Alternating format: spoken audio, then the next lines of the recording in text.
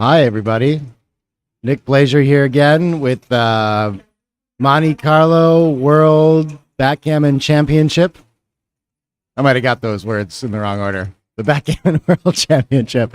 But we're here with the next round of the World Championship event.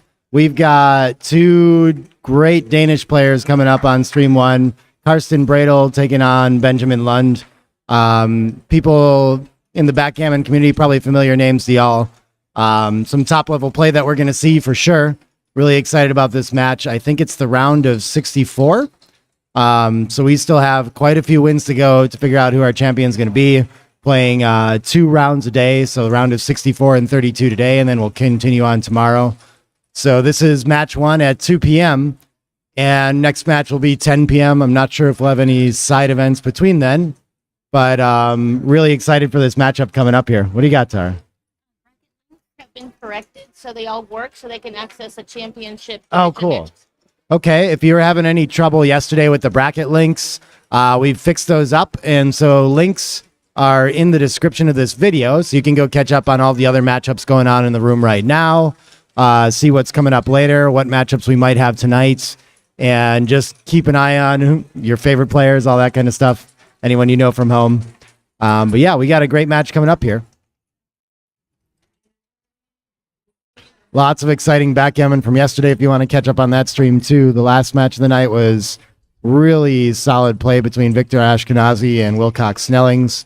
Before that, the super high roller jackpot was a super exciting match between two, I guess, relatively less known players, you know, not the top pros, and had some clear styles, and just they were interacting so well that it created really swingy and exciting games. I really enjoyed watching that one and commentating, and ton of money up top that they were playing for in that one. It was a really exciting conclusion to the high roller jackpot for sure. And then we had a match in the morning. I guess it was Mochi and Martin Frederick Kahn. Well played between those two as well.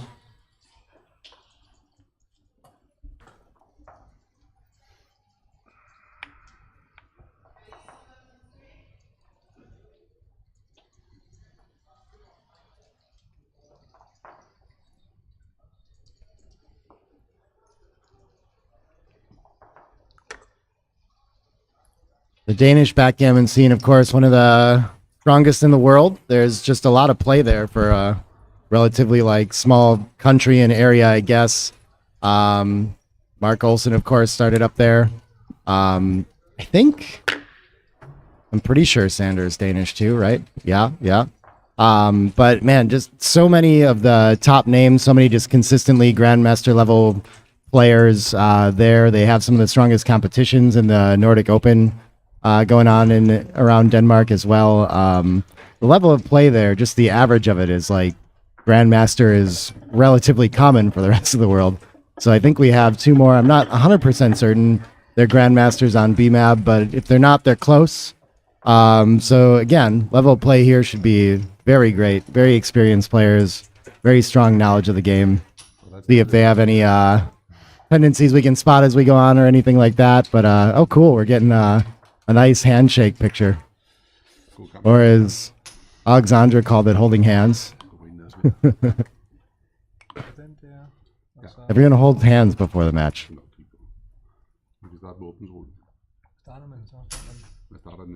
Got someone saying Karsten's round 4 and Lund a bit more. Okay.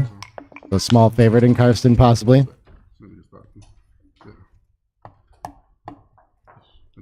Someone look him up on BBAB for me.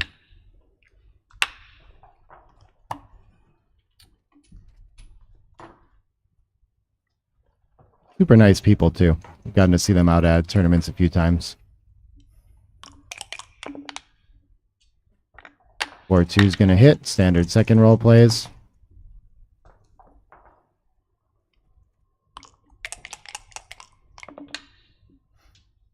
(6-2) returns fire from the roof.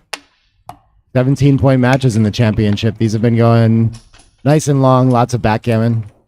Double 4s, what is this going to do? There's 1 less than we want, of course. So we're either going to make the... Oh, we can point on head, so I guess we have to do that and then probably split with it. Makes the split feel a little more safe. Otherwise, without the blot on the 23, I guess I'd be thinking about... I'd have a dilemma between making the 9 and making the 20. But since it strips the mid and 3 checkers back, I'd be inclined to go for the 20. Again, here tactically though, I think we can just point on head and split to the 20. Looks best to me. Just re-roll it. Okay, just re-roll it. Because I don't know actually. Looks like that's the play that Benjamin's going to find as well. I don't know if it matters. Yeah, I'd say these matches have been, I guess he's struggling to make that play because it's just so much less of a pure strategic sort of point to have. People that have been around backgammon for a long time definitely fear making impure plays, things that make like deep points and take checkers. They progress them very far to the 2 point, and that's never going to be part of a priming game plan for the most part. It's really the fairly committal play. And Karsten's going to have a lot more strategic options, and it feels like those checkers are quite wasted if our opponent ends up anchoring past on the bar or something. So okay, he finds a more pure and strategic play instead of taking the tactical opportunity to put his opponent in the air. This 5-1, I think, has to make an anchor, and then even though it leaves a double shot, it's just too much of an upgrade to the position to avoid, especially now that our opponent has an advanced anchor as well. Double 4s. Looks like it's going to hit while escaping, make the 16. Or maybe it's going to hit and make the 5, I guess. Because again, we have this one extra. Yeah. Strong advantage for Benjamin. 4-6 doesn't hit anything. I think the best he can probably do is just come to the outfield. Not sure why I want to, and challenge the midpoint. Leaves a double shot, but rather not introduce a new blot and new ways to get hit. It might put a little pressure on that blot on the 16 in case Benjamin rolls something more productive to do. 5-3 likely safeties up to the midpoint. And then what's our best 5 along with that? I guess we could also make the 16, but then do we have a 3 with that? Oh, we can hit. How am I missing this? So yeah, we can make the 16 and then hit. That looks very strong.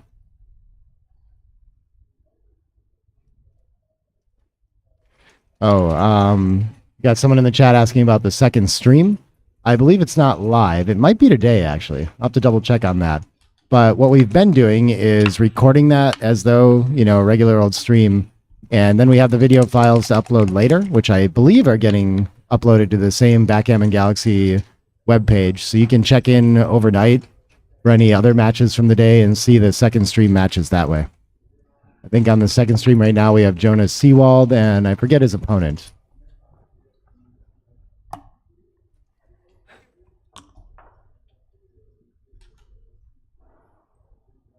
Someone saying Lund uses a lot of time. Is that like typically does, or just in this match already?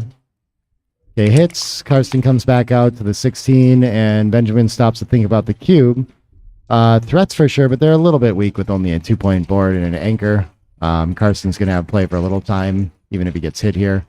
Double 5s does not appear to hit. It links up. This can just consolidate our racing advantage, I think. 20-10, 13-8, and then any 5 behind you like. Why not the 3, the pure one? Sure.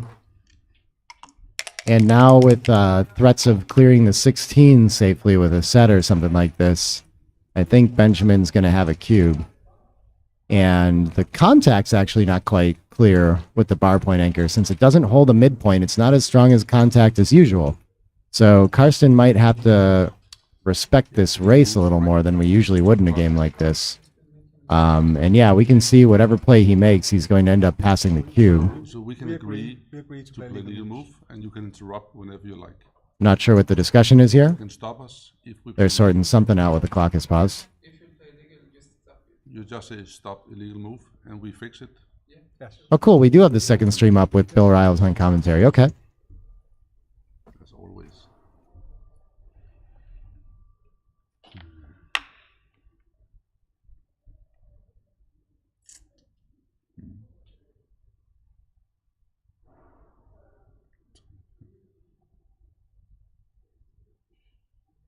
All right, back to the action. Yeah, just thinking, I guess we can, I don't mind this play, playing a little more bold, challenge our opponent to hit with an ace and create a little extra contact. But again, I expect Benjamin to find this cube, and I'm not sure what Carson will think of this. Easy to get tricked into thinking you have an anchor game and an easy take. That's usually the case at the bar point. But again, midpoint cleared. So the contact is way different than usual. And the contact between the 16 and the midpoint is weaker than usual as well.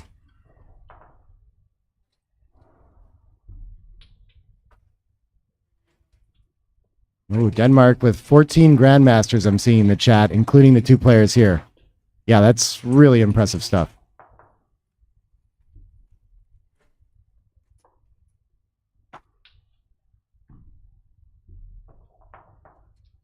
Wilson here in the background. Benjamin does find this cube, and Carson's going to snap it up. Yeah, it's not too surprising to think that this is just a simple bar point holding game and play it that way. I think you'll see later. Okay, Benjamin rolls a pretty perfect number there to hit and cover, and he'll be threatening gammons with a 3rd checker back now. Double 5s fans. Yeah, Carson in a lot of trouble to start this match here. Double 4s is going to prevent both the outfield checkers from getting to safety, but makes a 5-point board and goes for that gammon just fine. So great roll, of course.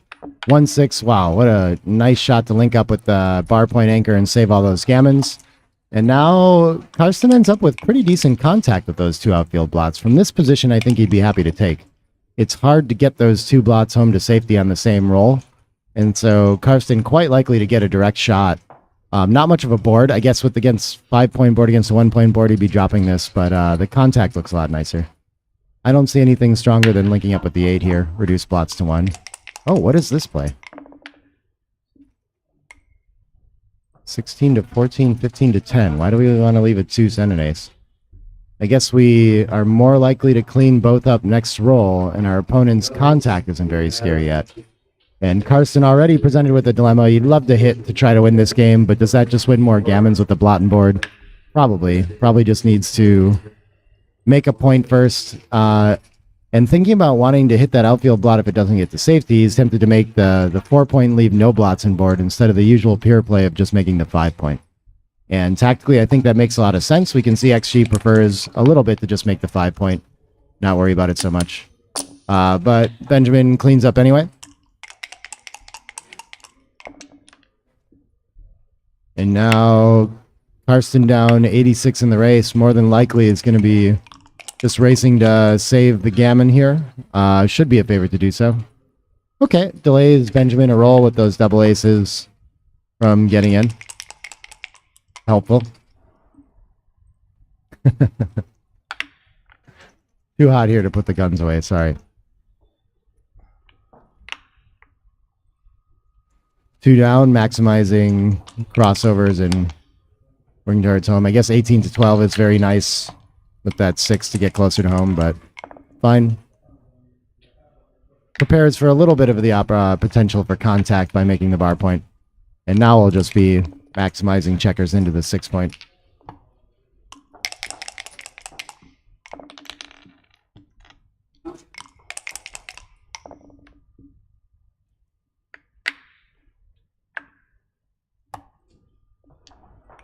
All right, so I think most likely Benjamin off to a 2-point lead.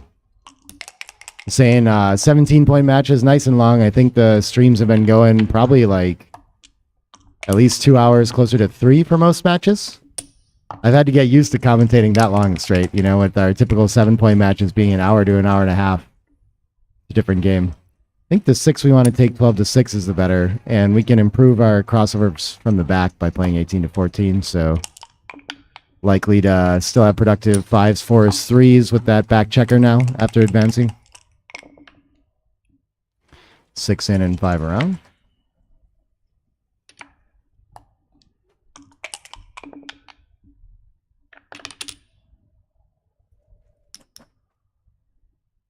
I think the 2 I'm just playing 3 days. We don't really get better 2s by doing that, but I'm not sure why we want to stack 5 to 3. Interesting. Maybe this maxes on set potential to win a gammon. That could be an idea. 4-3, I think we're likely just coming both into the 5-point. But maybe he's going to look for a way to play 7 to 3 and get a few other numbers just in case he should roll poorly. I think we prefer to have the ace in to take things off. Ace 4, ace 5, ace 6 all get off this way. When we play this, what do we gain? 2, 3?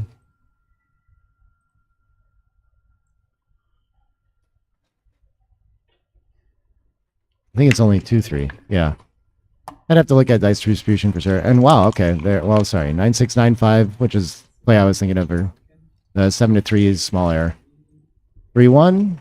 Okay, we're going to give the transcriber a moment. 6 and 4. The problem. It was 4-3. 4-3. Yeah. Okay. Okay. I think you got it right now.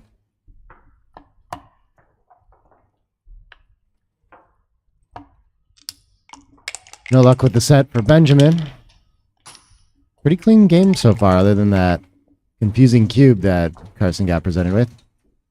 2-3. That was one of the rolls that he could have gained, and he doesn't, but no gammon anyway.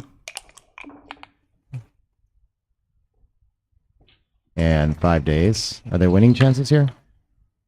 Unlikely, but might as well roll. Let Benjamin think about it.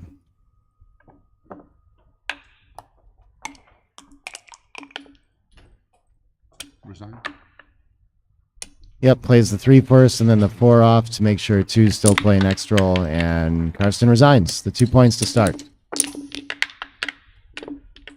Long match, so not much adjustment happening at 15 away, 17 away. We'll need to get closer to match end to start considering how we should change our play. Neutral.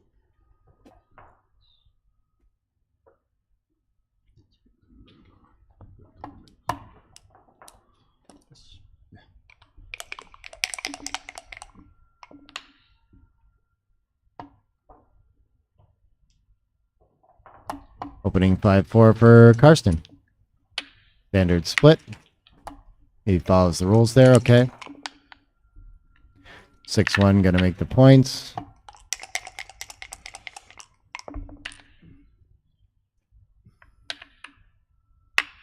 Oh yeah, Benjamin had trouble with that double 4s in the game. Missed the opportunity to point on the deuce. Those have been the only mistakes so far. Yeah, I think this is just gonna be 13-3. Going to consider making the ace along with it, but points in front of the anchor are worth a lot more. I need that landing play. Really want the 8 point to eventually clear the midpoint after we can get the back checkers going to win the race. Kind of the goal in this position after rolling double 4s.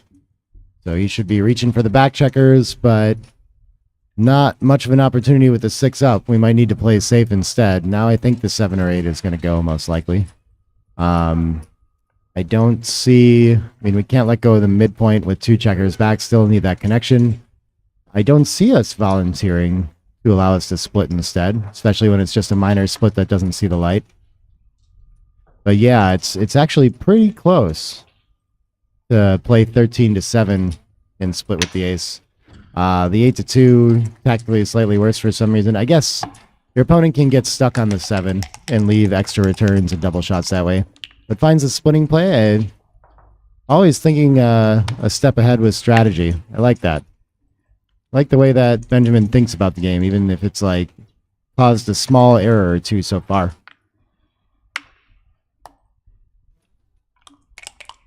17 comes around and tries to escape to freedom. Now Karsten has the racing lead and the board disadvantage against 3 checkers back, so he would love to convert to a simple race.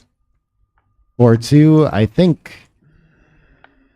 Yeah, do we anchor or do we go for our board advantage? 6 blots is quite a bit, and it seems like we're going to hit very often, only have a 2-point board, so the upside's not so great. We have to give up a point to do it, and instead of all that, we could just make an anchor and have a long-term asset that's going to protect us from losing this game for a long time, so he does find the anchoring play instead. Is this 5-3? I think just out in safety. I guess we could point behind with the goalkeeper since we have to leave a shot from the midpoint anyway, but... You know, this isn't very clear to me. I feel like the Maybe the plays run close because it's going to be difficult to develop after we clean up to the 8 and come out. We like the checker on the 11 to try to build the 5 point right now. I might talk myself into a play like 8 to 3, 6 to 3. But this is the natural thing being called to from the, all the strategic comparisons of the position between the two players. Makes the natural play. 4 is going to cover and, I think it's supposed to start the 2 or cover the 2 and start the 5. This releases too much contact and we're down in the race and we have a better board. But he prioritizes making the stronger anchor and freezing all those checkers. Doesn't want his opponent to make the 5 point in front. But just releases a little bit too much pressure from this position. So again, he probably wants to stay back on the 21 for quite some time here, especially since he can make the 5, finds the play this time.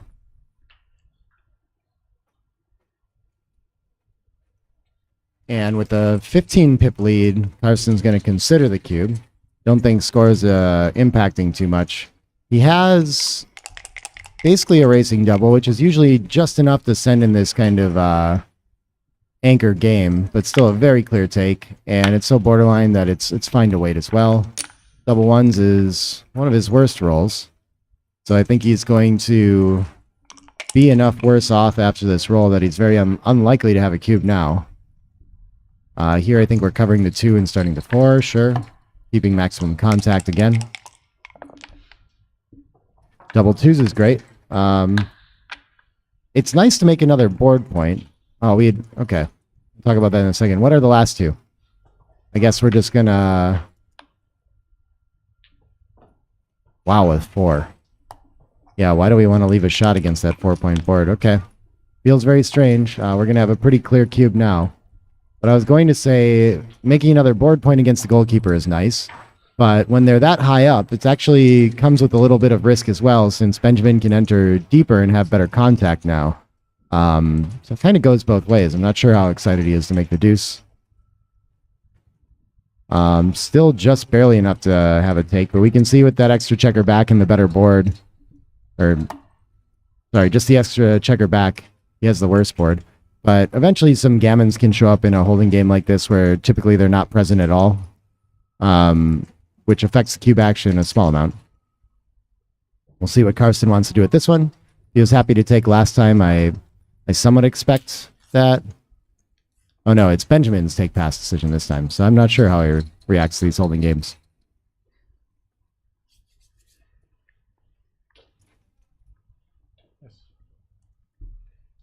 And he chooses to pass, yeah, like close enough to the borderline that no big errors can be made there.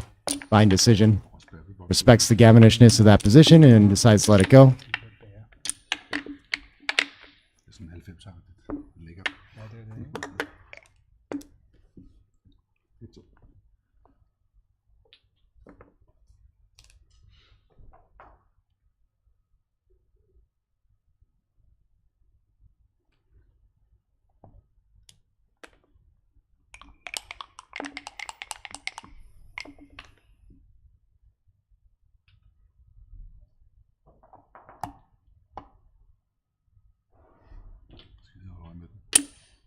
We're starting this game off with easy running play. Double 3s. I think this still makes the anchor in the 10. The 10 helps contain that extra checker back now. And technically slightly down in the race. There will be 1 pip ahead. Our opponent's on roll.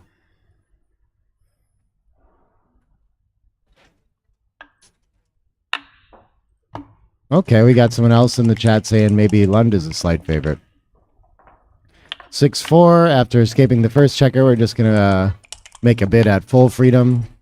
Benjamin rolls the 2. Keep Karsten from escaping completely. Makes a nice board point and takes a clear advantage in this position. Last deuce, maybe just 11-9. Sure.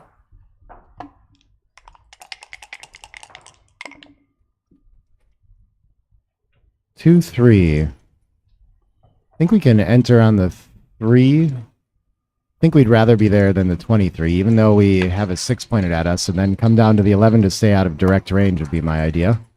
But he decides to enter deep and respect that blot on the 9 instead. Doesn't want to be pointed on head. And has to play a checker behind to accomplish that play, too.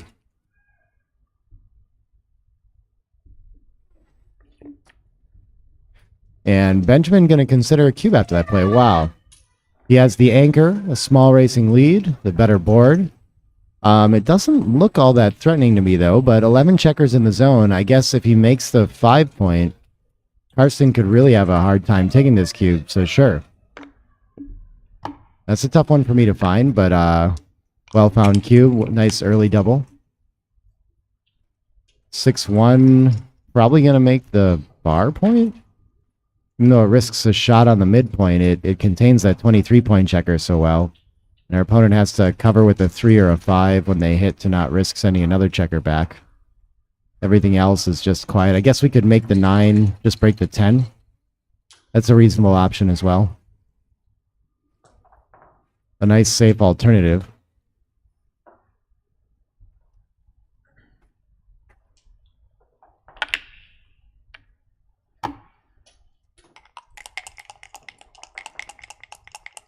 Oh, someone's asking how XG would do in this tournament.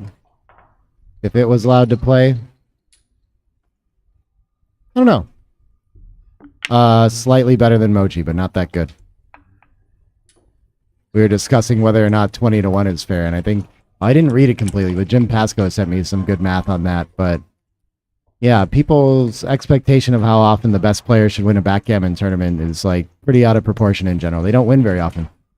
I was mentioning that I guess a fair draw in a 207-person tournament is that you should, if everyone was exactly equal, I guess you win, 0.5% of the time. And so if you're winning 1% of the time instead, or 2% of the tournaments you play in, like you're just absolutely crushing the field. And so maybe you should expect to have to play like a few dozen world championships before you get to win one if you're the best.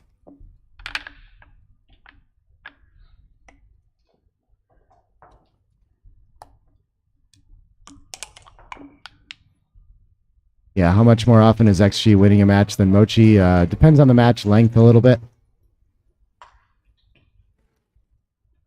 I think we have equations for that, but it's hard to imagine much more.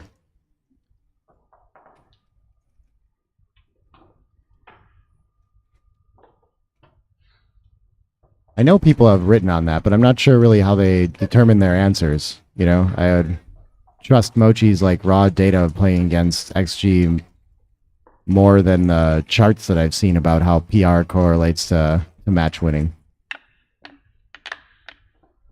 It'd be nice to know, though, if anyone knows that for sure. This is a tough one. We can either play really quiet or make the 5 point, which is a huge improvement. And, just slotting's kind of an interesting idea, too. But either way, Benjamin's looking for a bolder play given the 2 blots and board behind to help contain that checker on the 23 instead of playing quiet and maybe never getting to develop the 5 point. Good heads-up play there. And the 3's going to cover, and then do we have any incentive to step up, or are we just going to shift to the 2, play down, something like this? I'm not sure how this helps. Probably just creates more numbers that create the next attacking point that Benjamin would like to create. And either way, we're putting... I guess he could cover with the 2 otherwise. So he likes putting a little bit of heat on the 7. But this, I think, is just going to cover and hit loose now, which is not a bad result for Benjamin either. The ace avoided making his board any less pure and introducing a new blot, so it's got that going for it. 2's just going to bring 3 down, I think.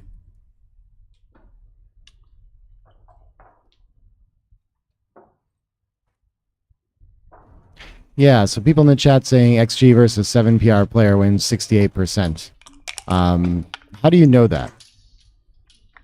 I've never known how people are coming up with those numbers. So we're covering the 6 prime, and then our biggest liability after that is just potentially getting stuck behind a small prime. So Benjamin's going to go for mobility while he still has the timing with that 10-point checker instead of wasting all those pips that provide flexibility.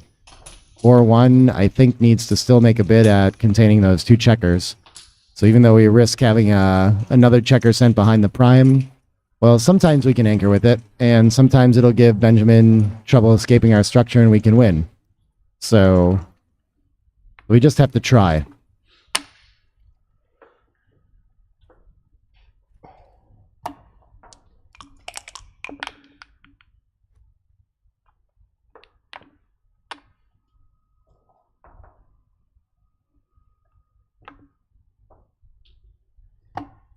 Enters and hits and gets to escape a checker for mobility. 3-5.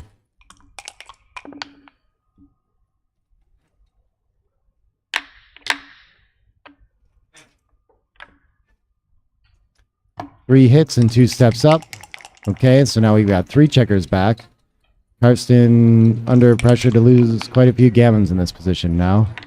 And Benjamin's ready to start converting to a Blitzen and achieving the closeout, preventing anchors. Has enough mobility to escape the checkers, less concern there. If he gets hit, he might have a little bit of trouble again, but we're looking pretty good. 2-1, not the roll he was looking for, but I think just 10-7 is fine. Allowing him to cover with 5s without having to break his perfect 6 prime. 1-2, great shot for Karsten. Hits with a little bit of tempo and has a chance to make either of those anchors now, which will save a lot of gammons in this position versus a closeout. So really desperately looking for an ace or deuce before Benjamin enters and continues the attack. Still looking for an ace or deuce. Oh, I'm surprised the mobility play is stronger there. I was hitting loose for sure as well, but the risk of being primed is stronger. Okay. Oh, double 2s is going to bring Karsten right back in this game. And now what is our best path to victory? I think we could make a priming point, I guess, in the 9. We do need our opponent to enter and crack. So I think my first instinct was to lose hit on the 4 and try to get him to enter deeper. I think we can rule out the 6-4 switch. Even though we might remake it, at least it's low risk in being hit, but it's hard to see how we're going to prime after that. We don't want our opponent to enter on the 6. We've got to make it pretty quickly afterward. It's surprisingly close in there. It must be like a gammon reduction kind of play, the 6-4 switch. But yeah, I like this 11-9 idea. I think somehow we need our prime to hold well enough that Benjamin loses his 6 prime, and then we've got hope to win. So it seems like this must generate the most wins. Actually, the loose hit does. That's kind of surprising. Maybe the merit of the loose hit is that he can enter deep and still be primes. But then we can also potentially create a 24-point anchor along with the 23 and have a double anchor game. Maybe there's some wins in that path, too, in that scenario. 1-3 is a great shot from Benjamin, steps up to the edge. Oh, does it? Maybe the mobility is more important. Yeah, I think that's really wise to think about this, coming out to the bar instead. He might get hit a lot and regret it feeling more primed, only has 6s and 3s out afterward. So when he's missed on the bar, he's really happy to have created the freedom. When he's hit on the bar, I think can be costly. So this is quite a dilemma. Sees the automatic play and then finds another option that's a little bit worse. Actually, after I started looking for it, I like that play better. And now Karsten's put into a decision to... I think he's going to need to hit, but he has to break a piece of structure, and it doesn't communicate with the 3 anyway that well. So it's a nice point to have to let go of. And if we get missed, we have the bar point slotted now. So the best 5 I see along with it is just 11-6. Yeah, to work on building the 4 point as well. What shows the PR and the chance to win? Are we talking about XG? Someone in the chat saying that. I think I've seen that, but I'm not sure where XG is evaluating that from either.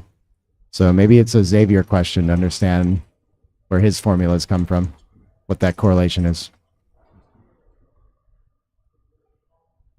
The thing about it, too, is that a PR is actually normalized to measure skill. So equal PRs could actually be winning different amounts of matches. It's not equivalent to match-winning chances won or lost. So because it's different, I don't think you can say with certainty at all which is which. I just lost my speaker. Tara's fixing something, I guess. So yeah, I don't know. I don't think you can say with any certainty. I think it'd be interesting for sure.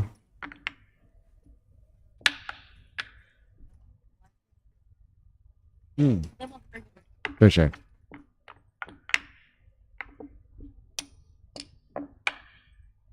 And okay, so he's starting to look at a no-hit play and like worried about the fly shots here, I suppose. So as he counts the numbers, he must have entering fives to hit.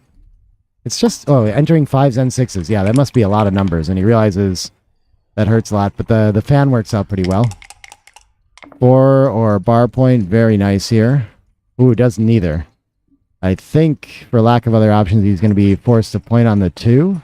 How can we avoid that? We really don't want to do that, though. It just ruins our priming chances. We need Benjamin to enter behind a bunch of structure, and we don't need to make deep points. But we can see his wins have dropped, but I think his best hope is to just effectively reduce gammons by going for this now. The ace enters, okay. Gets 1 checker where he wants it. Now if he enrolls something really tiny that just makes the bar point, I think he'll be happy. Yeah, and I think even slotting the 4 with it is fine. Looks great. And even if our opponent enters, we're not so bad off. It'll buy us some timing, maybe. Maybe Karsten can dance for a while while Benjamin tries to escape afterward. Okay, was definitely hoping for Benjamin to enter there, though. Under a little more pressure now. 6 in for sure, and then 3 covers. Okay, still a little bit of priming potential here. Would have liked to be hit with the entry, though, and it's getting more and more difficult. Very likely to crack the 6 point now. And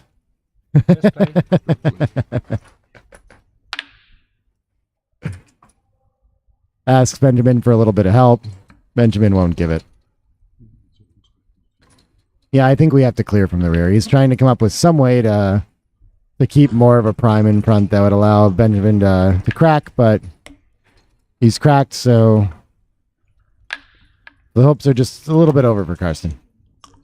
But I guess we still have a 4 prime in front. Benjamin can still roll a 6 and have trouble escaping the checkers from the 24.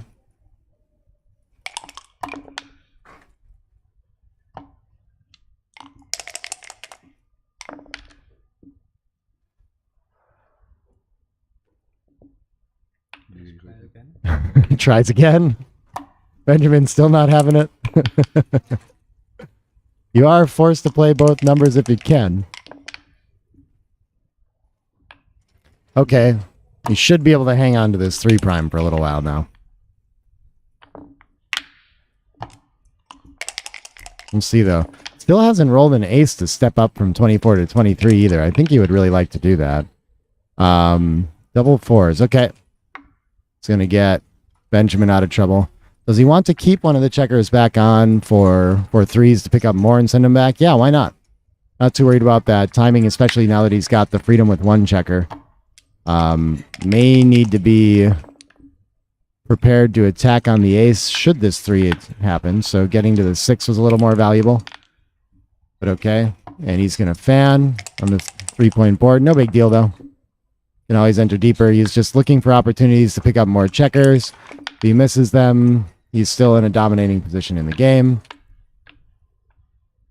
5 is just going to get closer to home somehow. 8 to 3 to try to hit on the ace. Okay, that's fairly urgent, apparently.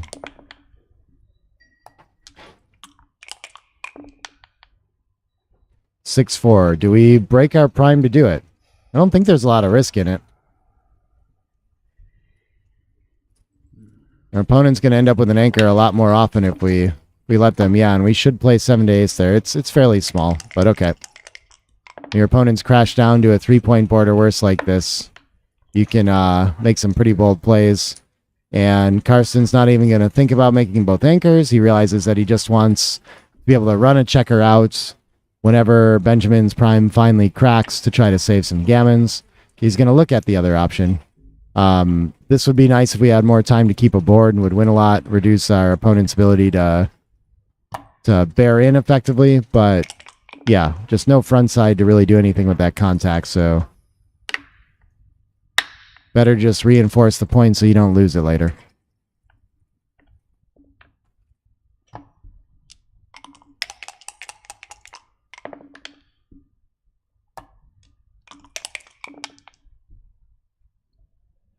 Ooh. And Benjamin finds a bad number here. what is the best he can do with this? Maybe we, yeah, the 9 to 4, 7 to ace. Start to clear the bar. Keeps the at least one checker on a higher point.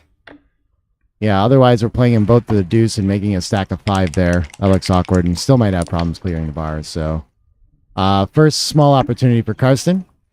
Going to be very difficult to win this game still, but nice to hit an escape and maybe save some gammons that way.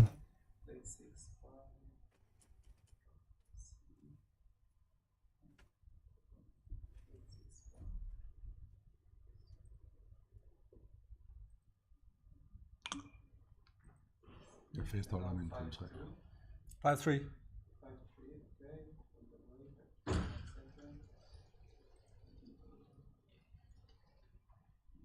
I wonder, I haven't watched a Twitch stream in a while. Do you still have all this, like, spam bots jumping in there, too? Maybe we're just on the wrong platform.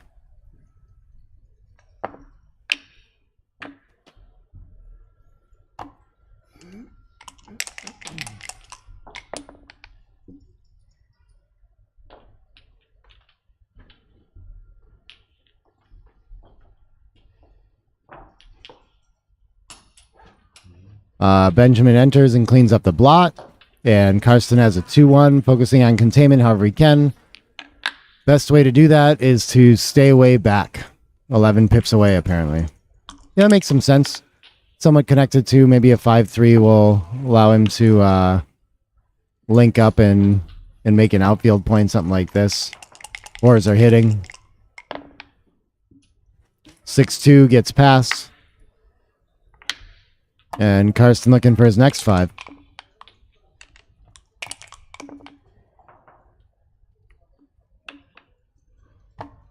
Into the 3. 4-3. And aces. Okay, this is going to have to stack up the 6 point if we want to bring them both in. I think that's probably our best option, but a little bit awkward distribution still for Benjamin. Hard for Karsten's board to punish it, but it might mean that he has a harder time winning a gammon again. I think he's just going to peel in there, but he could pre-clear the 5. Interesting consideration. But usually clearing from the rear is the idea. Sticks with the simple play. I think we just continue out. We bring 2 out here, we can get pointed on and lose a gammon that way. So want to get all of our checkers in the board before we run with that second to last one. And then there'll be very few gammons left. Benjamin going for maximum peeling plays to try to win what gammons are left. 5-2 I think just has to come in again. Well, I guess he can't really get pointed on here now. So we can save 1 pip by running from the back, which looks quite reasonable. We make some sets work better. Double 4s and things like that. So maybe a little bit of value in staying back on the anchor for 1 roll, but they're very close. 23 to 16 just wins more, actually. That's surprising.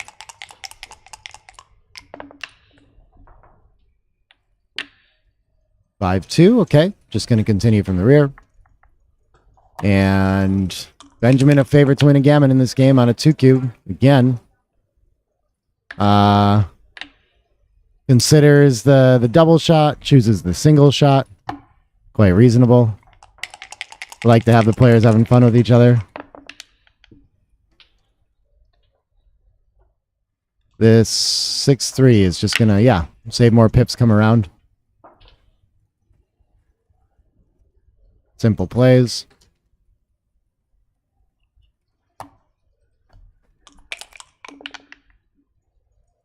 Most likely Benjamin will be taking 2 off here, and this will be the final shot for Karsten. If he can't hit the deuce, he's probably going to leave to just save the backgammons. But might save a running gammon anyway. 6-1, not a bad roll to do it. He's going to need a set, isn't he? And a crossover has to get off the most. He's considering what sets he's going to get with this. I'm not sure. Maybe he could imagine somehow that he gets double. I don't know. Yeah. So double 4s. 4s are better. Is that going to work, actually? Oh, he sees that 4s doesn't work, and so tries to look for a way to get on it. Can't find it. Going to need 5s or better. And loses a gammon.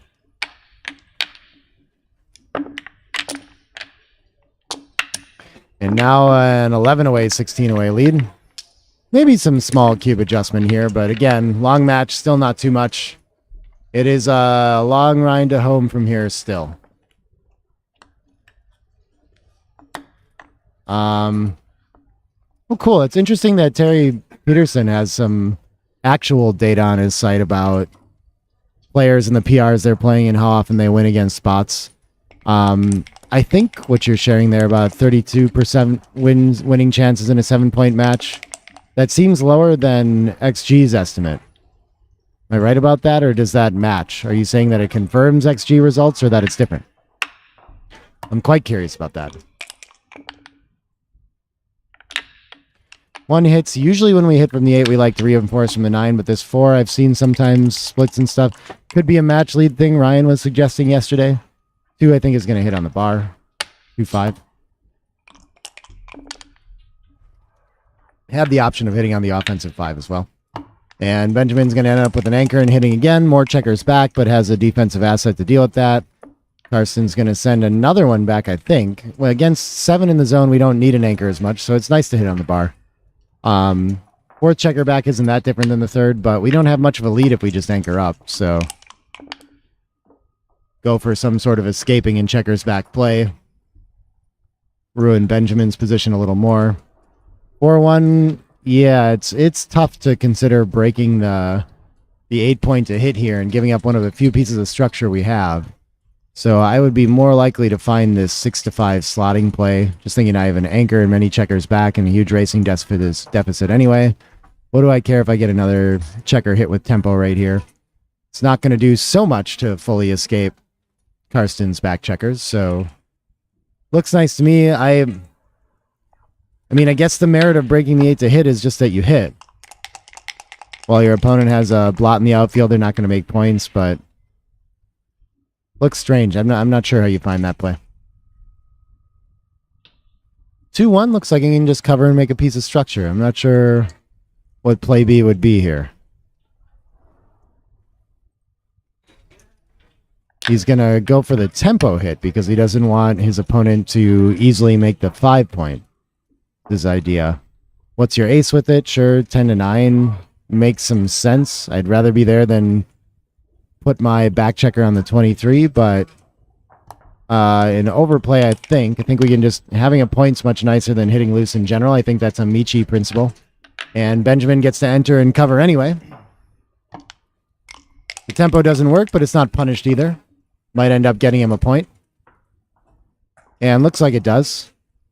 I think covering in with the 2 and then running 18-13 looks like it makes a bid for freedom. But it does leave that direct shot anyway. And risks more pips that way. But we don't want to play a checker behind the anchor quite yet to avoid something like this. I think we can get to the 11-point and help contain that single lone checker on the 24. I like the 20-11 play there. 5 ace. I don't really want to leave so many shots making a bid for freedom, so I think just cleaning up some blots onto the 8-point makes a lot of sense here. It looks pretty stiff and stacky, but I don't think it's any better to like play behind to the 9. I don't want to be on the 23. Yeah, and creating a 5 stack is bad enough that it really is a candidate to play 9-4, 24-23. For all the, you're behind the anchor, you put the back checker where you don't want it. It does challenge a stripped 8-point, so it's got a little, this 24-23 step up has a little more value than usual.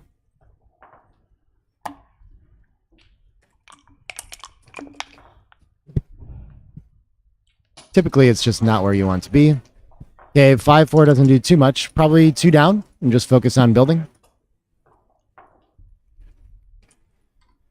Benjamin's still trying to find a way to keep Karsten from defining this game with full escape. And look at this. I would have thought that we want to keep the contact, but we must be running out of time enough that we want to step up to the 20 here and maybe see the outfield.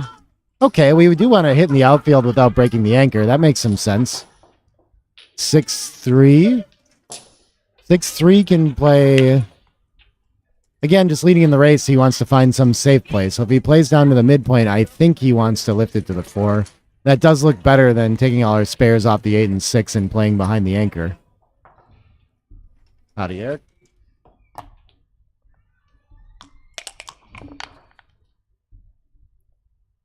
2-1. Okay, covers the 11 point, that blocking point, and I think the best we can do otherwise is just shift 6 to 5. We don't want to... Slotting, I don't think is the right idea here, just because it allows our opponent to hit with the 5 with tempo and have an easier time. If they would land in the outfield and leave us a shot, now we're only shooting from the roof, which is going to increase the chances of escaping. And doesn't decide the game necessarily enough either. But we do occasionally see that play come up. Yeah, just bidding for freedom makes a lot of sense to me here. I guess also stepping up to the 22 and having other direct ways out makes a lot of sense. 13 to 8 just seems like it deteriorates our position without improving our chances of escaping and resolving this game. So I really want to do at least the ace from the back. And out to the bar makes a lot of sense too. Challenges 2 stripped points. When we get away with it, we're so much closer to home, but just finds a 13 to 8 instead. Doesn't like all the impurities involved with the other plays. Doesn't want to come out to the bar. Understandable. I think they all ran pretty close.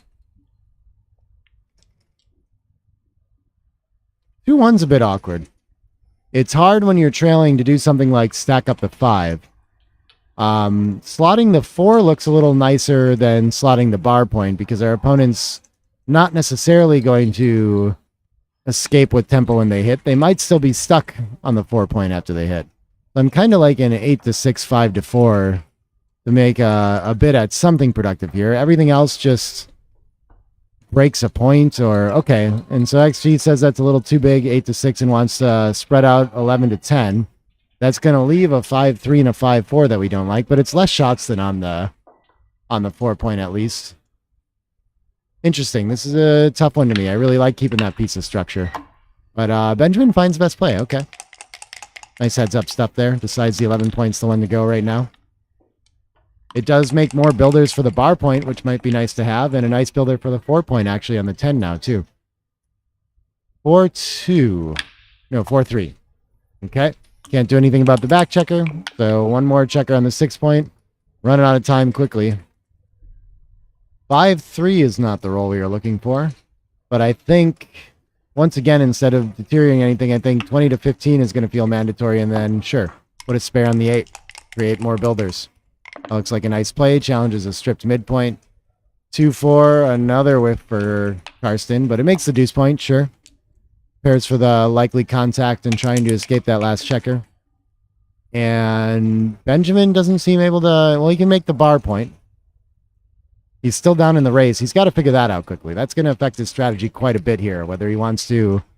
Because then, if he's enough ahead in the race, then he can think about 20 to 14 or something like this. And look at that. That actually does come out on top, despite still being down in the race. That surprises me. I would think he wants his anchor. Because I'm still down, I would think about making the bar and maybe the deuce. But maybe after we make the bar, Karsten's checker's already where we want it. And so we don't like killing a priming point to switch to an attacking game plan that's a little weaker. Very interesting. Just completely prioritizes containing that 23-point checker. And the direct shot, not so scary from the midpoint. Still going to leave returns most of the time from the 14 and should have an easy time entering high with the open 5.2. Very nice find from Benjamin. What is this? 6-5? Another complete whiff. And Benjamin, okay, he improved his racingly. I'm surprised that these positional cubes are tough for me to find. Because Karsten has a ton of race and just has to escape the prime in order. Okay, but he's trying to make a 5 prime. That makes a lot of sense. So I think Karsten should have a fairly clear take with very little gammon risk, so many checkers moved around, and still has chances of just escaping and racing. But his escape and race chances actually aren't as good as they look. Benjamin's threatening to make a 5 prime that will be very difficult to leap. Contains the outfield very well. Karsten can have awkward rolls that release the midpoint and give complete control out there. So positionally, he's just going to have a really hard path to escaping. The thing that makes it a fairly easy take is that he has so much time to do it that he's unlikely to be dead on this next roll. The if Benjamin rolls well enough to make a 5 prime, that's a huge improvement, of course. But he only has a 2-point board and has a lot of time and work to do to roll that forward. And in the meantime, Carson can keep trying to step up to the edge and roll a 6 or a 5 and try to hop past the structure. And if it works one time, he's got enough race to be doing pretty well.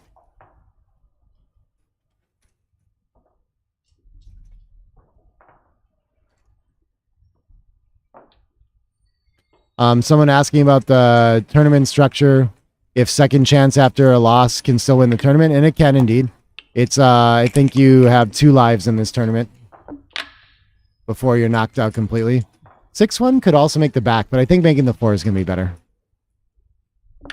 I did notice that roll. He seems to notice that now. The distribution's a little front-loaded after you make the 9, so it just doesn't look quite as nice. Carson has more, more numbers to step up to the edge. I don't know if that's better or worse. But it's also safer to step up to the edge when it's only a 2-point board versus a 3-point board. So I think he'll find making the 4-point instead. Oh, Burak really likes to take at the score. Okay. Feels like a fairly straightforward money take to me most of the time too. But the more I talked myself into it, the more I saw that it was pretty strong position for Benjamin. Just hadn't gotten my head wrapped around that yet.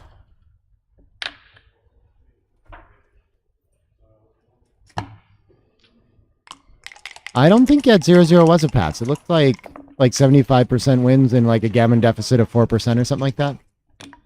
I could be wrong. Someone run it. After the 5 prime, that's going to be a clear market loser, even with the race. Now I think we can slot the back, especially with the Blotten board. I guess ace-6 does create a chance to win, so we could focus on covering it instead, but I don't know. I never think about preventing the jokers or the Y. It seems so good to... I'm just used to the theme of slotting the back of a 5 prime and how well that plays. It also guards our opponent stepping up with all the other aces. So, again, part of the reason that Carson has a nice take here is that he's gotten all his checkers inside now. Risks 0 gammons.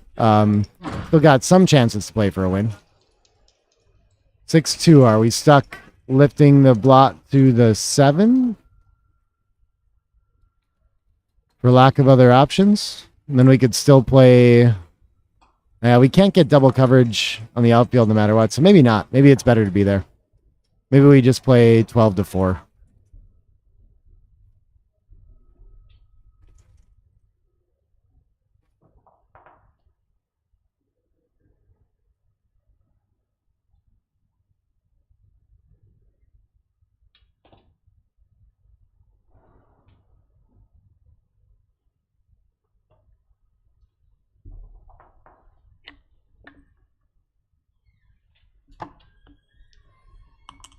Gives us the most chances of attacking on the 3 if he steps up or making that point naturally, and we still have the back slotted for a potential 6 prime for 1 roll, so I like to find that Benjamin found, but the distribution is not great looking. 3-1 works out though, and now he's in good shape to roll it home, and can even try some loose hits to try to... Wait, did he just pick up a 4-2 and not play it?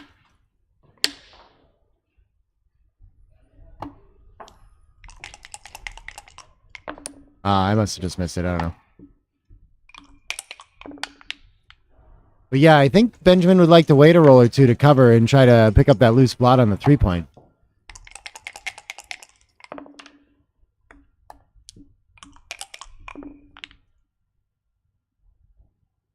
And is it worth waiting here? Oh yeah, you can do better. You can slot the ace and have more chances of being hit. I like this play. Good heads-up stuff, trying to find a way to climb his way into a gammon. I think playing from the back and covering the deuce now is best, yeah, and still hope to be hit on the ace. We can't go too crazy with this idea of leaving blots and trying to get recirculated. We do need to still win the game. We want to open up our 6 prime to try it. There are worlds where we lose as a result of that.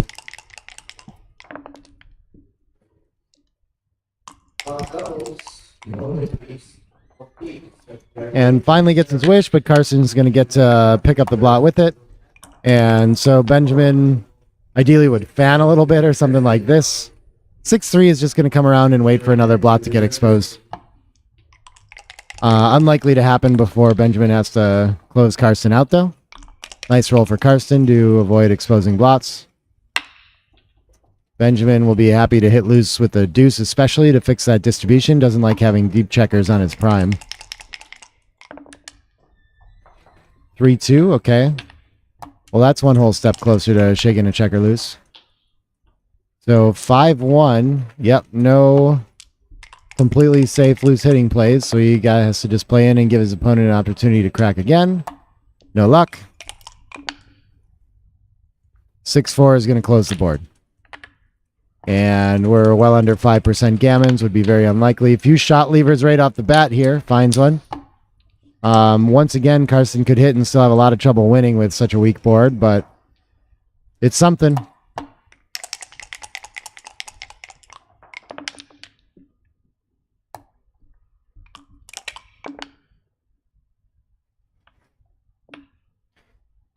Nice find with the 2-5. Plays the 2 first to make sure he stays even on the outside and doesn't leave another shot. Karsten misses. And gammon's going up some. One more fan would make him real. But Karsten enters and starts running around. Should be very difficult to win a gammon here. Oh, double 5s makes him real again. 5-4 is a lot of pips. That's going to save just about everything. 6-2, 2 off. 6-1, there we go. Off the gammon. Another 2 points for Benjamin. And he jumps to 8 points for 9 away, 16 away. And with that big of a deficit, I think we will adjust the cube some, but both, again, it's not like... I don't think Benjamin has to pass too early because he still gets a lot of value out of all of his gammons and can potentially recube at some point. So we're too far from the match for it to really have big impact yet, I think. It is possible that probably Karsten likes to send earlier to make sure he doesn't lose his market and gets an opportunity to win a gammon to catch up by quite a bit.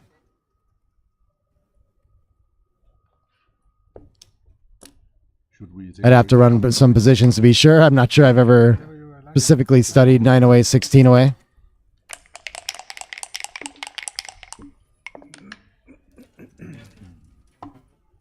And 5-4 split to start for Karsten. Oh, actually, at the score, maybe I would adjust to playing down. And it's still a split, which indicates to me that we're going to make almost 0 cube adjustments either. We can't even play a more blitzy opening. Double 4s is going to anchor and make the 9. No, it's going to make the 4, of course. We have one extra, yeah. We played one down already. 6-5 is going to run even when we're down in the race. So splitting seemed like an option too there. But quickly runs instead, and it's right. 5s, and then... Oh, Karsten trailing a bunch in the match should go for more of a blitzing play. Very interesting. This play feels like it should win the most. Just trying to escape and... by a tempo, though, and so that's what he finds. Makes sense. And mostly escaped. Huge racing lead. Certainly not too good. Definitely Benjamin can still cause problems to get back in this game. Maybe not, certainly. Maybe it is closer, and that's what Karsten has to think about. But seems like a pretty strong cube even for money. With full freedom and some attacking threats. 10 in the zone. And our opponent still has a checker back. He's going to send it, and a small pass. Is this score base? It's maybe a small adjustment at the score. You might be able to take this for money, it looks like. But relatively close. So that gives us some information about how much... Even a 7-point deficit doesn't matter that much. What truly matters is being very near the end of the match in general.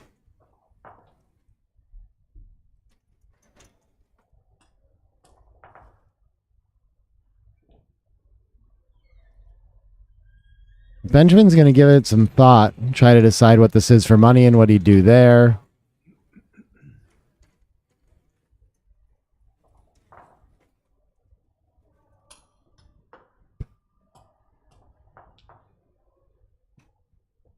Someone's saying in the chat that this is an easy take for money. It does not appear to be an easy take for money.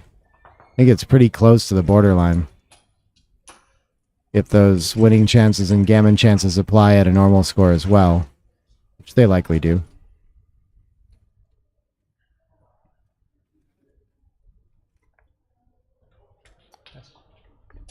And Benjamin's going to correctly let it go. We'll take a break. Well done. I think probably the way you evaluate that one is realize that it's close for money.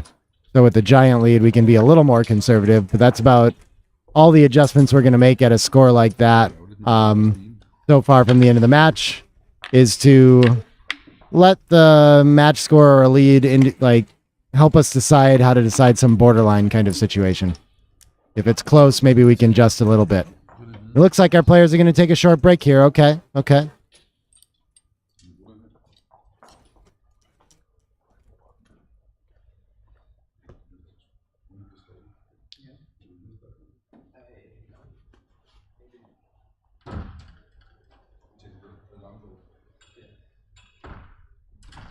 Good match so far. Not just a 4-point game for Benjamin has been most of the story.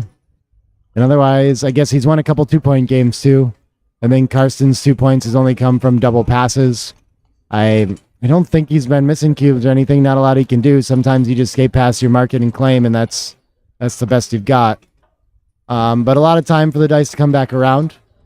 Like I said, 9 away, 15 away, these long matches. We've been going at this one for about an hour already. So they take quite a bit of time to go through. Lots of focus required. That's why our players are taking breaks here and there to, regroup themselves. And yeah, it's quite the event to play a long 17-point match like this and play your sharpest through the whole thing.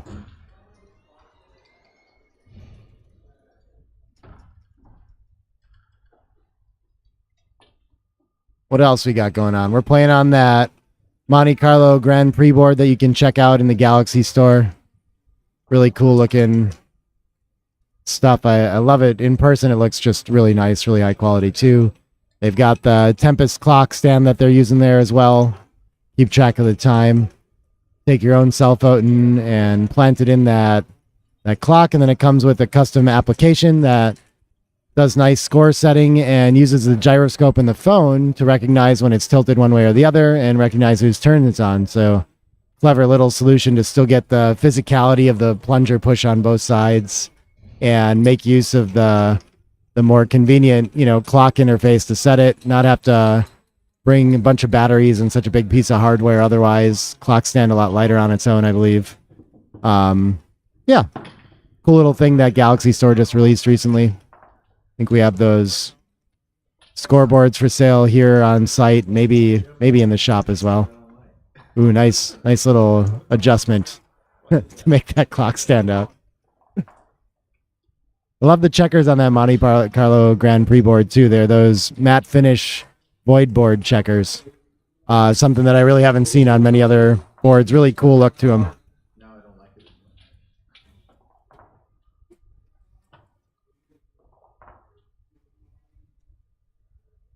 Nick, can you share the latest book? Mine? I mean, I haven't written it, if that's what you're talking about. I know, I don't know if they have ads going for it, but I know Mark and Mochi and some other, there was a lecture in Marbella at the UBC that year, and they took the lecture contents from that and turned that into a book, I do believe, and they're very near publishing that one. I think probably waiting into the same thing generally that I am, which is they put together some software to help them with positions and publishing of the book.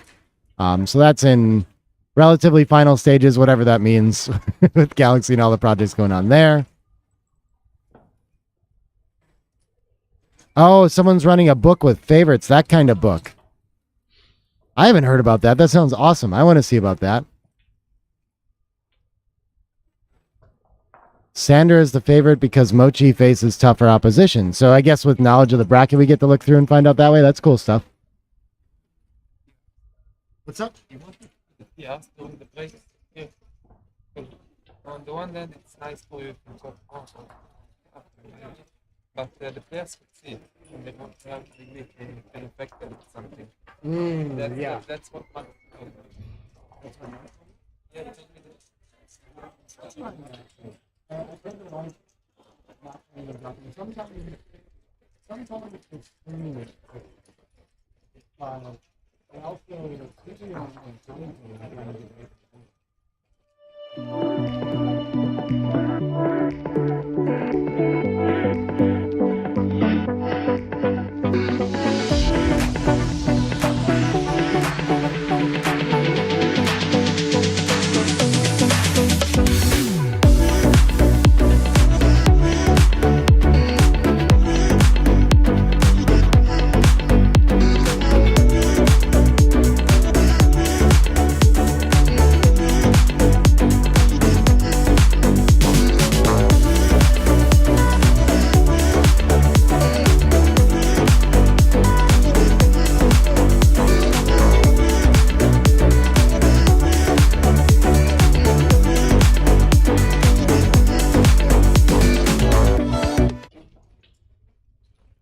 When will the Android app be available? Oh, for the new Galaxy thing that it was just released on the iPhone. Yeah, that's exciting. I'm excited to hear how that's going for people. But that should be in a week is the plan, I think. I don't know. I really don't know why I guess it's nice advertising to release the Galaxy app while we're here at Monte Carlo. But of course, that's like chaos for Mark to deal with. But yeah. It's just there's like an approval process that you have to go through to get the app actually available in the stores and all this stuff. So whenever they can get that through for Android, they're guessing it's a week, but I'm not sure they know for sure. Coming soon though.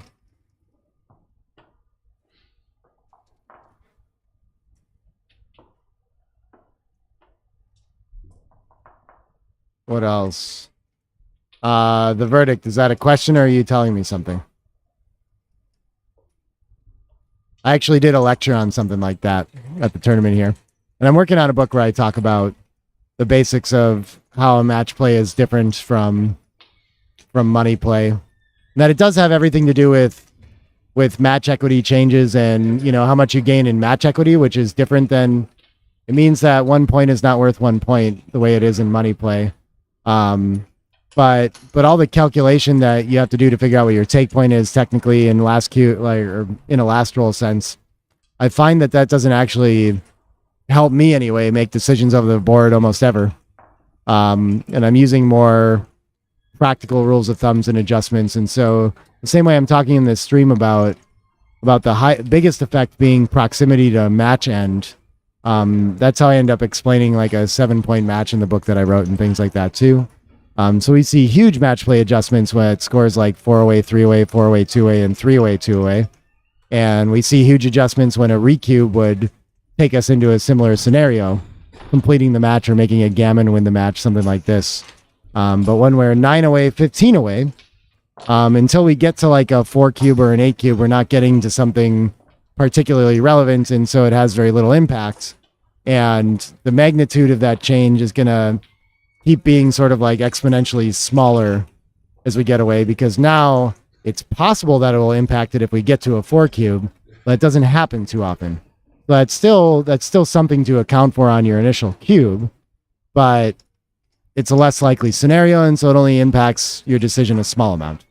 And so just thinking practically, I guess, and in terms of like heuristically, makes a lot more sense for adjustment. I think that's what most players end up doing. There are definitely some that have formulas for figuring out what the match equity is, the Niels number kind of stuff, or memorize the tables out and make these take point calculations and make their best guess at winning percentages and handle it all that way. But lots of room for error and lots of mental energy and calculation that you have to spend over the board to do it that way. I think things can be easier.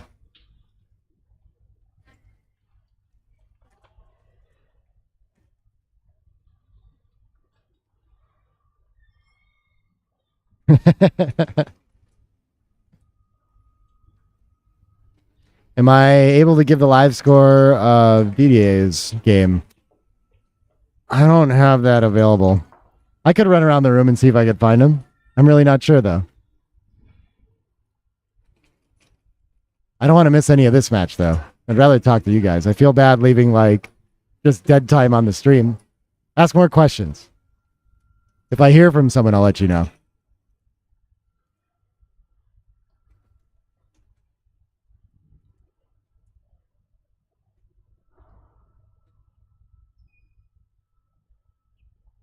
Yeah, I think everyone that's been in the game a long time would spend time with intricacies of match scores and come up with some system or understanding themselves. I agree with that. Dirk's probably gotten the deepest in exactly how XG and bots work with it and coming up with a lot of nice, robust definitions for different concepts that we see occurring. So that theory of backgammon book is still really cool, I think. Awesome read and like helps technically understand the game. I just wanted to make something that was a little simpler and also like gives the option of skipping all that. If you're like a player that understands backgammon pretty well and just wants some intuitive adjustments for playing match play, you can use that. But I think it's also a pretty robust system for experienced players to, like I said, simplify their process over the board.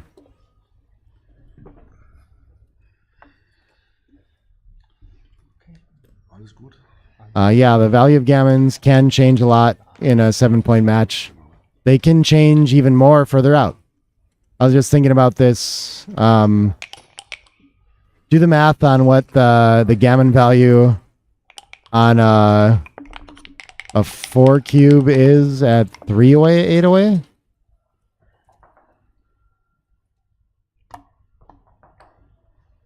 I think it might be higher.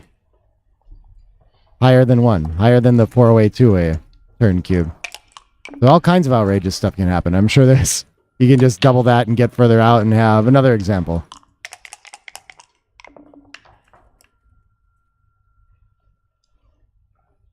All right, opens with a 5-3. I already saw that. And usually we don't, in the second roll like to split against that 6-4, but the third roll we're doing well enough in the race that we can actually do it again.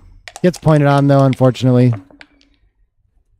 Enters high, and the deuce is either going to step up to avoid creating another blot. The natural play is just to play down for building and not get double hit things like this. Double twos doesn't do a whole lot for Benjamin. I guess probably just makes the 9-point or plays down from the midpoint somehow. It could hit loose on the 5. Could it really be better to hit loose than to make a point? Yeah, I suppose with this structure. We have to leave a direct shot anyway. We have the better board. Nice find. 5 in hits, and then I think, for lack of a better 6, we just continue and try to escape. 2-1, we hate to have to enter on the 24, but it allows us to hit, so we're going to do that. And next roll, Benjamin's going to be really trying hard to get the checker off the 24. Ace-6, Karsten I don't think minds keeping the 24 point at this point in this game, though. Maybe with only 2 back to 3 back, he does benefit from going for mobility, but he's outboarded. Tactically, there's shots everywhere. A little scary to do. And the anchor is not bad against this Swiss trees structure. 6 needs to hit, so we're not going to get the opportunity to split off the 24. So what's our best, I guess, least destructive? We could consider making the 11. He's going to think about it. Some other option like coming off the 24 because the deuce isn't very good. Yeah, 11 to 9 seems fine. You can just slot. Wow, there's a lot of candidate plays there. Return hit on the bar. Karsten still with the advantage in this game. And he's got to have his hand right off the... very near the cube in this game with 4 back and that extra checker on the 24. But could fan here, so can't quite cube from the air, I don't think. Now it's better. Do we want to anchor... We're not too worried about being blitzed when our opponent has 4 checkers back. And only 9 in the zone. But just entering deep and cleaning up and challenging our opponent to do the same has a lot of value here as well. Yeah, 13 to 8, bringing checkers into attack. Our opponent's so likely to do something with those back checkers that having another checker in the zone to prepare us to attack seems pretty nice. Yeah, entering high, I think maybe we'd prefer to enter on the 5, but there's just no good ace anywhere. You have to step into direct 6s, 11 to 10, or slot a point and step into a double direct, so yeah, I think this is the best we can do with it. Oh, the verdict asking if the value of gammons can be more than 1. He doesn't know. It definitely can. 3 away, 8 away, 4 cube. Look it up. You can look it up in XG or you can do the math yourself, I guess. But, yeah, there's all kinds of interesting stuff like that. 6-1, once again, too compelling of an alternative to coming off the the 24, so I think he's just going to hit from the 21. Nice shot for him. You need an Asarov? Is that right? Yeah. I'll find it. Okay. Cool. Car is on the ground finding that DDA Asarov match score. Karsten enters again, refuses to fan on the 3-point board, keeping him alive. 4-3. I guess this could attack and split something like this. But making the 7's pretty valuable. And it duplicates 4s with anchoring 4s. So the shot that it leaves isn't that scary too. Okay, so that 7 play is pretty strong here. But because it left a direct, I immediately started looking for other loose hit options. And that 9-5, 24-21 looks really productive too, to finally get the third checker off the 24. Two very interesting and very different alternatives.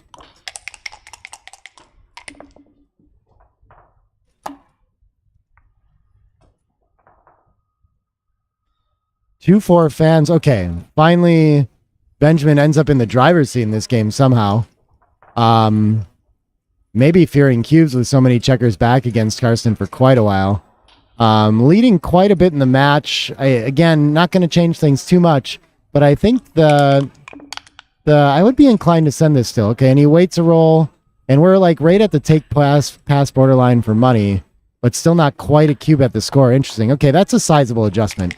So that tells me that Benjamin is the leader, does not like to give the weapon of a potential 4 cube coming back, but can still take reasonably similarly to money.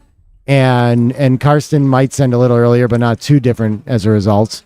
The big change is going to be how Benjamin sends the cube. But we got Tara back. What's up? DDA lost his match. He has the wrong end of 17 points. So I guess that's probably on draw boss too.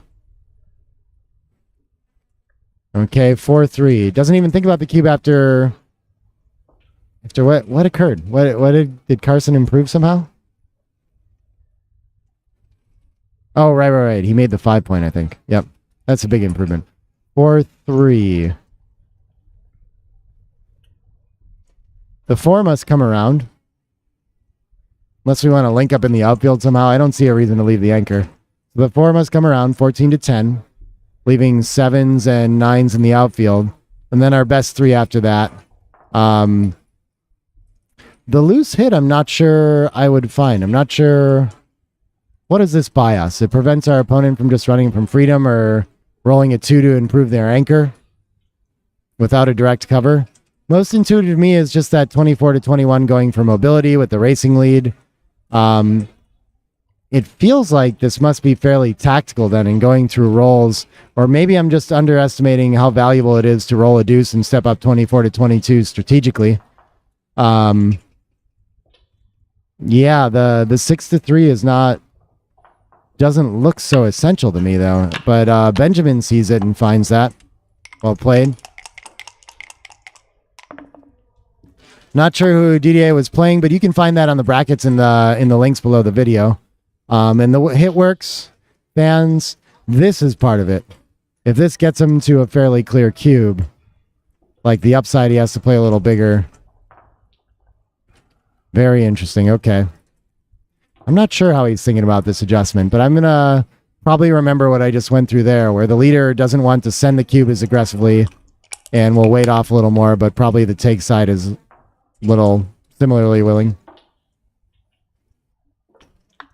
Yeah, so 2 down for sure, and then I think, 2 in for diversification of the covers. And not the most helpful roll. If he gets another fan, he's going to be way more likely to cover.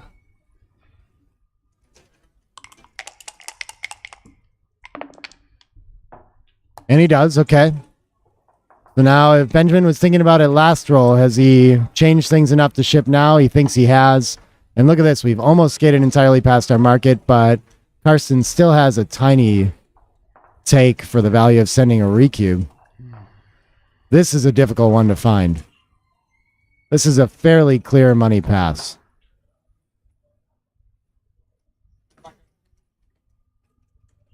And so we'll see if Karsten knows to take a little bit deeper at the score with his ace point. A lot of times when you adjust at scores, the features you're looking for are that there's game left. So Benjamin just still has plenty of work to do to bring this around.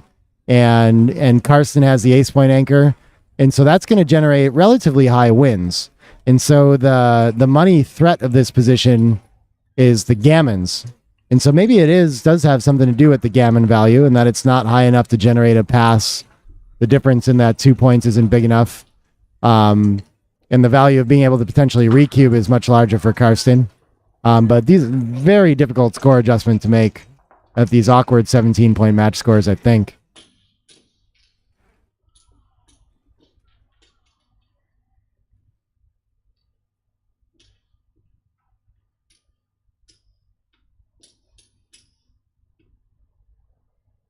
Man, all these match score things. I'm going to have to pull up XG on my laptop and start checking some of these numbers because this is fascinating.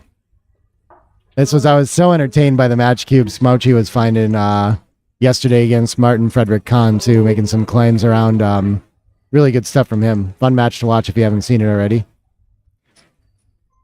If you guys have XG at home, you can go into analyze cube information, get a lot of cool info that way. So we have a 15 away player. We're going to do it that way. Yeah, I'm going to look at cube information.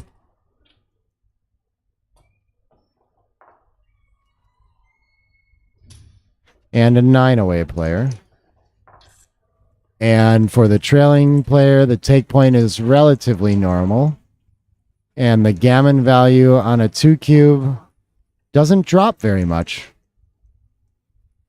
However, as most recubes do, the leader take point jumps up pretty high to the 25% plus range. Carsten passes it. Hard for me to fault that. Tough one to find. You got to have pretty intermittent knowledge of long match play to get that one. And it's close anyway, not giving up very much with that decision. So maybe he does have that and just decided to play more conservative anyway. When we get to a 4 cube, then the gammon value changes quite a bit. Noticeably higher for black, noticeably lower for white. Even though it would take Benjamin to Crawford. Very interesting. Hard to understand exactly how all those features lead to that size of adjustment in that position. I guess just if the 4 cube comes back from Carson, very unlikely that Benjamin sent in many 8 cubes. So he just clearly has a fairly potent weapon in the cube, and it's just very nice to own that. He just wants to take it more often. All right, 8 away, 15 away. Should be the same concepts in the score, at least. Interesting. He's going to go ahead and make the 4 point, I guess, as a score adjustment probably, even though the 20 point is just generally guarded as stronger than the 4 point. So it would have been my instinct to make that and play 13 to 11. Always reasonably close, though, and gets to make his anchor anyway, so... No, 4-4. I saw 4-5 at first, so this is less clear again. Now we have the offensive 4 point. The offensive 5 is often better than the defensive 20. The score is going to point us in that direction, and we have a clear board advantage where our opponent's going to be scared to hit us loose now, so the anchor is even less valuable than usual. So yeah, maybe at a normal score this would be point to the anchor a little bit differently, but he gets to go for the offensive play here. Nice find, 5-4. This downplay duplicates hitting 4s, but Carsten has this position pretty well dominated. Leading the race, way better board, a shot and threats, and a sizable pass for money is going to be a huge pass at the score. Nearly too good, almost playable for a gammon.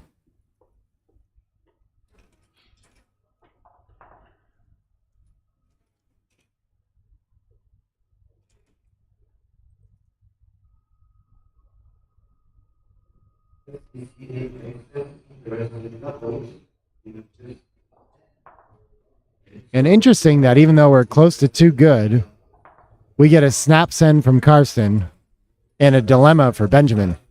He's really thinking about taking this for the 30% wins, not fearing the gammons, and that can happen for sure. If we can see that we have a path to victory and forget to think too hard about how often we lose a gammon in a game like this, can end up taking some pretty massive passes. But okay, just took his time thinking about it and came to the right conclusion.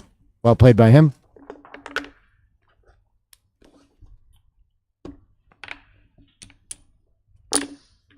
Oh, thanks for the compliments on the commentary in the chat. Always appreciated. That might have been much earlier. I remembered and noticed, though.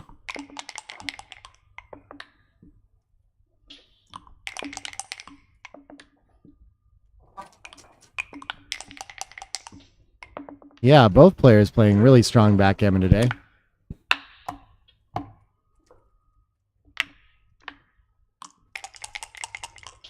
Finding some styles and tendency kind of things that I'd say. But in general, just very sharp, very aware of the game. Great strategic understanding from both for sure. This looks like it would make the... We could run 18 to 13 to safety. My instinct is to park on the 16 and cover the 10. Okay, a bit of an overplay, it would seem. I'd rather have a new point, but having a checker safe is pretty nice too. All right, Benjamin gets to split and help contain that. Carson gets to split and help contain Benjamin's checker back on the 24 at that 13 to 11. 5-2. Don't see much better that it can do than lift 2 blots. Or lift a blot and play down. A stack of 5, unfortunately. Okay. Double 2s is going to develop very nicely. I think making all the offense is the right idea. 6s are okay. He's going to get off the 18 to 16. Interesting. That's not so clear to me when your opponent wants to run with 6s too, but I guess that is a much better 6. 5-1. Oh, we just have to volunteer otherwise. So I guess our best game plan would be to come out 24 to 18 is my thought. Okay, he can play down and just see the 8.2. Karsten finds the cube very naturally. This is another fairly difficult one, but Karsten's structure is just so much better that even though he's down in the race, he's threatening enough to whip a cube over that, again, this one's more takeable for money, but Benjamin should adjust to a pass now. Okay. Fairly borderline stuff again. These are very difficult ones to find, though, to me. We just have to see how much more positionally robust Karsten's spot is here, how long the contact is going to favor him, how difficult it's going to be for Benjamin to get away with improving his position. And he recognized that and finds a pass faster this one, even though it's a little bit closer. Decides he's going to start with a 6-5 with the 6 checker on the midpoint. Karsten doesn't approve, okay.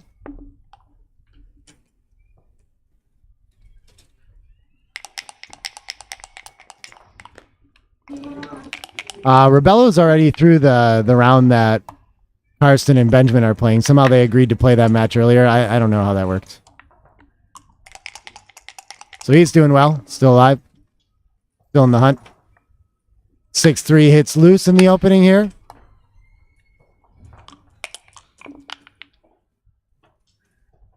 Three 6 probably just runs out for lack of a better 6. Yeah, that felt close, CMC. Impressive pass to me, too. 6-2. Doesn't it have to hit? Isn't hitting better than covering? I don't know. We can split and cover instead. It just feels like it volunteers quite a bit of freedom, but I guess how do we gain when we hit? We're going to get hit back so often. We just take the long-term structural improvement plus a split with it. Our opponent would has a lot of blots around, and if they hit, they're going to often create more blots and not consolidate their position. So there's a little bit of tactics that makes splitting to the bar more attractive right now. Oh, and for that reason, he's going to look at just slotting too and seeing what he wants to do there. Yeah, okay. This is tough to pick between these game plans for me, for sure.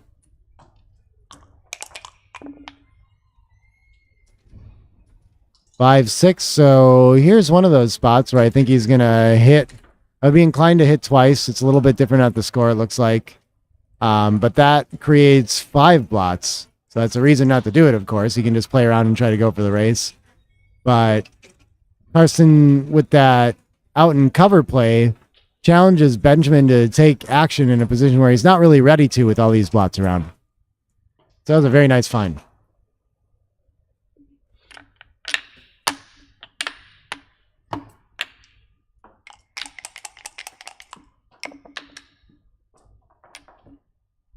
Okay, gets hit twice, but the perfect response to that is just roll a set.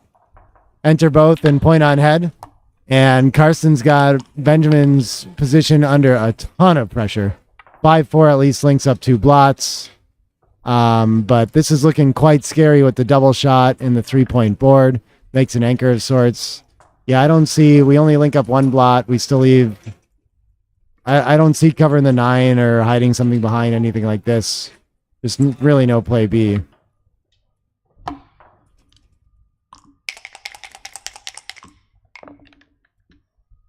Double 2s is going to hit both. What a shot. And going to bring 2 down to continue the blitz too. So I think that most likely means he's playing on after this roll. But he could play down and play 8-6 as well and kind of get a little better distribution for attacking. That looks nice. Looks like more numbers that should attack deeper in the board too. Should Benjamin enter on the 23 or the 22?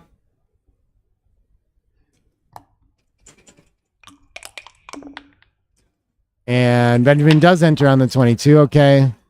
And do we need to cash this for the threats with all the checkers around, or do we just play? I guess as soon as Benjamin anchors, our position isn't worth so much. So it's a little scary to play on here, but looks like a pretty trivial pass. These are the hardest 2 goods for me to find, just because there's a huge swing when our opponent enters and anchors, and we only have 10 in the zone, and it's a relatively deep 10 as well. We're just so frustrated when we don't hit and our opponent anchors, but we should generally be able to hit loose on the deuce. He's just going to cash. I think Benjamin's going to find an easy pass here. Surprised he's actually thinking about it much. Yep, lets it go. But I suppose part of the 2 good is that we get hit loose. We're shooting at Benjamin's blot on the ace too. This fancy clock is the Tempest. It's like a clock stand and then a cell phone app that uses a gyroscope to measure which side it's on, so you still get the plunger effect while using a digital clock. And it's available in the Galaxy Store. Yeah, blunder to cube, but those are still actually close for 2 good decisions. I give myself roughly a blunder leeway, like 0.08s. And if I send it within that, I feel kind of good about cashing those, because once in a blue moon, our opponent will take those as well. And we really only need him to take something like 1 in 10 for that play to pay off. If our opponent might take that cube, it's definitely better to get the cube in and play on for the gammon after the cube's turn. So there's a lot of value. Then when we're playing on 2 good, we tend to be the only one with decisions too, so we simplify our own game. Lots of reasons to cash anyway, even when we suspect things might be too good. But also it's just very difficult to assess 2 good cubes. I think a lot of players have a lot of trouble with that. After they understand the take pass and double thresholds, that 10 should play on.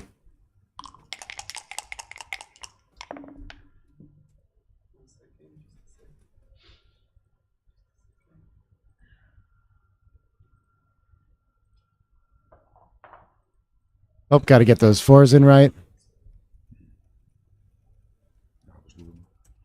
Maybe just unstacking of the 9 was a little stronger. Okay.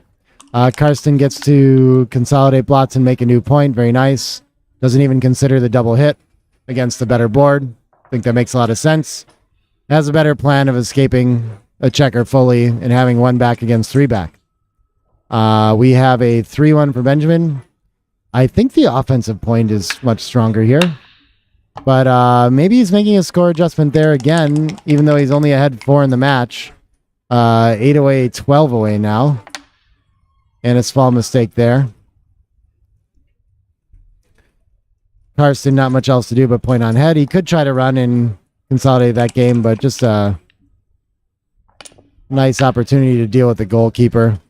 And he obliges and enters high. 6 is going to clean up instead of volunteering a direct 6 for escape with tempo. 6-2, I think, is still going to make a bid for freedom. Just run. It's only 15 pips, so we got to be kind of careful about giving our race back. But goes for it and gets punished. Going to get hit for sure. And, he's going to hit his own checker. That's a neat play. There we go. Typically, we'd want to just make the 5 point here, but when we have to give up our midpoint and we have this stack on the 6 where we can make the deuce, I don't know. There's a lot of other options here. Maybe we make the deuce, come out 20-16 could be a play. This feels like it's more effectively using our distribution. And they all run really close. Okay. But the best point is just the best point, especially when you have the 4 point made, perfect 3 point board. Who cares about spares? Just make the 5 point is what XG thinks about this position. Also looks like a very nice play. I rolled a 1. Well, it hit the dice. I'm not sure. You know, if it hits the dice, we're supposed to re-roll it, or it doesn't matter. We know which one was mine. If someone wants tournaments in Betfair, is that like odds making gambling app or something like that? We should talk about doing that. That'd be really cool. I'll have to find out more about whatever book Morton Holmes running, but there's some nice overlap with like things Mark's been doing with Galaxy and stuff to allow for that. It feels like that would be interesting and fun. After the 10-point swing that was possible in the last game. Could follow poker's lead and allow people to buy shares in players and root for them that way too. That would be really cool. I could win a backgammon instead I lose 4. You know? Yeah. So this doesn't matter as much. Like whatever. I have a bigger picture of it. Yeah. I had several shakes at 6 points. As is often the case, backgammon, when a bunch of plays run close, we spend a ton of clock time with no real mistake available.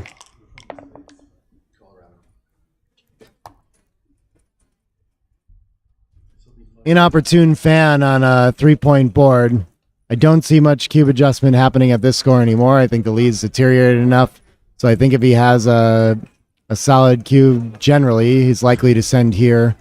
The distribution's a little awkward, but he does have an anchor in the racing lead and a better board than his opponent, and his opponent just has a single checker back. The take should be easy to find with a reasonable race and an open 5 point, and still work to do to escape that anchor. But making another board point, especially the 5 point, should lose our market almost whether our opponent enters or not. So I think we can see that quite a bit rides on this next roll and probably find a close cube, even though it's like borderline and said maybe a small error to send. I mean, for sure, we need to think about this. I never feel bad about sending one that close to the borderline, too. I prefer to get it in time. We'll see what Benjamin goes for, though. We did see a tendency with Wilcox to, like, against a strong player, not enjoy sending it because he knows he has, like, no pass fig, you know? Oh, he's really going to make Karsten reach for this cube, too, if he wants to take it. You think this is psychological? He wants him to have to think hard about it? Yeah. Karsten wants the dice out of the way? Okay.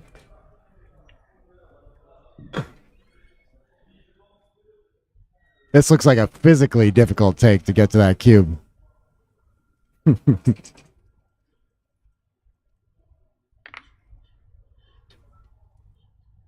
Any news about Galaxy 2.0? Yeah, it's released. It's in the App Store. Well, in the Apple Store.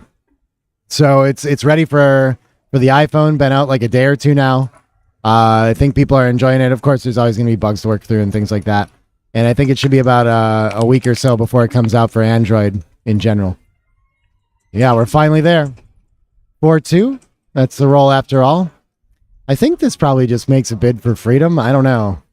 I struggle to see. I guess we could just bring 2 down from the mid. Sure. Okay. Yeah, 20-16, 8-6 is the first thing that jumped out at me. But we need the midpoint less and get more attackers by making this play. And we still would be at risk of being attacked after leaving our anchor, so Ace 3 plays quiet and hopes to escape later. 6-5 could link with the 11 and clean up, or it can make not the purest point that we wanted to make next, the 3-point, but board improvement nonetheless. And I don't think we mind leaving fly shots for sure. The direct shot a little more risky, but there's a blotting board, so it's a nice opportunity to go for something a little bigger. So yeah, I think making the 3-point makes a lot of sense here.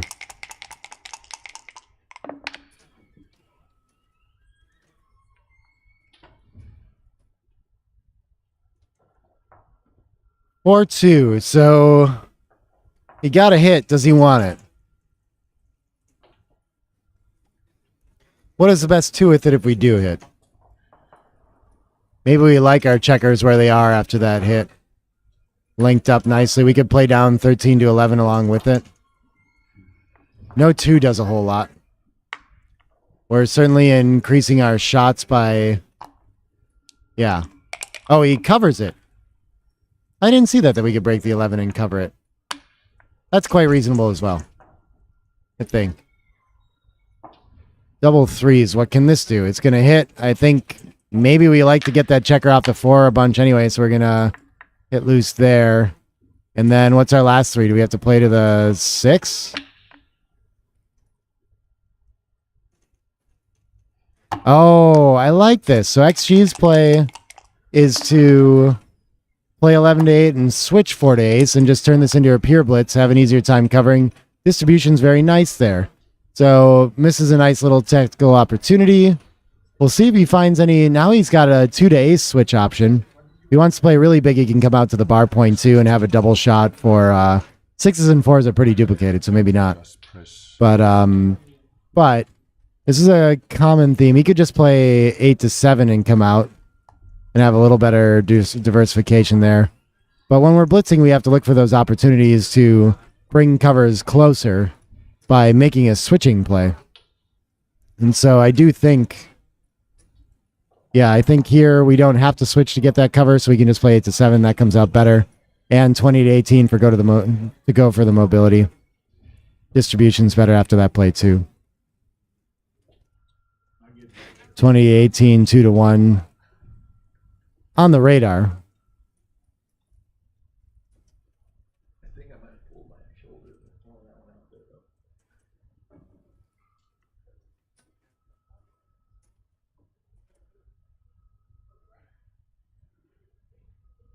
What other plays could he be considering? I mean, there's always 6 to 4 to add a cover for the ace, but that's all it does. And then if we cover with a 5 or something like that, we have a dead checker. So we don't love to move a checker out of play that way.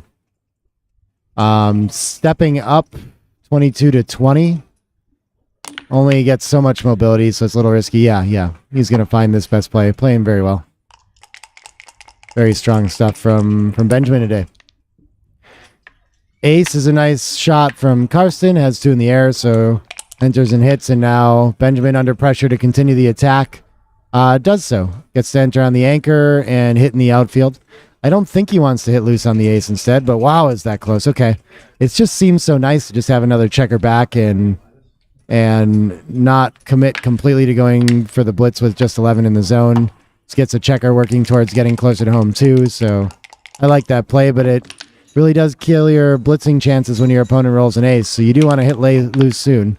Likely to use a 6 or a 5 to do that. This roll now doesn't get the chance. So our 4-3... So you have to go, mobility is better than just coming down to the bar. Okay. I think this seems reasonable. Gets a direct 6 aimed at the 5 point as well now.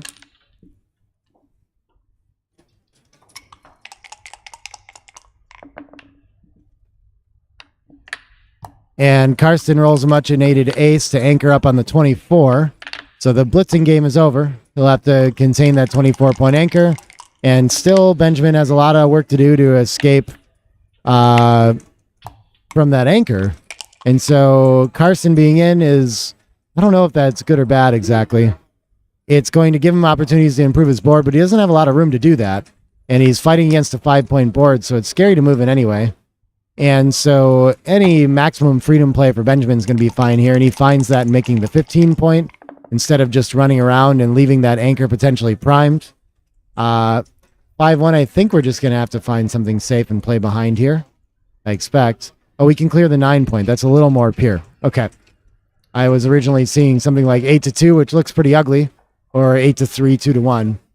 But yeah, just give up the point. Try to starting things on the board. Hope Benjamin rolls by. We can use the midpoint to make points as well. Roll a 6 to escape at some point. But going for hitting, it just, you end up with another checker back, get gammoned a lot, probably make it easier for Benjamin to win. I don't think it's almost ever going to generate extra wins. Yeah, just making the ace is another. We have to find something quiet. But in order to find the best play, we have to realize that we have almost no priming value with that 3 points. And really, we just want to clear and create flexibility to have a game later. Oh, double threes is actually primed here, though. That's just barely enough space for that for Benjamin, but probably his worst roll. 3-1. Maybe he'll find the clearing the 9 now. And, oh, we can just play past with 8-4 quietly. Okay, that actually looks a little better. This time we can put the checker on a pure point and start it, so, and still keep the priming structure in front. So I like the balance of that 8-4 play this time around.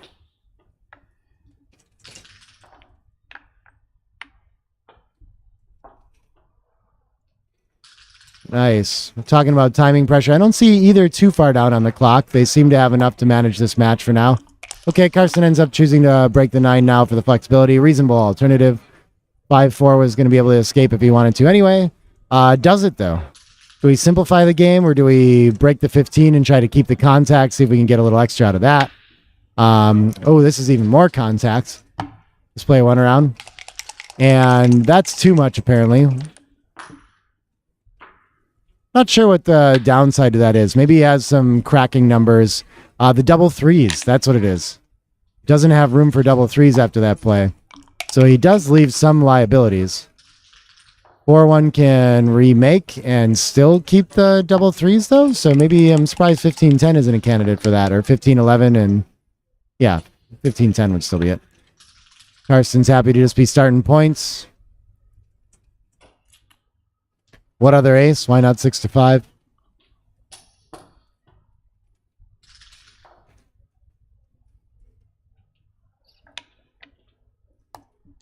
Advances to the 3. I'm not sure what the thought is there.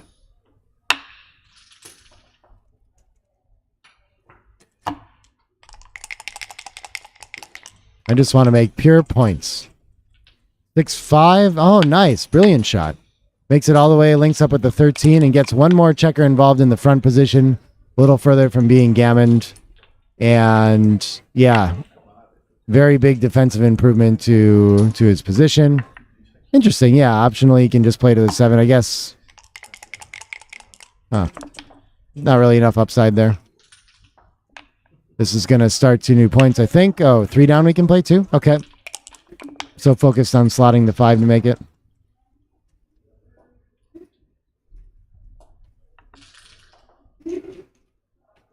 Yeah, I like the distribution of this top play here. Can play 6-5 and 8-4. Not leave any bad sets or high numbers, and we have no inner gaps. Where if we're playing 10-6, we kind of have some points to fill in between. 6-4 is going to make another point in board. Not ready to escape until we've completed that, gotten the midpoint home, all these things. Double 2 is going to come in, take a checker off, and probably pre-clear the 6-4.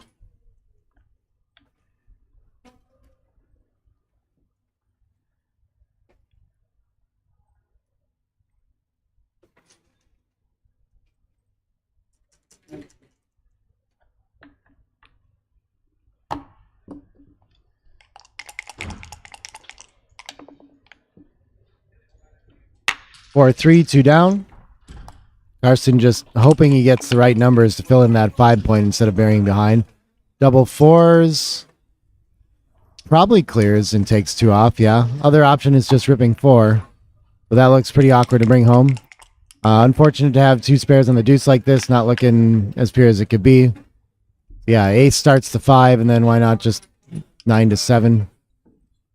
10-8 can't be too much different, but I think usually keeping a checker further out creates more indirects to cover as well.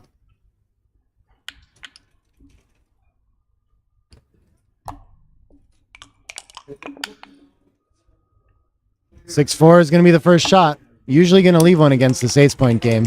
And there's a few covering threes, but just a 3 to hit is going to have a 5-point board to threaten a fan and maybe a recube coming quickly. So we're covering and coming in 7 to 3. And with Benjamin still having 10 checkers, we don't want to create numbers where he can point on us behind there, I don't think. Oh, interesting. He does decide to run here. I think we just improved too many 3-2, 3-1, 2-1 type numbers. 3-2, 3-1 more so. And we could make our board. We haven't gotten in pure. We still have plenty of time to race off the gammon, I think. I would have just made the board there and held for one more roll. Wouldn't have been too much happier to be leaving this roll. But probably would have had to. Quite all right.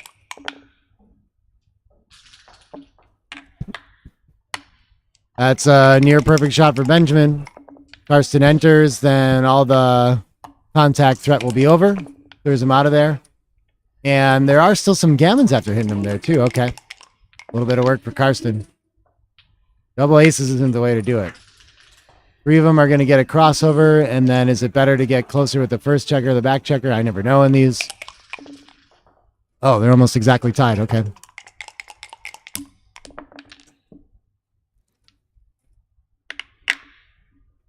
Two is going to get a crossover again, and then once again, I never know if the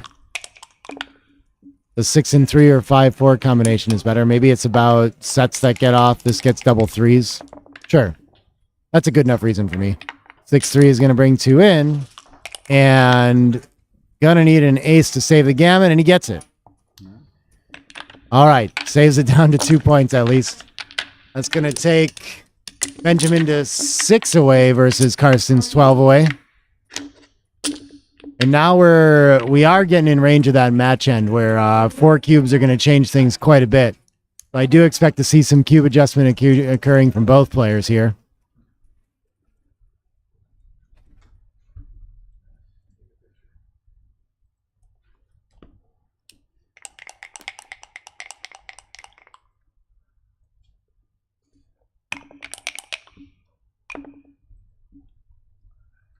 And is Karsten ready to turn this into a downplay with the 5-4? No, he's still splitting. Okay. And we can see XG prefers adjusting now, but doesn't choose to at the score. Loose hit from Benjamin. 5-4 going to hit loose on the 20 and make the anchor. Pretty nice shot for a small lead for Karsten. Double aces. Not a lot to do with that after your opponent's made the 20. I think we just triple split probably. Other option is to step all the way up to the 21 and bid for a better anchor, but we have so many indirect numbers to make a better anchor anyway. Double 5s. He's going to focus on racing instead of making the board. That makes a lot of sense. So just 20 to 10 all the way around. Lots of pressure on this position. Lots of cubes coming if Benjamin can't anchor.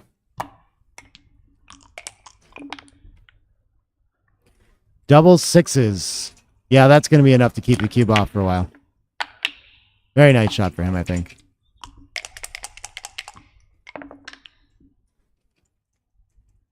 Three, 2. I think we love our racing game plan, so we're just playing safe. Really annoying to have to stack up the 8-point there, but when your game plan calls for it... Oh, this is a nice option to keep another builder for the 5 and 4 point. I like that. XG prefers a little bit less, but... It's got good logic to it, I think. 5 ace is probably just going to be 2 checkers into the board. Benjamin needs to assemble some sort of board quickly so that he has that contact value for when Karsten needs to leave a shot if he does.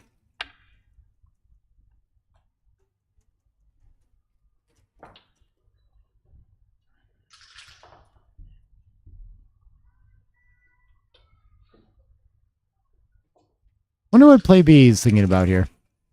I don't think he wants to run with the losing race.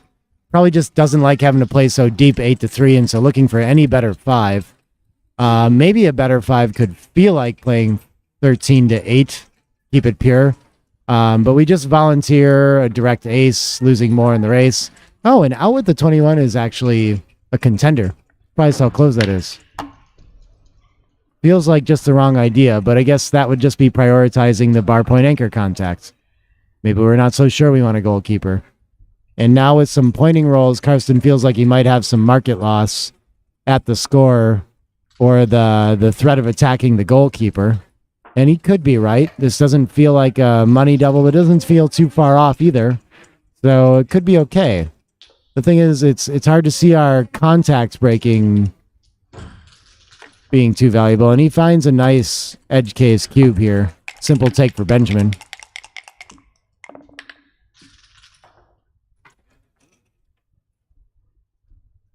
And a 6-3 whiff. Is this the best we can do? Oh, yeah, 2 behind. Sure. Starts 2 board points. Ouch. That's an awkward roll. It's going to be a while before he has threats again, most likely.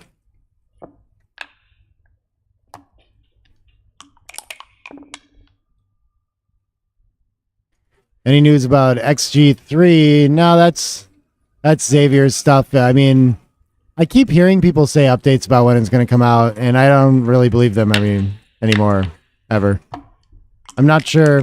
I haven't heard what's changed, which would incent, like, more pressure on getting that released or something. So why would it? I mean, the thing is that XG is still a really nice tool, and there isn't something competing with it, and I don't think the developer of it's, like, making a ton of money on it, and I don't think he stands to by making a new piece of software, so I don't know. It's just, where is the incentive in it? I'll be surprised if that comes out someday.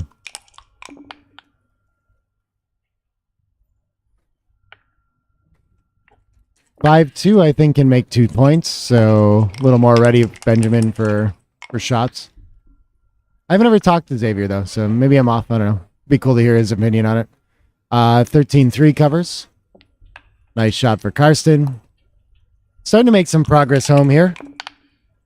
Could use a set or 5-3 to clear the midpoint. And now he has some threats of pointing on head 2, but probably just prefers to play quietly against Benjamin's pretty reasonably ruleable board. 2-1 gets... do we definitely want to pick and pass? I guess so. I think the race is close enough. But the consideration there is that we have to worry a little bit about our opponent entering deeper for better contact. 6-5. Besides, that's the 6. Yes, it is the 6. It's the safe 6. And so after we do that, I guess just 5 down to make the 8. Sure. 4-1. I'm more inclined to enter high out of harm's way from those dillied builders on the 3 and 2. Especially since my ace can make the 4-point, make a 5 prime perfect 4-point board. But usually we would want to enter deep for more contact, being down so much in the race, so it's a bit of a dilemma.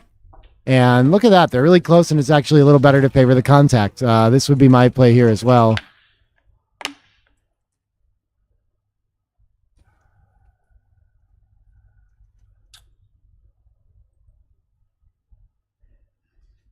Our spam bot has all the news you need about the spam bot.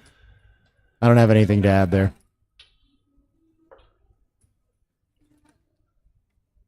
But he sees being down this much in the race with the better board that he really hates giving up the extra contact. And that probably could be some awkward rolls there that maybe just taking the pressure off by not entering higher. I don't know. I'd have to think about the actual sequences and what's going to change if he enters on the 24 versus the 21. Sure, he's going through something like that right now.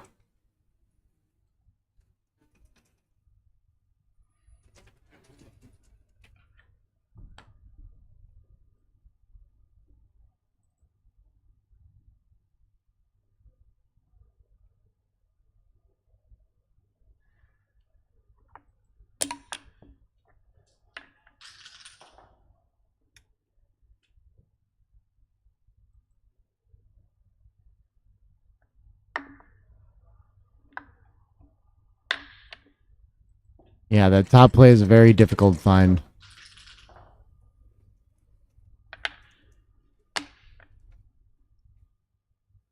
I still, even seeing the evaluation, I don't want to make the best play. I like making the board better.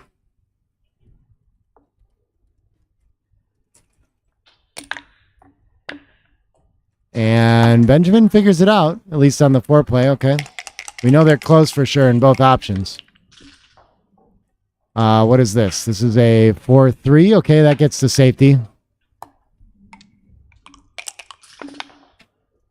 And Benjamin gets his next roll to fill in that 4 point anyway and start the next point in order by breaking the 7. Keeping it pure.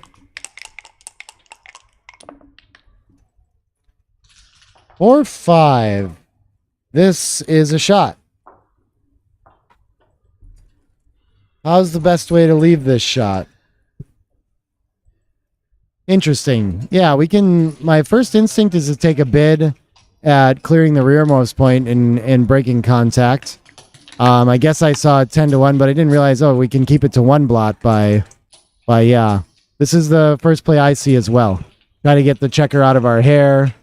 And what better 4 do we have after this? So he's going to probably look at this and feel like the 2 blots is too much, and he should, if he's committed to hitting from the ace, find the 6-2. But I like this other play B of just clearing the last point, leaving a direct 4, having the point slotted to make it in the follow-up if we get so lucky, kind of fixing a lot of our contact that way. Yeah, this looks like a very nice, a pretty option for sure. But 2 off the 6 is a tough one to find. This just looks too awkward. We basically bury another checker. We dilly another one. That is, one of them's dead now. Not the point we want to make as much. Still have a hard time clearing the 10. So it doesn't have as much upside as either. And it's still in the ballpark. Okay, just all plays are not too much fun. 10-1, the worst by a long shot.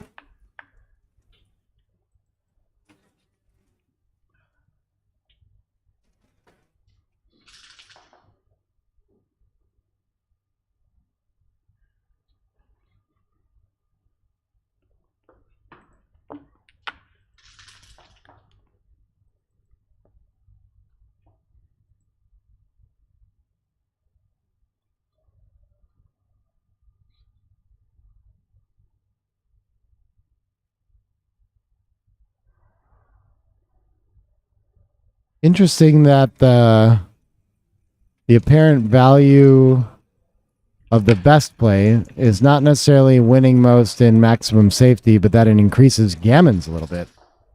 Oh, this is fantastic. Some random person is massaging me now, and it's exactly what I needed. I had no idea. It has to be Monte. Whoever it is good at this, though, too. I wouldn't have guessed that Monte has a clue how to massage someone. Oh, it's Michael Krakis. What a surprise, man. That was the best. Thank you.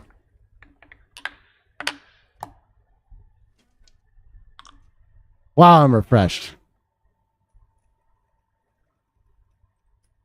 Goes for the 5-4 hitting play, which is best. Finds a nice one there. And gets hit back for it. I missed the exchange entirely. I was busy. What do we do with our entering 5? Do we clean up and avoid being hit on 6s or avoid being attacked? Interesting. The bar to 18 doesn't really show up on my radar. I guess we really like attacking. Maybe if we get hit, we don't mind being in the air and shooting at that blot on the ace some of the time. This is a really interesting tactical find to me. Feels so natural to just clean up. Why don't we want to be hit with tempo? But it just attacks a little bit better, huh? Okay. What a difficult game this is, and they're finding all the plays here. I feel like there's blunder potential in each one of these moves.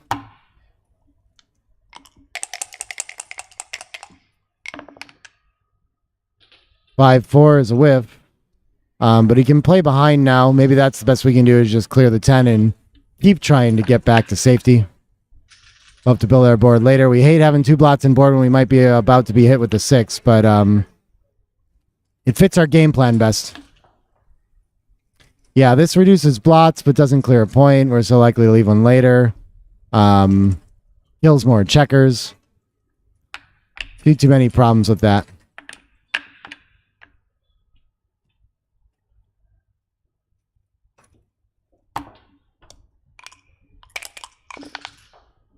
And 6-5, okay. Duplicated with coloring the 7.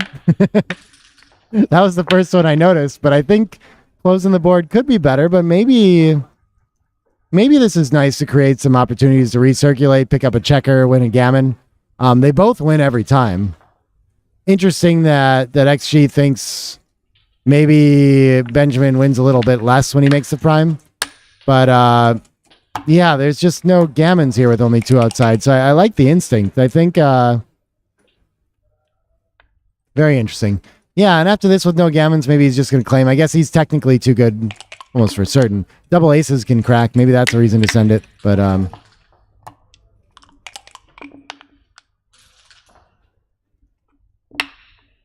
5-2 around. Okay. Both playing really sharp in this match so far. Just saw the PRs flash for a moment.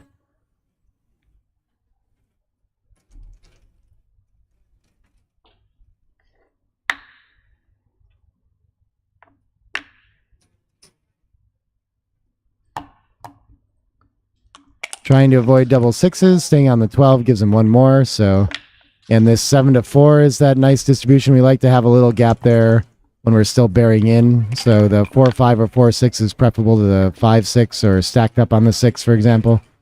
And here we have some gammons. I mean, that's why we're still playing on. So not too much worry of our opponent's counterplay. This I think it's forced clear from the rear. With the 6 coming off for sure. We could. Oh, look at this. We should just take 2 off the 3. That's a fun play. All right, misses a small opportunity to go for gammons. Clearing from the rear feels pretty natural there, though. 5-1 once again. Ace lifts and keeps us nice and even. 5 takes off. Great shot. 5-1 is going to save most of the gammons on his way home.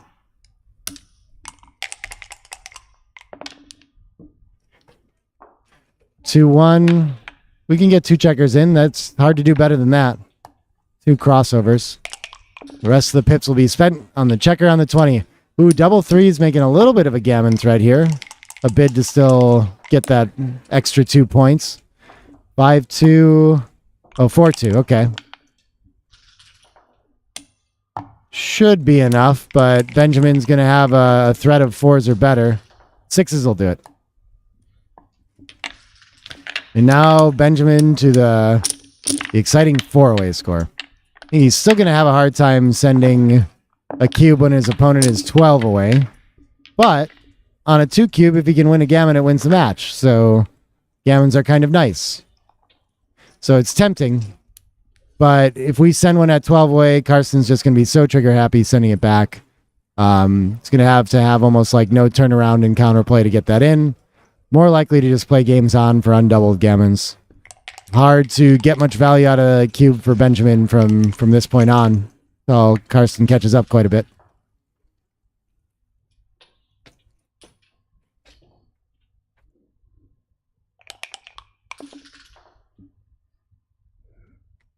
Or 3, okay. Normal play is 2 down and at a trailing score, even more so. Wants to win a gammon. Gonna go for the building play. 6-2 hits. Nice return from Benjamin.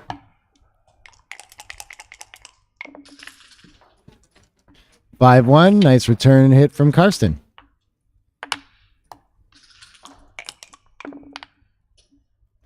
Two 1 is going to continue the lot hitting contest.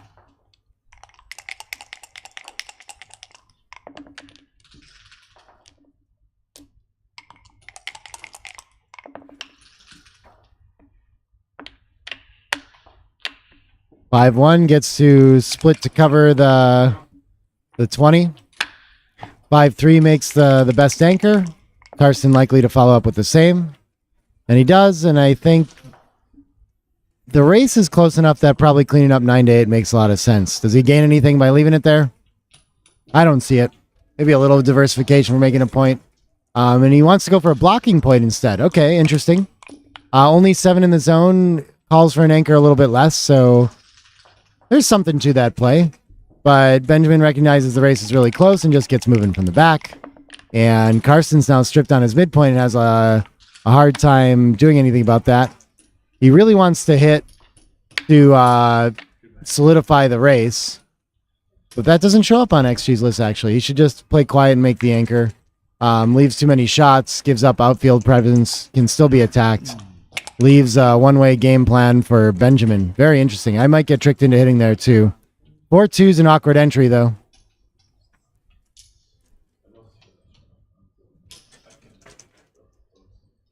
Yeah. That would have been a big swing. I would have been at 15. Yeah. What is the best we can do with this? Maybe in on the 23 and down from the mid. Thumb 4 duplication there. Our opponent's already shown us that he doesn't mind hitting over attacking, so he just finds a safe play instead to try to preserve race gammons. Just doesn't want his opponent to hit with tempo and get to the outfield. So 9-4 with two of them looks like part of it, and he can make his midpoint.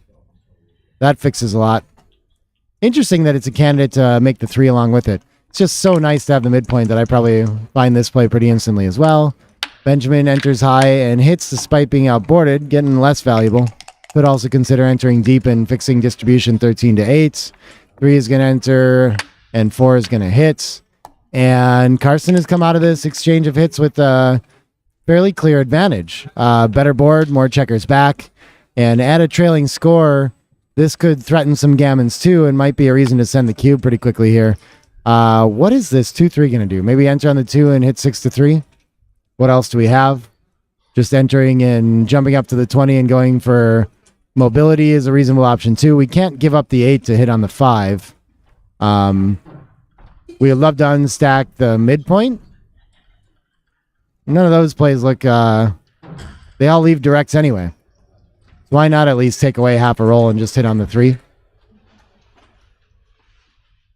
We might end up with a second anchor out of it, which we're looking to need with the 50 pip deficit and 4 checkers back to Karsten's 2.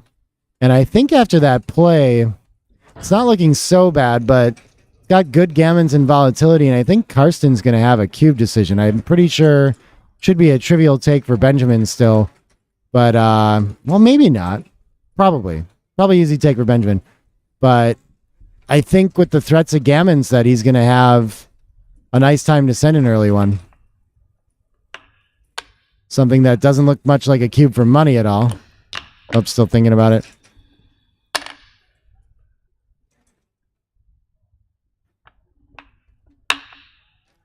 Plays down to the 10 instead. And Karsten quickly rolling on. Already made his decision about the cube action. Okay. I didn't see in time if he missed one there, but it felt like a good chance. Pointing on head could lose his market easily here. Ace 3, I think, is enough to stay alive.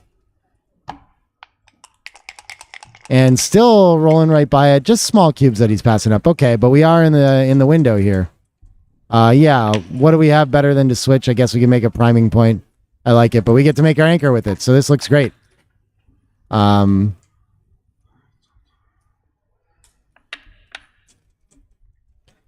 Yeah, so if we're going to make the anchor, do we really want to play 8-6 or we want to leave a shot? Why this? Why is this better than just switching? We work on getting the goalkeeper out of our hair. It's going to help us consolidate the race more anyway.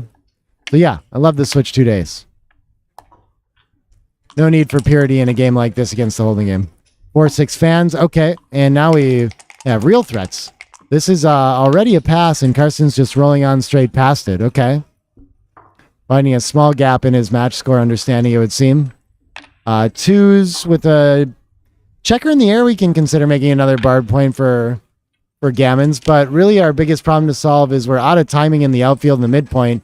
Really, you need to get our back checkers moving, so I love trying to get off the anchor somehow. I like this 2016 play best.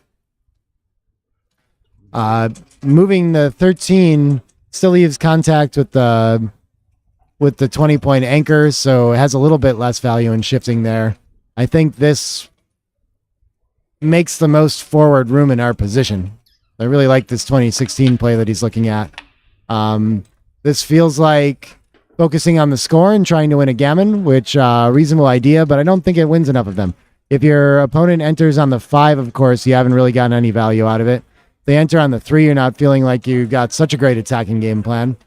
Moving around first, and if you still get the pounce and turn this into a gammonish position later is nice, but yeah, okay. How many only wins like 4% more gammons?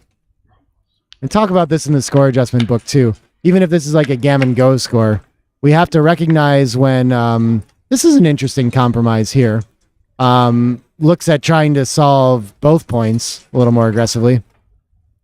But we should use score adjustments to as like a secondary sort of metric, I think, for trying to determine the best play. Because we need to see first like what game plans are viable in a position like this.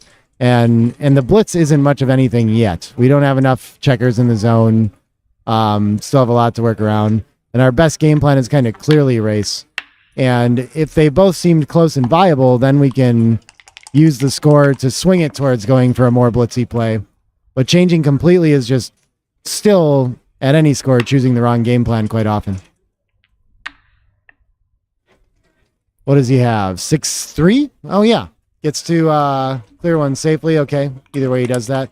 Oh, instead of moving there, each place to 2. Okay. Instead of letting him get mobilized. And now Karsten feels like he's close enough. I wonder if Benjamin knows that he was just dropping this like a rock for many rolls in a row.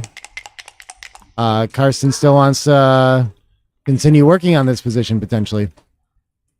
Hasn't decided yet. He's actually too good to double now. That's really interesting.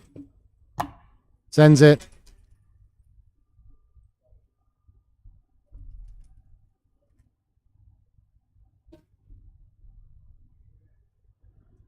With so much race, extra checkers back, some gammon threats, I presume Benjamin knows enough to pass this one. But he's going to think about it a while. Maybe he doesn't either. Maybe he sees a lot of contact here. Maybe he thinks this should... a common rule of thumb for adjusting at match scores is that when you have an anchor, the gammon threat is greatly reduced, and so you adjust your play quite a bit less.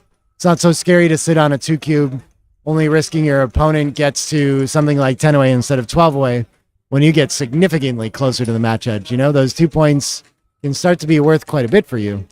And so it's kind of nice to be handed an easy cube to sit on in a non-gammonish position. But if he looks at it long enough, I think he's going to see that the 4 checkers back and potential of being attacked behind the anchor is going to generate a significant number that need to be accounted for here.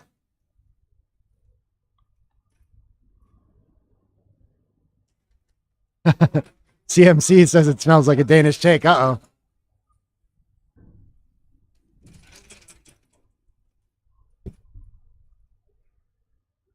We're finally going to see what Sander was talking about, huh? Seems possible. Karsten thought for sure he was taking it as being very careful sending this, and he might have been right that way. He knows his opponent's taking anyway here, then he never really had risk of losing his market, and sending it earlier would have been pretty wild.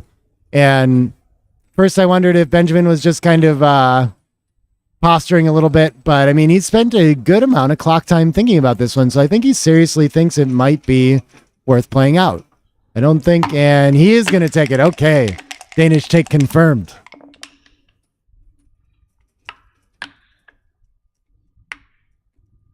At least they both agree on the cube action.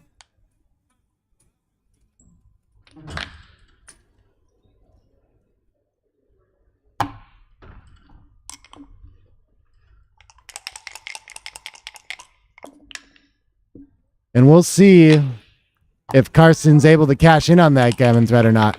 Every roll that goes by, more progress towards home. Oh, this twos is going to fix a lot of gammon problems. Might not win all that much more. Oh, it does win quite a bit too. But yeah, very hard to gammon 2 anchors now. Beautiful shot for Benjamin, neutralizing the position entirely. 3-1 is awkward. Okay, he finds a way to not kill a checker. Good switch to the 3. 4-6 is going to make another board point or bring 2 down. Okay, both look very good. And Karsten likely just needs a set to clear this position safely. Oftentimes against the bar point anchor, we like to use a 5 to come down and volunteer minimal shots, but it'll volunteer a double shot here. So not very many non-doubles to clear, and not even all of them work. Does he want to? No, he already has a 6-1. I'm not sure. Does giving up the mid really help here? Interesting. Oh, he has that cool option of 20 to 16 or something like that too. Okay. 20 to 16. Why? Oh, yeah. It's almost like priming the bar point once we do that. That's an interesting shift. I was thinking maybe you'd like to give up the bar point, work 18 to 14, something like this. And what do we have? 4-3. We're at decision point. We either have to start trashing our board completely to play safe, or we go for it now. Well, there's still a gap in board. This is a tough play to make, I think. Perhaps you can find it by seeing that currently Benjamin's 3 point is open. It's likely to improve very quickly, where our position isn't going to get any easier. So we should take the opportunity now before it's even harder to against a 5 point board. But misses that opportunity and destroys the board instead. And would have some counterplay in the exchange of hits later that he won't have now. 5-1, going to be forced to leave a shot anyway, so he's going to break the point of biggest contact. And Benjamin misses his first chance. I think both checkers just coming in and max contact maintained. But the bar point's leaving next. Hard to find many rolls where Benjamin can hold all of his structure. Next roll. 2-5 is stuck, doesn't get home safe. And probably doesn't want to step into double direct range. So what's our best? 8-1 jumps out to mind, but that's an interesting giving up the 6 point, pre-clearing it, and making the 4 point again. I don't mind that idea. Almost never right to give up the 6 point early, though. Relatively close here. And hits this time. Okay. And looking in the driver's seat, there is a world where he can make a 6 prime and try to spring a second checker loose. Can he afford to try to claim this? The problem is that an 8 cube can come back. It's not automatic because 8 points only gains Karsten to 13, which is 4 away. So it only gets him to 50% match equity. So the recube isn't worth so much, but still trailing so much in the match, if there's wins for Karsten, he's got to try it out. Not sure exactly what the take point is, but he's weighing that 50% match equity that he'd be trying to get to against whatever it is to pass here, to be 2 away, 12 away, which is not good. In the low single digits.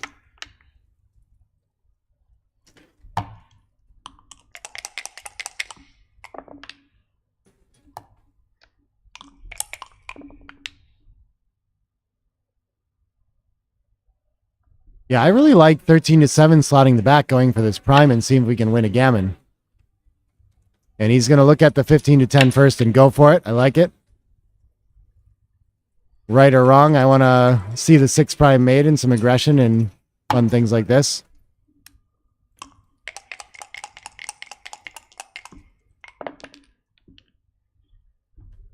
Zero luck for Karsten. That seems like an exaggeration. He got 5 points. I've seen 17 zeros this weekend. All right, and he gets his wish. Gets to use the ace to make the back of the prime, slap the front, hoping for an ace to pick up another checker and win a gammon for the match. This is the best roll Benjamin could have hoped for. Very lucky. Gets the shot on the board and another blot to go after. Misses it, though. And Karsten's praying to clean it up and not leave any more shots. Get out of this game for 2 points. And that'll save him for a roll.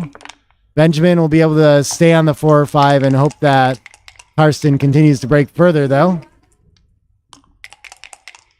Looking for a 3, 4, or 5 combination to do so. Not so lucky.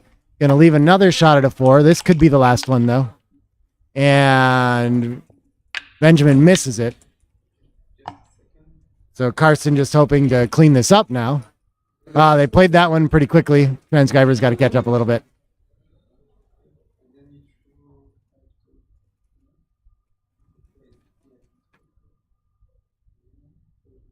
Good.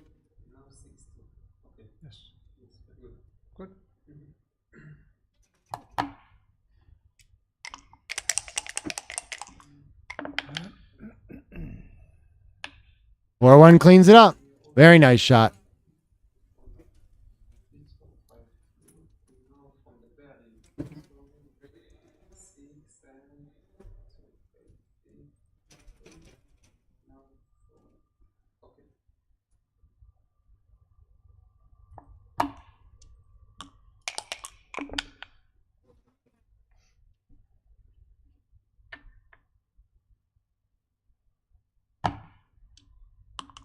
And so we're still technically slightly too good, but this is the kind of game that eventually Benjamin will be able to claim if he'd like to.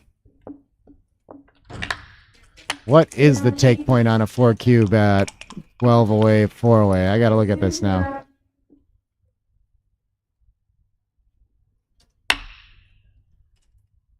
It is on a live cube all the way around 10%. Okay. We got him below that for sure.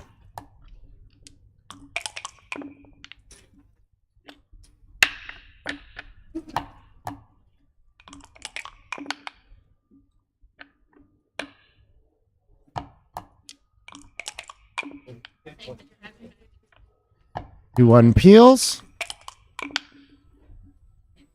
Gonna need to get some checkers off and some fans to win a gammon here. Probably getting closer. Staying safe. I think if he ever gets in risk of leaving a shot, he's gonna cash. 6-2 in. Can we lose to double sixes? Potentially. So maybe we need to cash here on that too. He might lose his chance to cash this game if he doesn't send now, which is a little bit different than usual. But I think even on a fan, he might have had to think about doubling Karsten out just for the threat of sixes, fives, fours, leaving a shot.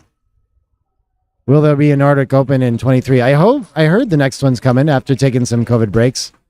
And yeah, small area to play this on now. Can let Karsten back in the match, and the gammon's so unlikely that it's not like a purely safe play on. We'll see if Benjamin finds it or takes a roll. Either way, very likely that we end up at 2 away, 12 away. Sends it.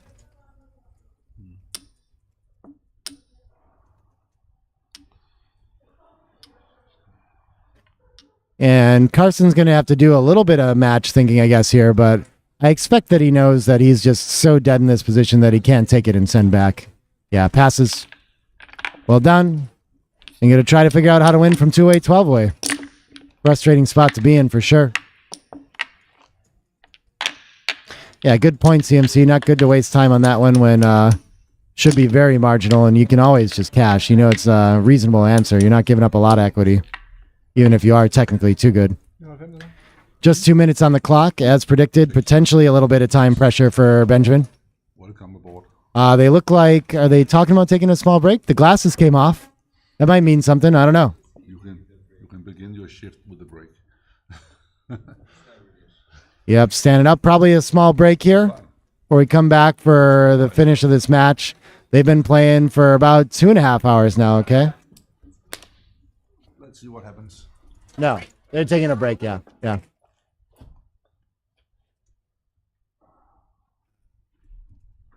January 2nd. January 2nd, you don't see it. Okay. Okay. Awesome. Stream B, John Roy set got Jonas Seawald. I heard that's worth one to watch. Oh, nice. Okay. Michael's back to maybe give more massages, it looks like. Yes. Do you do this professionally, dude? He says no. He could, though. My neck gets really sore standing up and looking at things like this somehow. So very helpful, dude. How you been? Are you watching the matches? Are you? I haven't won any. Okay, you haven't won anything, but you're getting to watch commentary as a result, right? That's good. That's good. Next thing I was winning the doubles. Oh, nice. Michael's in the doubles. Who are you playing with? Okay. I don't know if I know the guy. Cool, man. Good luck with that. When does the double start? Is that tonight at 5:30? Okay. Okay. You know, we talked about possibly streaming some of the doubles, but we thought it might be a little bit awkward for the distribution or the discussion, kind of the time that it takes and stuff. I don't know. We might do it. I don't think we're streaming anything else at 5:30. Opportunity to take a break otherwise. Thank you very much, man. You're the best. Yes. Yeah. After this match, I get to take a dinner break. Michael Krakis. You might recognize him from transcription skills at UBC and such, or just from living in Denmark. Good host if you ever go visit there too. I could wander around a little bit, but yeah. Yeah, I think I'm going to go wander a little bit while the players are on break too. Okay, there's going to be some ads running through, and we'll be back with the finish of the match shortly.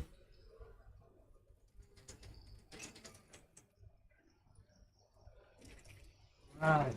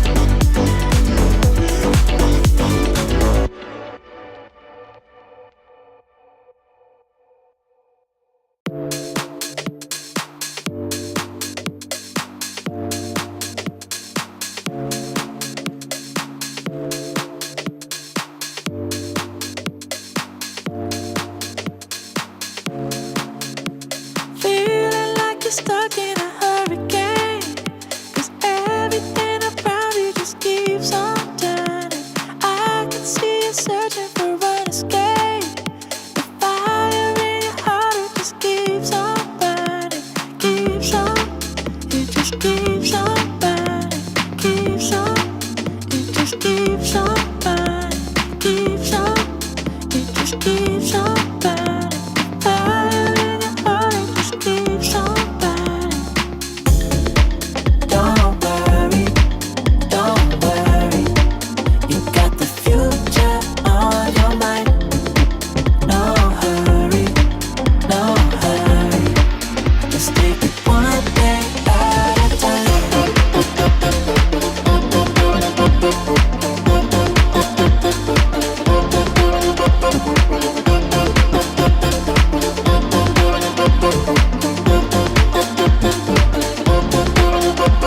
Feeling like you're stuck in a hurricane, 'cause everything around you just keeps on turning.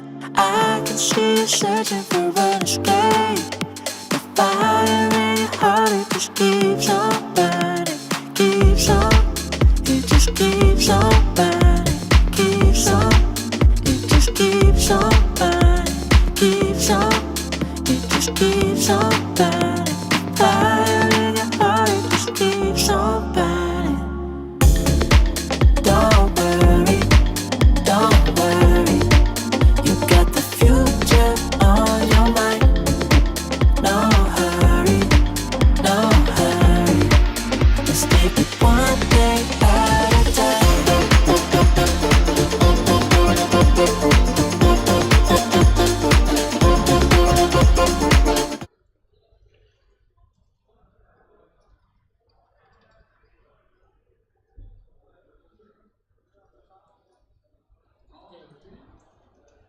Hey, everybody. Getting back to the action here. I was just scanning the room for other matches. Just noticed we took a look at the matches going on in the second chance bracket and found some really good ones for 10 o'clock. It was actually scheduled for 10 o'clock was Miki Laukkanen and Kiko Yazawa, which would be really exciting, but they decided to play early apparently. I see them playing in the room already. So they're getting that in before dinner break. Another one I saw in there was Michael Larson and Petko Kostantinov, so that might end up on the second stream. I'm not sure if we have a plan for 10 o'clock for the main stream yet either. Be going through all that, but trying to keep an eye on the brackets. I saw Mochi's still battling it out with Nodar Gagua. I didn't see what the score is, but big crowd around that. I think I see our winner from last night, Will Snellings, is in a really tight race with his Italian opponent for New York. I mean, the name's escaping me. Antonio, maybe? But I think they're at 5 away, 4 away right now with Will Snellings trailing. Ton of action going on in the room here.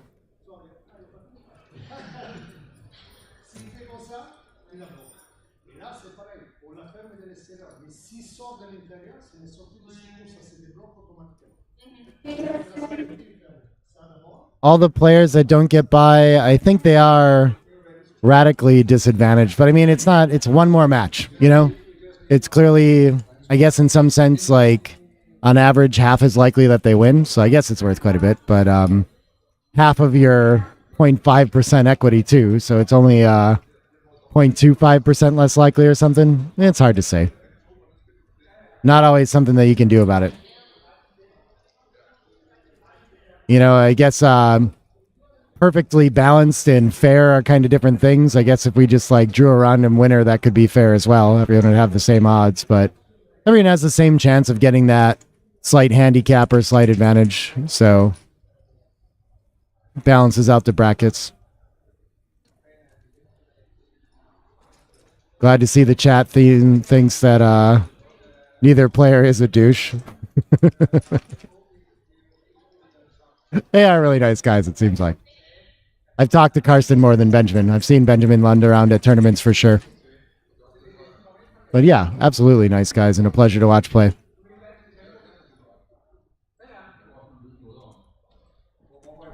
Yeah, Antonio Scambato. That's right. Thank you. Thank you, Jesper. You're on the ball, man. It's like you're on the staff here. Sharing the posts and you know exactly what's going on in the playroom. So it doesn't matter. I appreciate it. I need the help. I'm stuck on the camera just like talking about backgammon. I can't keep up on this stuff. Så det betyder ikke noget med det alene. Okay. Final 3 games. Yeah, one thing I've seen them do to equalize brackets out in the smaller field, like the super jackpot, the 16-player field. Sometimes if they have a strange number like 10 or 12, I've seen them take the players that would get the anti-buy and turn their buys into half buys. So, for example, if the entry fee here is $1,000, maybe they both pay $500, and so then they pay less and the equity is equal that way. There's a way to average it out that way, but lots of options. After 2 down, I think, my instinct would have been to play down 2. Wonder if this is a score play of some sort. But he should split with the 3-2. I don't know my responses well enough to know that for sure, but I thought after down, he always played down.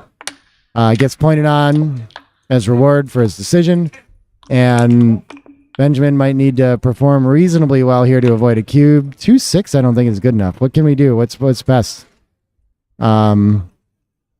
Just coming out and bidding for an anchor? Okay. And any tiny advantage like this, Karsten can't afford to lose his market. Has some gammon threats and a little bit of lead. Huge cube. Still a huge take, of course.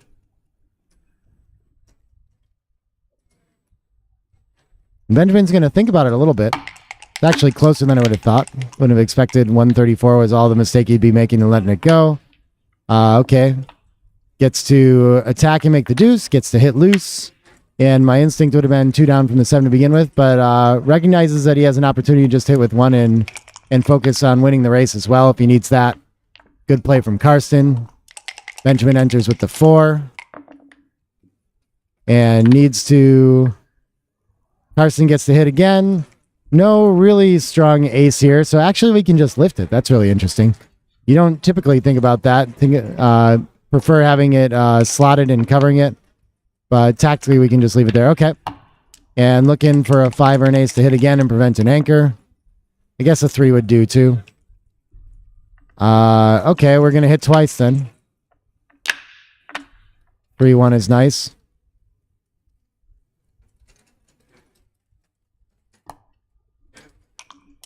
I can't believe people still play on grid gammon.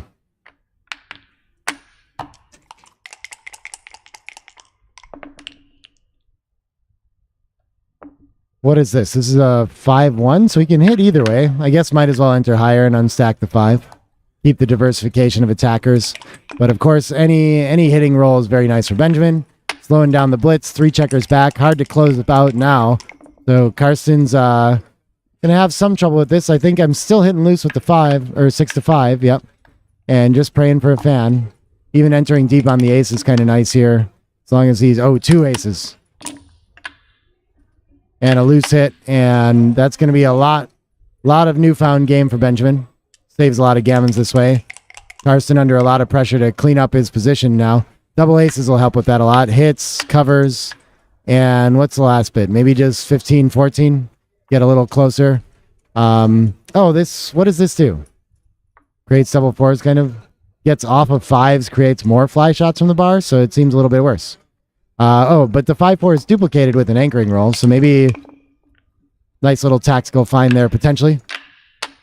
Loose hit. Benjamin's just going there for it. Seems to be playing a little speedier now. Maybe fearing the clock and feeling like he needs to have it. Double 4s is going to work.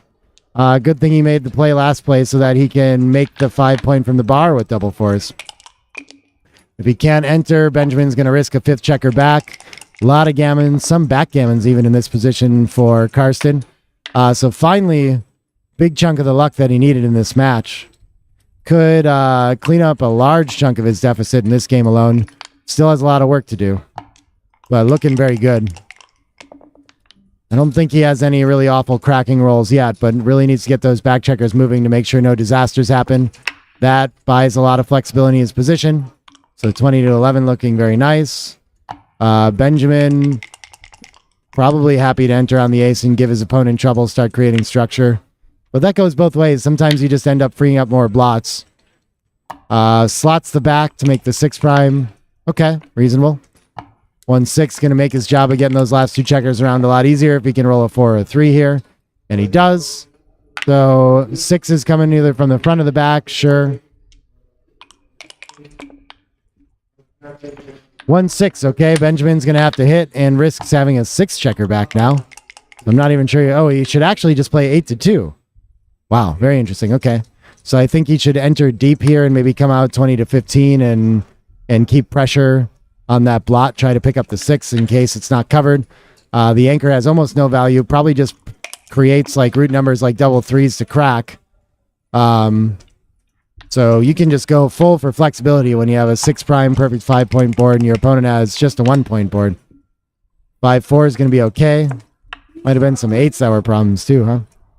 Inclined to just come around the bend for maximum flexibility and use a single checker to pester the outfield. Goes out with 2 instead. Okay, reasonable.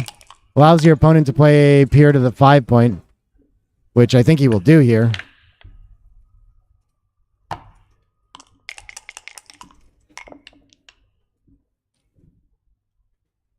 One of the checkers is coming around the back or bend. Why not from the front?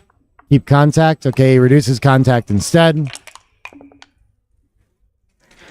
Double 6s. That's a little too fast and a little too deep for Benjamin. Going to cause some problems.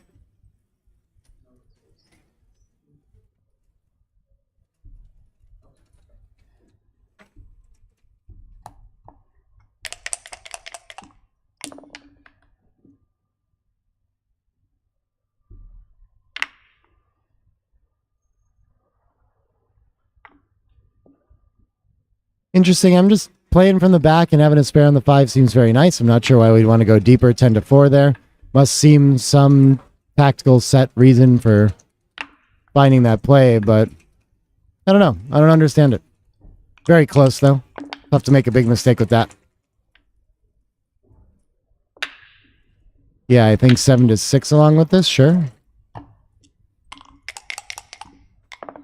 And Benjamin has some chances of preserving his board and not crashing before Karsten gets home. I mean, my instinct is 8-6 first here. I'm sure continue to the 5. But 10-7. Guess we're just trying to slow down, is XG's idea here. Let Benjamin crash.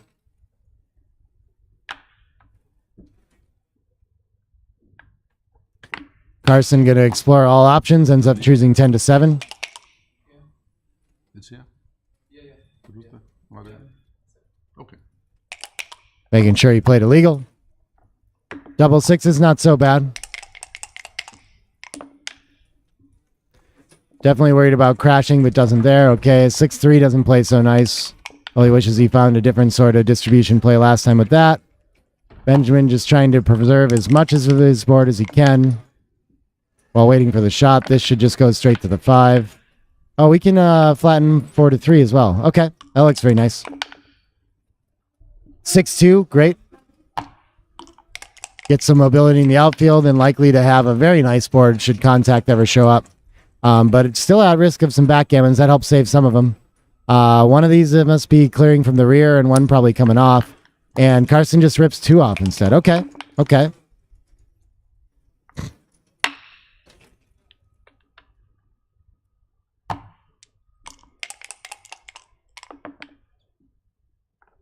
Six off, and I think 2 off looks a little better than 5-3. It looks too deep to me. Okay. Still in the 5. There are some backgammons here. This makes sets nicer for sure. 3-1 must clear from the rear.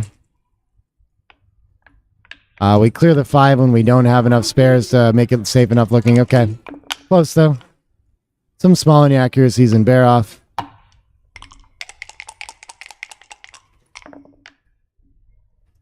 Three 1 is just going to take off from the 4. I don't think there are any other non-shot leaving options. 5-1, going to work around the board. Benjamin really looking for 4-6 to hop out still. Dodge those gammons. Double 4s plays nice. That's getting a little scary. 9 checkers left though, a few rolls away from backgammoning, so Benjamin should be able to find time to escape this, but very likely to lose a gammon. 4-1 leaves a shot already. Wow, okay. Could still win this. And misses. Okay, now Benjamin's ready for the shot. Should come off the 19 as well. I give him the 2-1 is good either way, so just make sure you don't lose a backgammon. Interesting. What is it? It's 7 checkers. So at 5-2 he runs. Okay. Is he going to stay for the coup classique if it comes to it?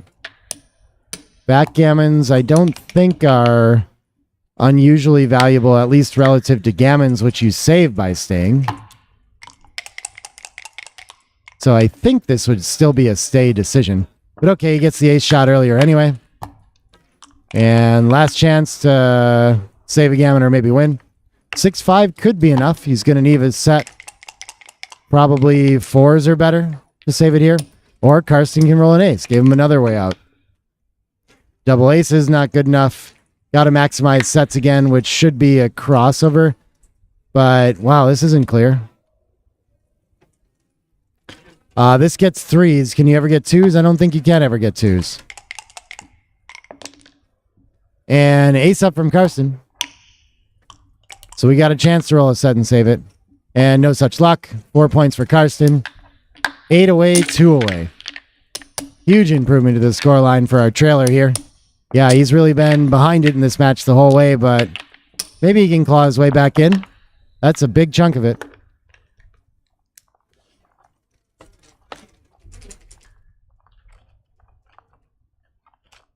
Oh, thanks so much for the commentary compliments again. They work hard on that stream. We had someone, Justin Clester, make that skin to match the board. Bill and Tara, we got helping us out with the production of the stream here, so we got people actually focused on that. instead of kind of multitasking and that going like a lot of the events. So we try to learn from everything we've done in past streams and get better every time. Glad it's working.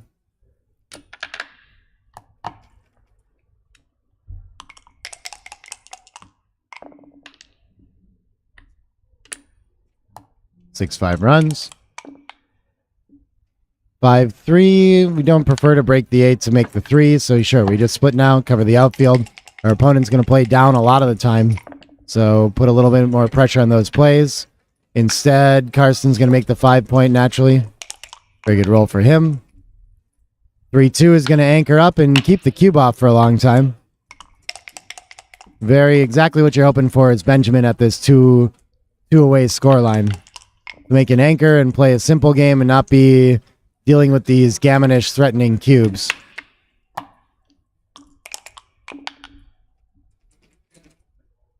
Ooh, a dilemma. Do we hit or do we make the bar point? This makes progress towards winning better. Escapes. Puts a second checker back. I like it. Double sixes fans. Again, very difficult to find cube here for Benjamin. Probably making a board point with our opponent on the roof. But, wow, look at all these. It's a huge mistake. He should just run and capitalize on the race. That's a big surprise to me. Definitely understand that mistake. Wow, it was really large, too. And he didn't even think about it because it just seemed so obvious to make a board point when your opponent's on the roof. 18-16 to get off the sixes from the bar. Make progress towards escaping. And rewarded. 6 is going to come down, and it's not going to need to be all dead. This is going to get closer to money cube action. He can start to think about it when he gets like in the 80% kind of win range. Still has work to do to clean this up, but it's the kind of game where he could send it. Obviously, no gammon leverage to send on, so that goalkeeper isn't helping him and just generating wins in a position like this. If anything, incenting Benjamin to play on too good when he gets in a solid position against 3 back. Double twos. It's just going to step up for freedom. It has to break a point if it does. Yeah, the 3 to ace switch allows us to step up to the 21. Plan B is just 13 to 11 with 3, but then we disconnect from our back checker and leave him in a lot of risk. So, yeah, I think stepping up to the 21 seems mandatory. We're not going to leave a shot. We don't want to unblock 6s with this. Yeah, okay. And he's going to find this play. Maybe he's starting to find some inaccuracies from the time pressure here. They've been playing a long time, too.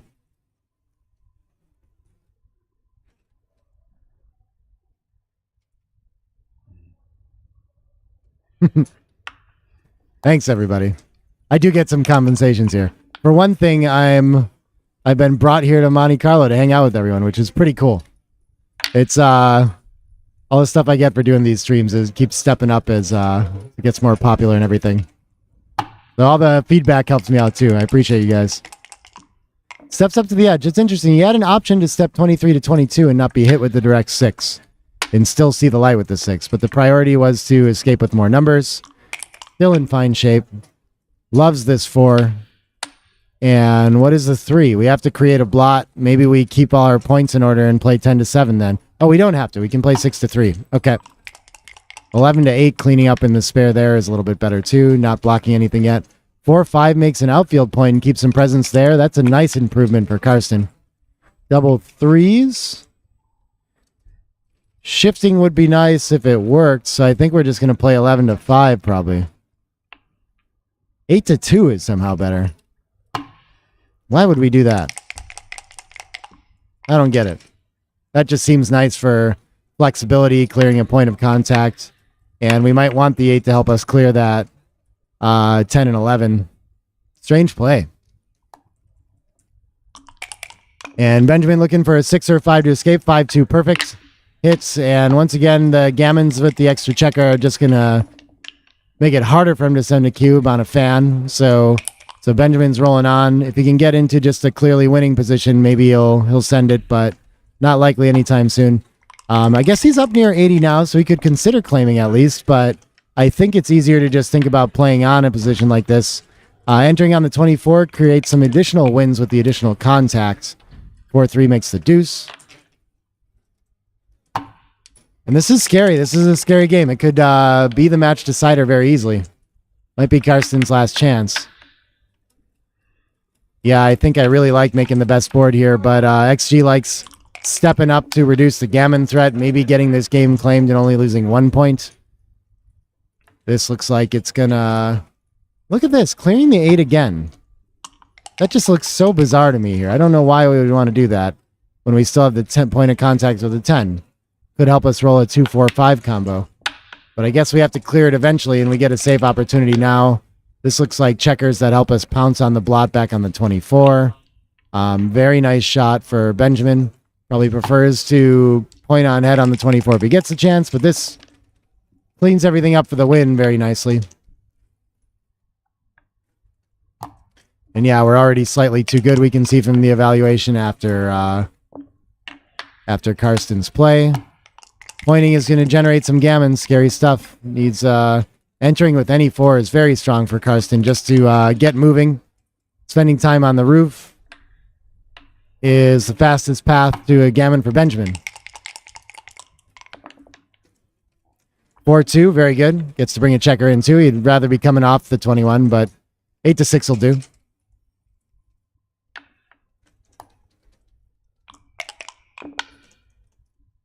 Four 3 clears from the rear safely. Okay. So 10, 11 crossovers to get off the gammon for Karsten. Only going to get 1 here. One's is pretty unfortunate. And we've got still the full 15 for Benjamin. A little bit longer crossovers for Karsten, of course. So it's going to be close. You can see about a third of the time that Benjamin's winning a gammon here.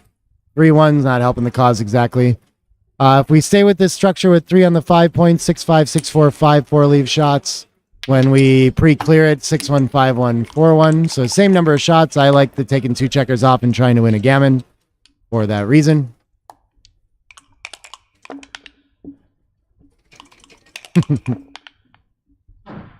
Five, 3, 2 more off.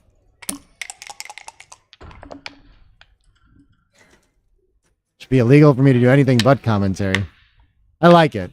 As long as, like, keeping me alive to do it, too. That goes for everyone else. Illegal to not support me in doing anything but commentary. Okay, Benjamin has something to think about now, and he could leave shots and has gotten really unlikely to win the gammon, and so decides to just claim it there. Interesting decision, yeah. Doesn't have the time to really think it through and decide if he wants to play too good or not. So just gets in the cube and takes the safe route. Gives away a little bit of equity, and we're going to go to Crawford 8 away.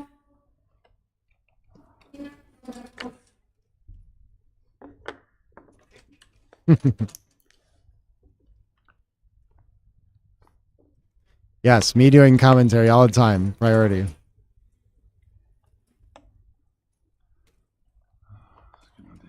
I would like to keep healthy and do some other things occasionally, but I can work it in. I can make it work. Den skal tilbage igen om lidt. Jo. Ja. Okay, for streamens skyld. Crawford.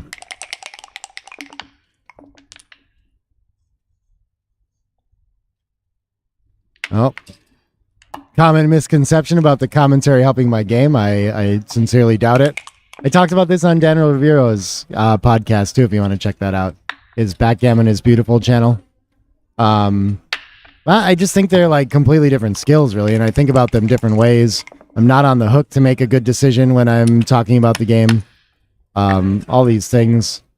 And so I'm like focusing on something else I want to be good at, so it leaves me less energy to actually study and improve my game too.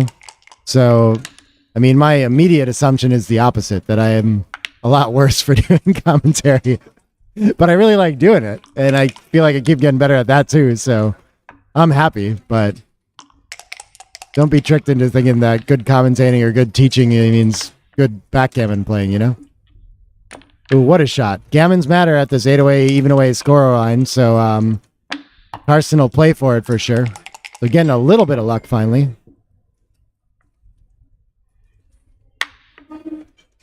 Playing fast to keep the time pressure on Benjamin, potentially. Oh, and he rolls the 8-6 from the bar. Wow, what a shot. Giving a bunch of life to this position for him. 5-6 is a good return.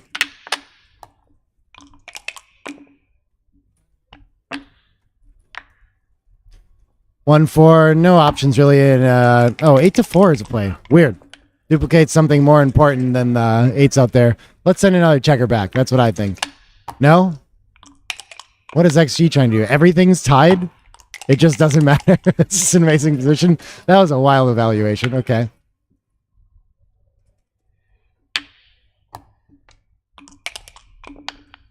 Glad watching these is helping your game. Yeah. I do try to make that the case, at least with my commentary. I hope that I can help people understand what's going on in some way across a wide range of skill levels.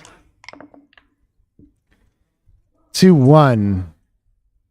Looking for mobility and trying to close out that deuce point before Benjamin can potentially make it. That'll be a huge improvement to Lund's position to have the 23-point anchor as well. And Karsten slams that door shut. Backgammon's not so important, but they're on the hook here too. Karsten just has to get home safely without being hit to win the gammon. So I think he's actually going to prioritize a lot of safe Baron and bear off plays here. It might look more conservative than a typical ace point game. Volunteers the ace 6 shot. That's interesting there, just for distribution. They are playing fast now. Transcriber's doing his best. Keeping up pretty well, I think. Entered an ace 5 somehow. But it should have been a fan. 5-2 looks like it should be a pretty good distribution. 2-5 this way. Okay, we could have played 6-4 to fill in that inner gap. Misses a small opportunity there. 6-5-2 off. Looking nice, though.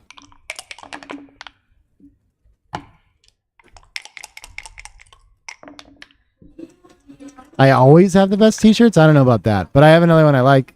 It's my Be Here Now shirt from the Ram Dass book cover. 3-1, okay. Finally, Benjamin starts to get to make progress towards having impact on a hit, should he get so lucky later on. Double 6s. Good roll for Carson, even though it leaves a shot. Double 3s is a huge roll for Benjamin. Covers. Does it make another board point, or do we need to do something more pure? 13-10 actually does a better job at containing. That's very interesting. 1-6 out. Okay. Karsten favorite, or Benjamin favorite to hit again. Double shot. Plus. Oh, is Daniel Rivera's backgammon is beautiful on Spotify? No, it's on YouTube. I don't think it's on Spotify anyway. Yeah, these are the worst kind of games for the transcriber for sure. I feel bad for him too. I've been in that spot. It is stressful. I think we just cover the 8 and 24-20. Oh, this is an interesting idea too. I guess we don't mind being hit with the ace so much. Pretty far off according to XG, okay, but yeah, why not? We can block a 1-6 and some other numbers. So there's some upside. And this is looking pretty loose, and that we get hit as well too. Less gain. The 8 point might be valuable later after we are so lucky to hit the shot too. So this is a chance there. If Benjamin is backgammoned, all he loses is the free drop at the next score. So not too important to come off that. He should really stay and try his hardest to save a gammon with the hit at some point. Double aces, okay. So now he wants to come off his anchor and allow Karsten to roll an ace. Maybe slot the 7, whatever we want to do. Oh, he's making a backgammon save play, which again, XG doesn't seem to be too mad about, but that seems like the wrong idea at this score to me. Gets hit. 6-5 out. Not going to save many gammons here. Saves all the backgammons. And off we go to 6 away. 1 away post Crawford. Gammon. Quite the comeback that Karsten's mounting. Halfway there from his 12 away, 2 away that he was at earlier.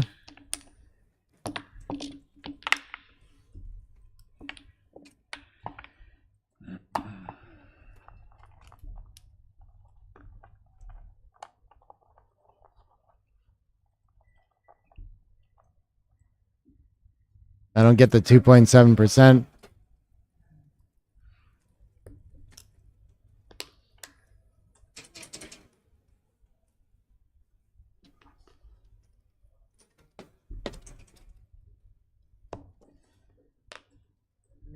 Just put the 17? yeah.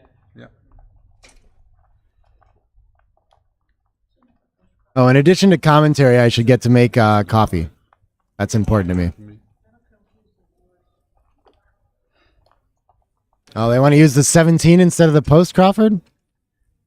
How dare they? Vigtigt. How are you guys ever going to know? Det skal ikke spille så.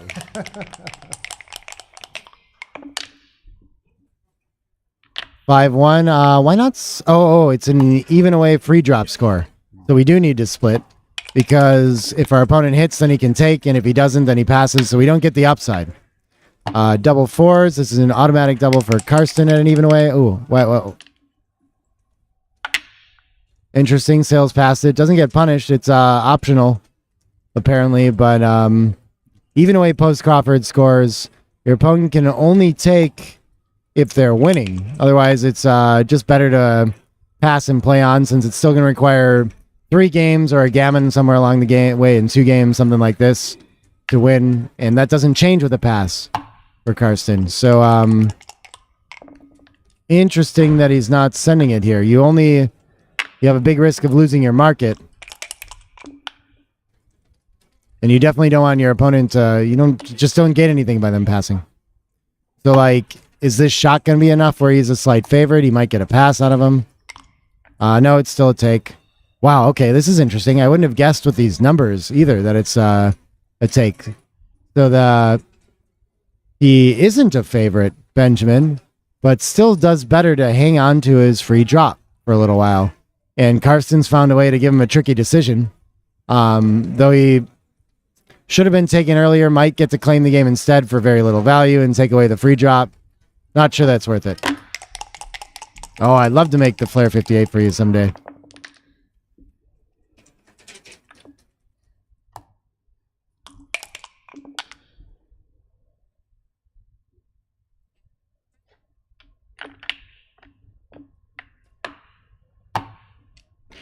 All right, double sixes, cleans everything up, and fairly even game. Going to be tough to find any gammons here. So most likely 2 more games after this or a gammon one. There's a big screech and it scared me. Oh, the microphone. So that's a nice improvement for Benjamin's position, making the 5-point, owns both of them now. 5-2. Playing simple and a huge racing lead for Benjamin, so he's going to have the pressure to run off his anchor sooner. This doesn't look like a great time. It's only getting more difficult, though. If he could run past, maybe he'd think about it with a 4 or 5. 5-3 makes another point, and now it looks like a few too many wins when you get pointed on head when he runs. So 4-6, can we afford to do it? I think I'm just breaking the 7 and covering the ace. Yeah. 20-10 is just too much now that he has a board. It still improves a little bit, too, so... Okay, and now Karsten has to give up a little bit. We've got a 5-point board, so it's getting a little more reasonable to run with a 4-3. This would have to destroy a point now, so for sure, I wouldn't be volunteering from here. Okay, 8-1. Interesting that the 2 out is the best play there. So that reduces pointing numbers and things like this. 3-1 has to hit. Is he waiting on the... What's he thinking about here, doesn't it? Oh, really? It has to cover 6-2? This is not the time to do it against the 5-point board. Wow, okay. I think I would have fallen for that trap, but Karsten's too smart for that. Just going to patiently wait for the game to come to him because Benjamin Lund is under all the time pressure, or under all the timing pressure. 2 out he chooses instead of 7-1 or 7-2 and staying back further for more contact. Might have helped him here, but probably playing at 6-5, 6-3 regardless.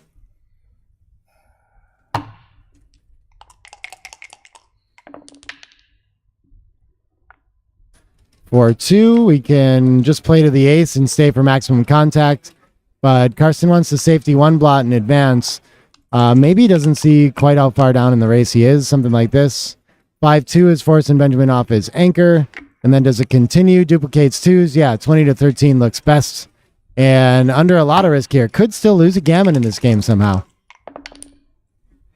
Sixes is a good start, closes the board out, and gives a little time to Karsten to roll a 2 to pick up that second checker. Should be enough time to find it. 2-1, no waiting. And yeah, I don't think slight underdog to win a gammon, but very good chances to get to 2 away, 1 away, basically a DMP game. After being a massive underdog in this match all day.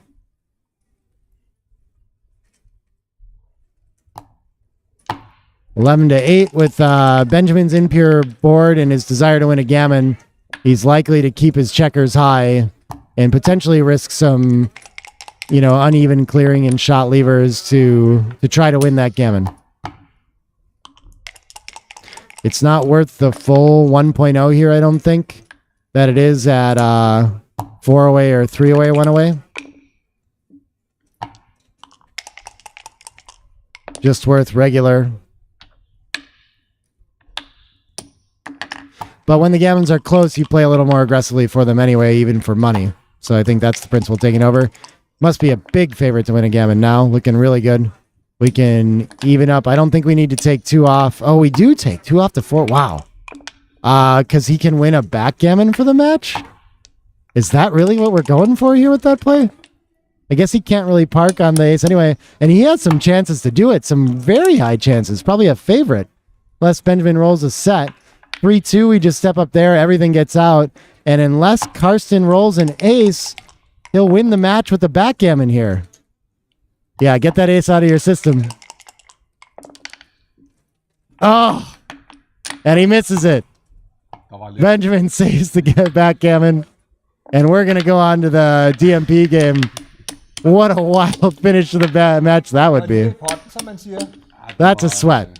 Both of them look real cool, but that might have hurt my feelings a little bit if it happened to me in Benjamin's shoes. Sådan er spillet, jo.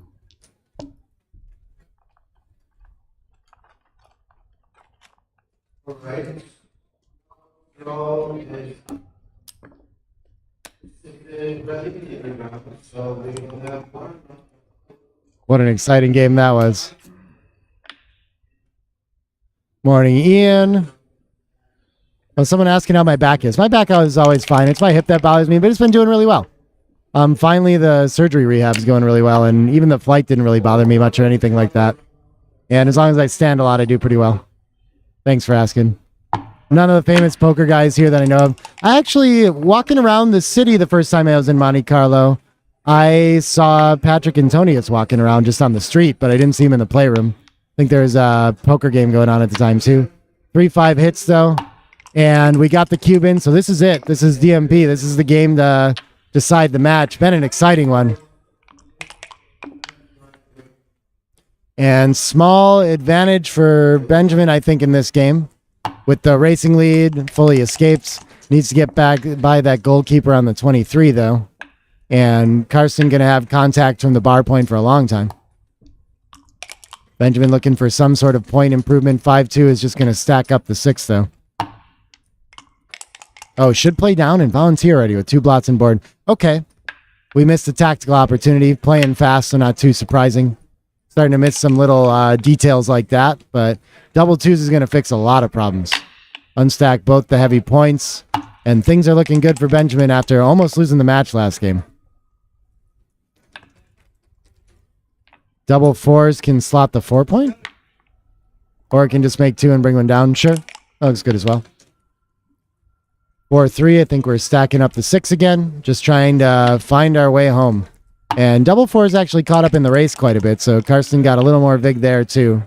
An escape with a set. It's going to have to be careful about that goalkeeper on the 23 and when it's going to lose value, but still has a much better board and prefers being back there. 4-2, a little bit awkward. Are we really, yeah. Just stack up the 4 and hope to get this home safe. Looks so ugly, I hate doing it.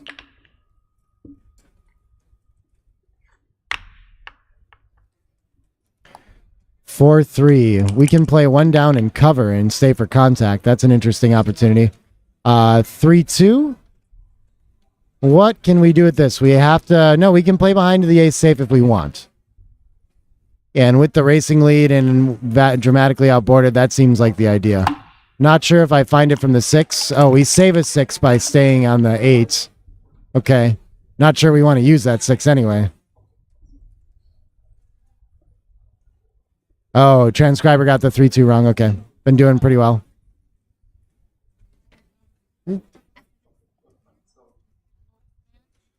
Oh, okay. You guys didn't see that? Okay.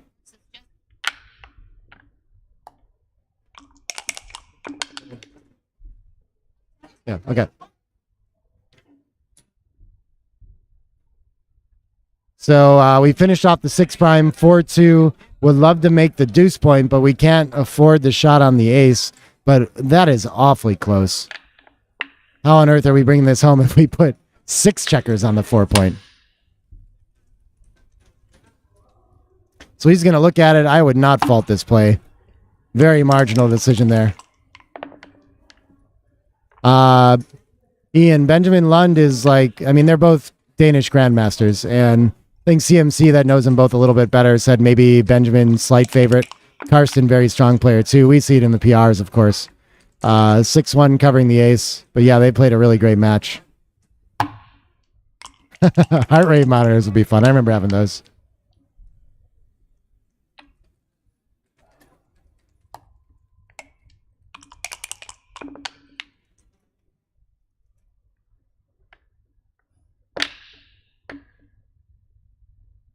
Clears another point safely, but man, it's getting very hard for Benjamin to bring this slightly leading race home. So couldn't be closer for a DMP game.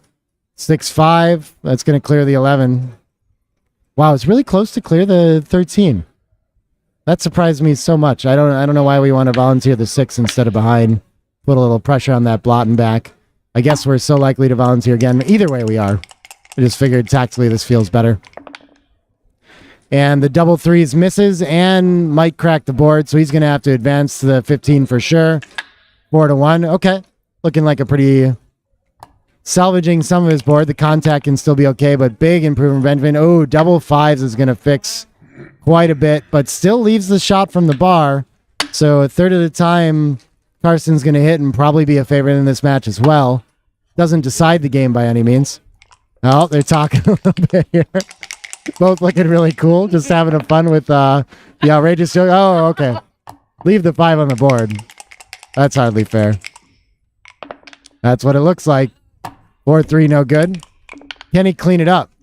Not every time, most likely. 2 and 4 off, okay. Benjamin Lund, huge favorite to finally close this out. Been sitting on the lead for hours, it feels like, and just having trouble getting over the line. 2-1 takes a checker off.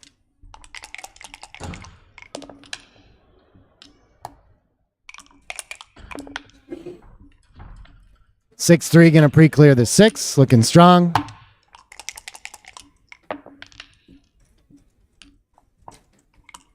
And 6-1, 5-1, 6s, 5s, 4s. Those are looking like his last opportunities here. 5s, there it is. Oh, it's never easy in this game, is it? Needs a 4 to stay alive, pretty much. And 5-2. Gonna miss, and that's gonna decide it. Really well played match by both. Exciting stuff. And Benjamin Lund is advancing in the undefeated.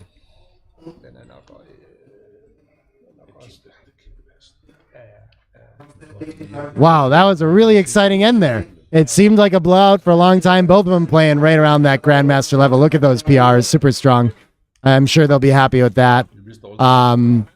Great stuff, super exciting match. We got our next match at 10 o'clock. I don't know who it's going to be next. Oh, actually, sorry, don't leave. I think we are going to stream a doubles match, but I'll be back for my next match at 10 p.m. With the next round of 32 we're down to, I guess, in the undefeated. I presume we're going to do undefeated, but some chance we'll do a second chance match. We'll learn about someone that's actually going to be eliminated that way, so that's interesting too, but we'll be back with 17 points of action or 11. I got to go sort some Airbnb things out, but it's been a blast. We'll be back soon. Thanks, everyone, for tuning in, for joining me. Thanks to our transcriber. He looks a little frazzled, but doing okay with the speed gammon in the end there. We'll be back soon, everybody. Bye.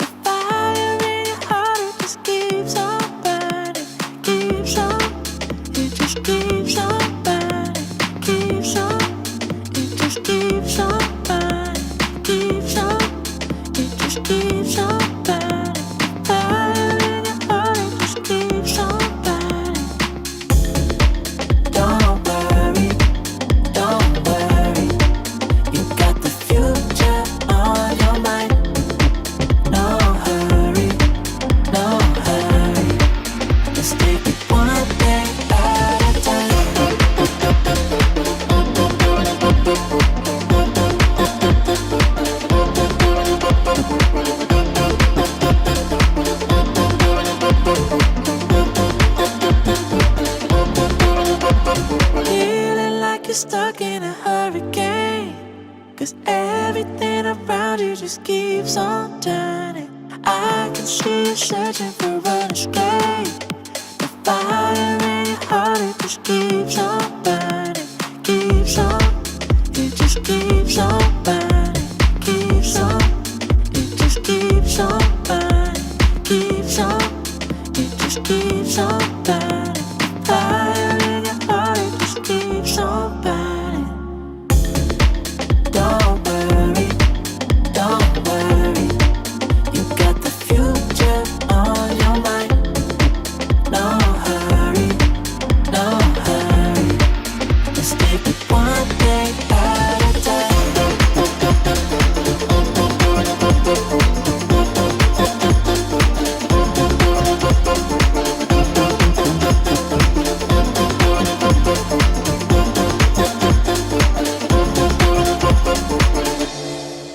Don't worry, don't worry. You got the future on your mind. No hurry, no hurry. Let's take it one day at a time. Don't worry, don't worry. You got the future on your mind. No hurry, no hurry. Let's take it one day at a time.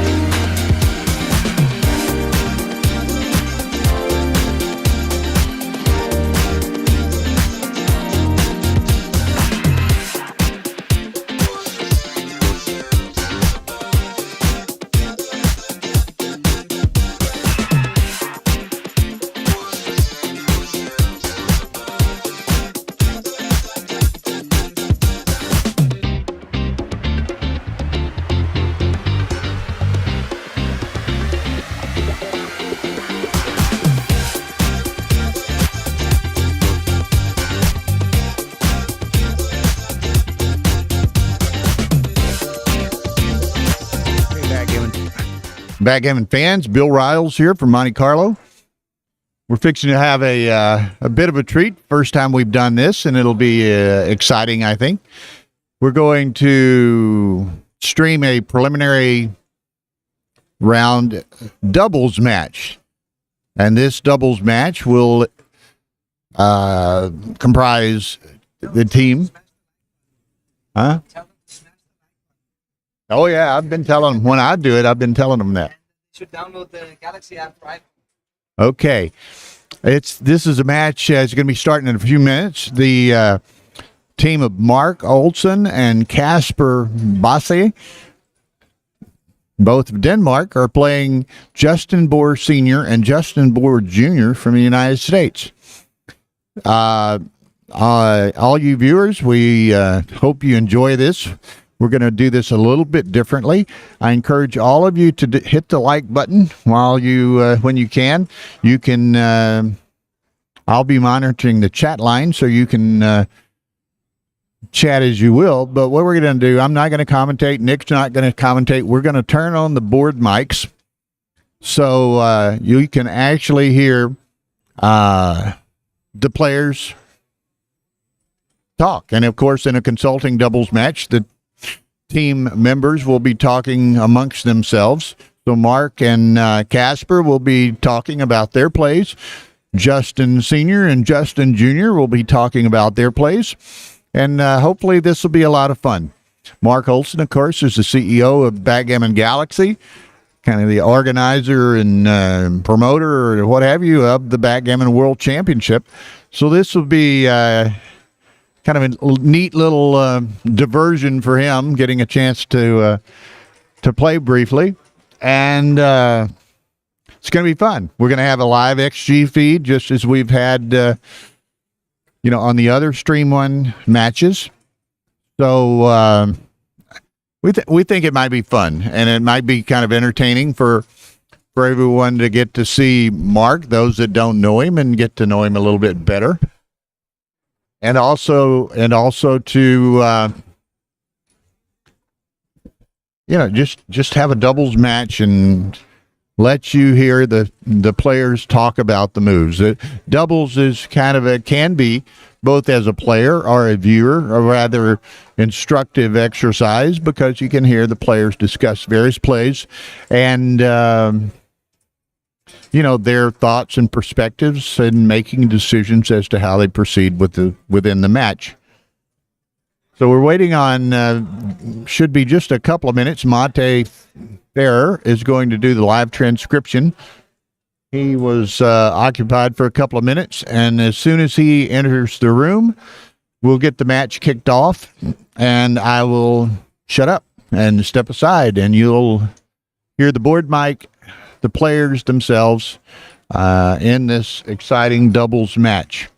Now, Mark told me, and I always try to do this anyway, encourage everyone, all the viewers, hit that like button on the YouTube transmission, YouTube stream, and that helps the Galaxy status, helps Backgammon, as far as search engine focus and so forth.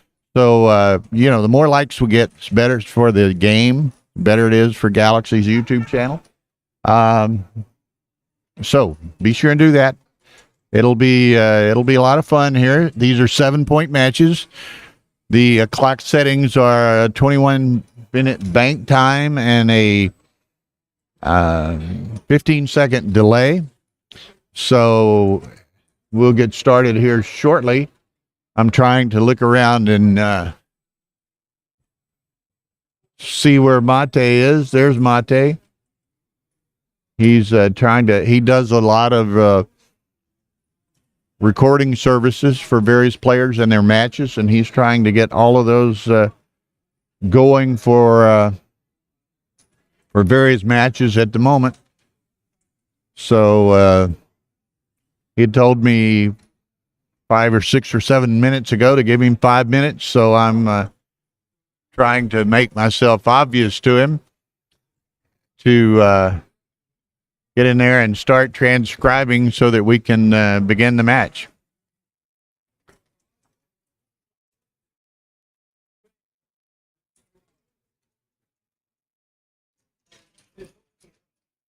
So we've had, we've now completed 3 rounds in the World Championship brackets. The 4th round will be tonight at 10 p.m. I haven't had a chance to review all of the available matches just yet to see who we're going to be streaming at 10 p.m., but I will post that shortly as I determine what are the available matches and what we think will be the most appropriate to stream and the most interesting to stream for the viewers. So we'll be getting that done here very briefly.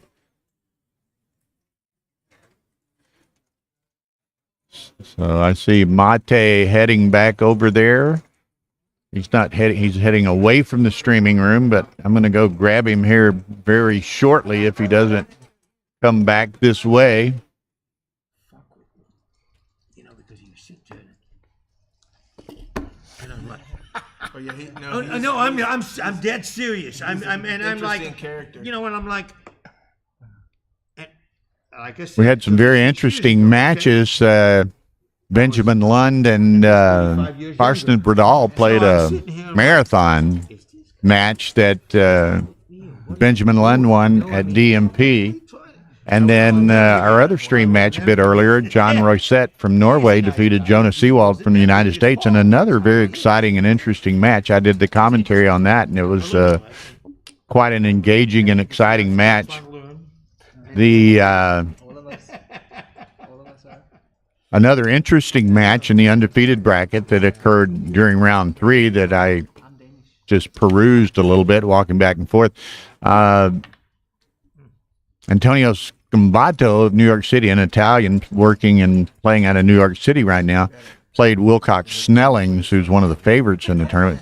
Scambato had a fairly good lead throughout the match, but Wilcox came back and nipped him at the wire, so Snellings advances. The betting favorites are going into round 3. There's some odds making going on. The betting favorites were Sander Laloff at 13-1, Mochi at 14-1, and Snellings at 19-1. Those odds, obviously, after another win, will reduce somewhat going into round 4. So let me step away and see if I can get Mate to head that way. So I'll be back in just a second. Are we on? Yeah, I think so. Oh, we're not on. Oh, here we are. Oh. Yeah. Oh, okay. Well, that's okay. Basically, $20 million.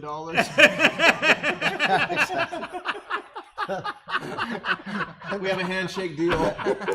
They're laughing. No, Mark was about to say 25. That was good.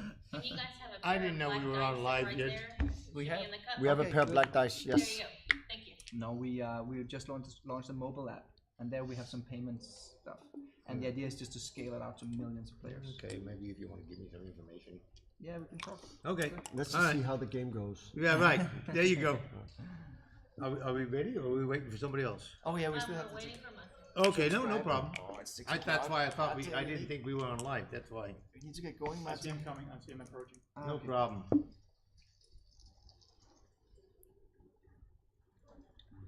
And then we also have a web shop, like producing these boards, selling them, promoting them on YouTube, boards, dice towers. You know, one of the things that's lacking in this game. Okay, Mate is entering the room, so they will commence play briefly. I'll shut up. There'll be no commentary. You'll be able to hear the actual board mics, conversation of the players. I'll monitor the chat lines and may type in some comments, but the sounds you'll hear will be the actual board mics. Mark Olson, Casper Basse, Justin Board, Senior and Junior. Enjoy it, please. Some incentive for other people to bring in younger people. I don't give a damn what it is. You know, give them a discount on a bigger discount the rooms, the rent, the join, I don't care what it is. Because if you don't bring them in, you have these old, like me. You're not going to pay for a hotel room for your son. Shit, no, I'm not. You know, he's my financial advisor. He doesn't let me spend any money. See, I'm staying here. He stays here. You know, I stay down the street.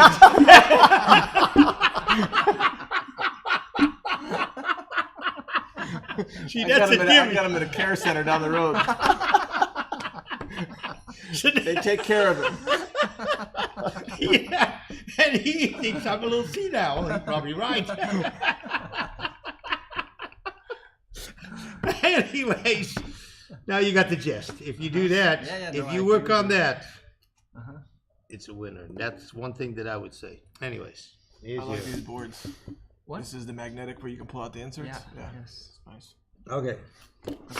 Good luck, guys. Good luck. Handshake shot. Handshake shot.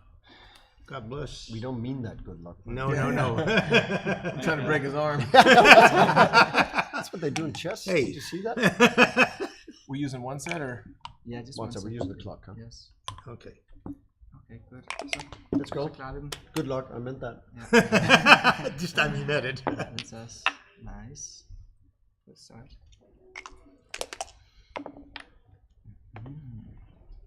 What do you want to do, Dilly? You know I like to run. Well, you can Well, go. you told me that. I He know, does but like I'm to just run. gonna stick with what I like. It's not the end of the world. The only reason is not to. Okay.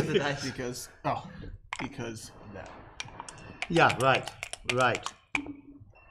And because of that. And because of that. Ja, ik told it. Don't have enough ammo in the zone to go for the blitz attack. He wants to keep him too, you know? Yeah. So you're not the only Stealing one. a few seconds. Yeah.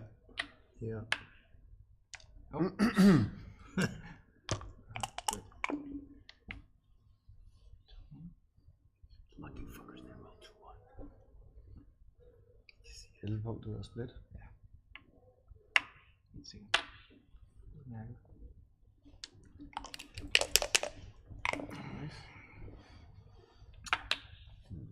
Hold on. Oh, yeah. For sure. No, I didn't see the other one.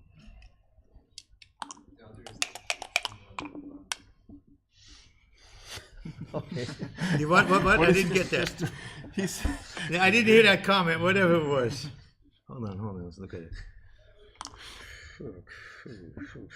No, it's too early. Too early. Was he telling us the odds of the other one? Yes. That's what I figured.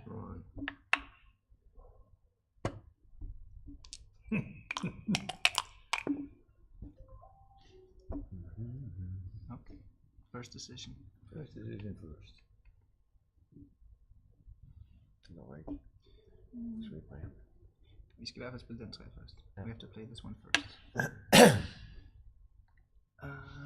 So we're actually up in the race a little bit. So I think we have to leave lesser shots. So I think coming down is how many shots is this? Let's just count. It's 5, not 6-1. So it's 5-2, 4-3, 6-2, 5-3, and double 4. So it's 9 shots. That's not too The bad. other one is significantly more, like 15, 16 shots. I like this one, I think. Yeah. You want to So wait? for your instinct. Yeah. Okay. No problem.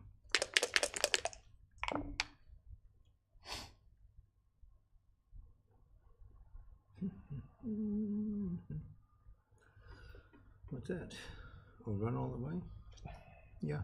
Go ahead. Everything else. Go ahead. I don't care. I didn't want Yeah, no. Det dobbelt lidt den. No. Jeg er lidt på dem, ikke? Ja. Og See, now you gave him a hitter, you dummy. skal vel ramme den ene. Så den anden ned også måske. Now you better do something. 5, double 5 is fine. 1 is just fine. 1, 2. It's not getting me in the cover, right? Especially if that stays open. Okay, you can leave it there. Hold on. You want to bring that one in? Because that way it helps. On the inside, yeah. On the inside. No. Because now, if you close. still helps.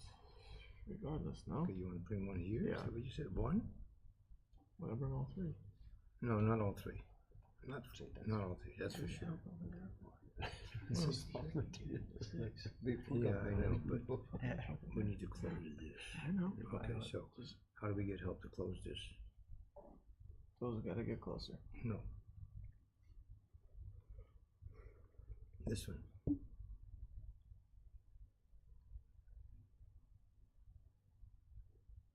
How does that make more sense Well, to me? because if you have a 4-1, 4-2 next time around. Yeah, next time around I can't use a 4-2. Yes, you can. If you move it, if you move it here. If you move it here, yes, you can. You use the 4-2. Yeah, well, you start there. I don't like that at all. Okay, you look it up. Ask these guys in Galaxy later. What were the odds in that last one? Yeah, there weren't that much. Let's see what he Was says. was it? Maybe he could tell you. I can tell you. Okay, what was it? You gotta spread. You gotta That's spread fine. that. I appreciate It doesn't matter to us. I think it's a mistake. I'm guessing 50. You 50, go here 50, more. 50, yeah. Not all three. Or all three? You go all three here? No, no, no. You mean if you should have went here? No. Okay, okay. Oh, He the can't anchor. say. This is cheating. Yeah, that's cheating. Shut up. And there will be a next. We're not roll. talking to you. That should have been made. No, it's because that's some So we're both little right. fucked. Just so you Both know, it's fucked up. bullshit. Here goes the 4-2. Ja, See what he does now. Det er 4 eller 7 på. Med 4. 4 eller 7. The problem is with 4 is that we leave a lot of shots. Yeah. Vi rydder lidt op.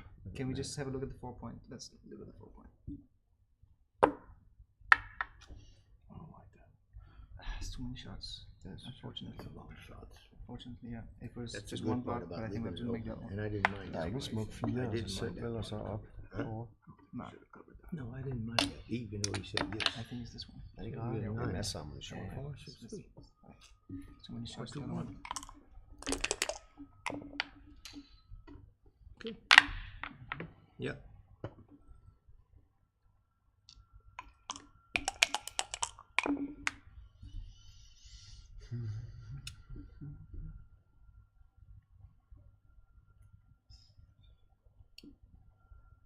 Not gonna hit.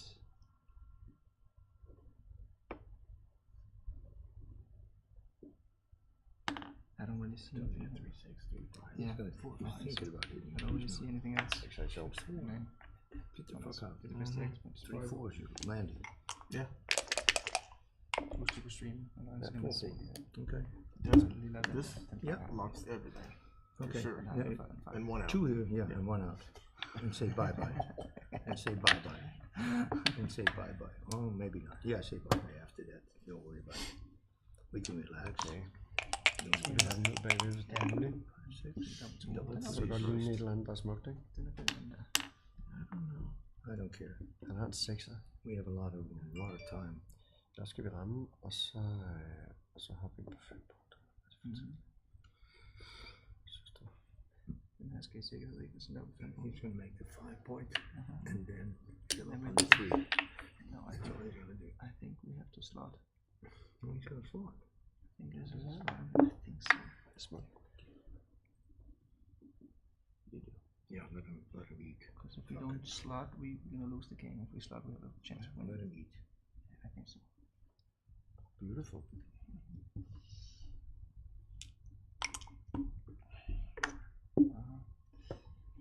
Sandheden er jo, at hvis... We've got a lot of time here. Hvad That's a good sker der, point. hvis han ikke rammer? Hvem har så Ja. timingen? It's a priming battle. I'm worried about our timing. Ja. So, usually in a priming battle cube, we have to ask ourselves, can we see a path to win here? And I guess we could, right? We make the 6 prime, they roll high, we keep it for a roll or 2. That's the one they're hoping for. I think our timing looks really crappy. Ja, 2-3 slag i Yeah, år, today ikke? he's got a lot of timing here. That's Tror ikke, vi skal Exactly lægge på med right. eller... Jeg tror, vi skal passe den. Ja. Jeg tror, det er for meget timing.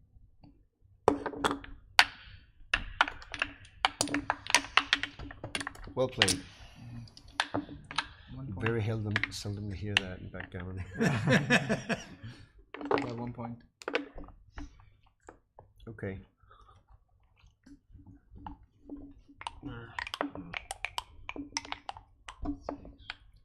Okay.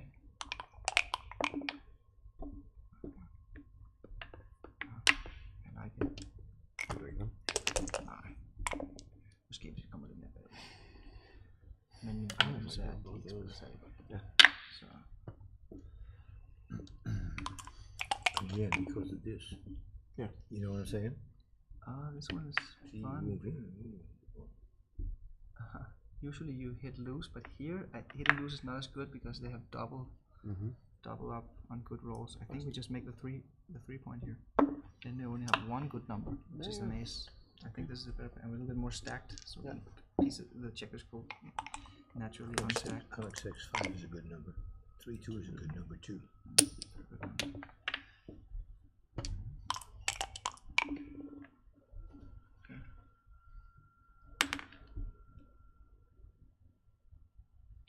Så han har et højt anker, det vil vi også gerne have.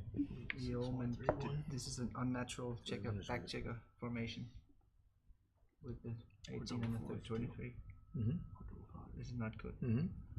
We could think about it's actually a little bit slightly better to be on the 4 point with the deuce, but then the problem is the 6. So I think it's better to just keep them where they are. They're actually quite well split already, and just play 13. This is the best move. It's constructed. Vi får ikke noget at løbe derovre, hvis han ikke rammer. We could run, but I think this is the better play. This is also stacked. You don't want to put lots in front of the stack.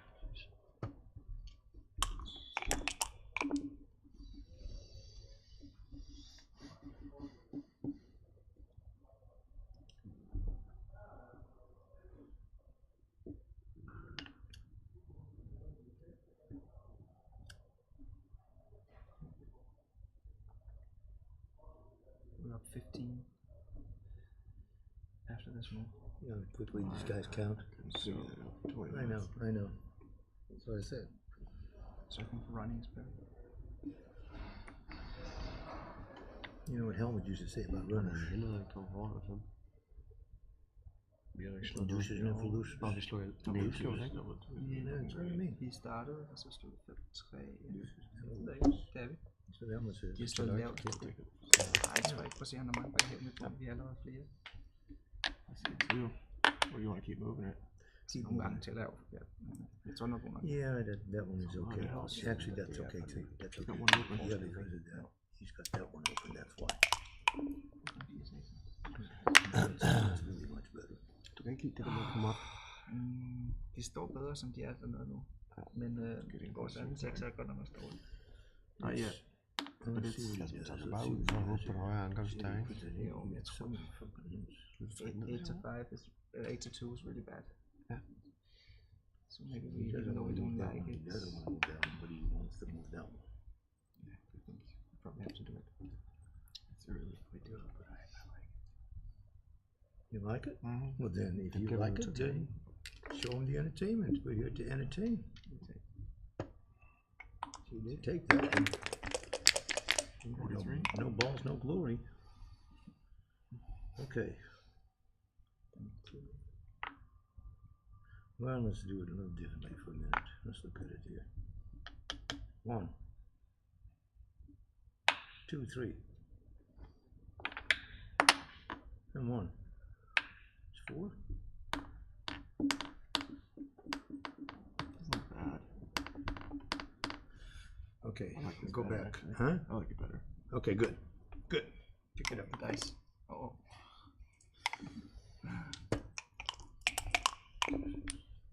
4, 5 is out again. Guy comes out every time. Vil du fortælle mig, at der er 75% chance, det sker?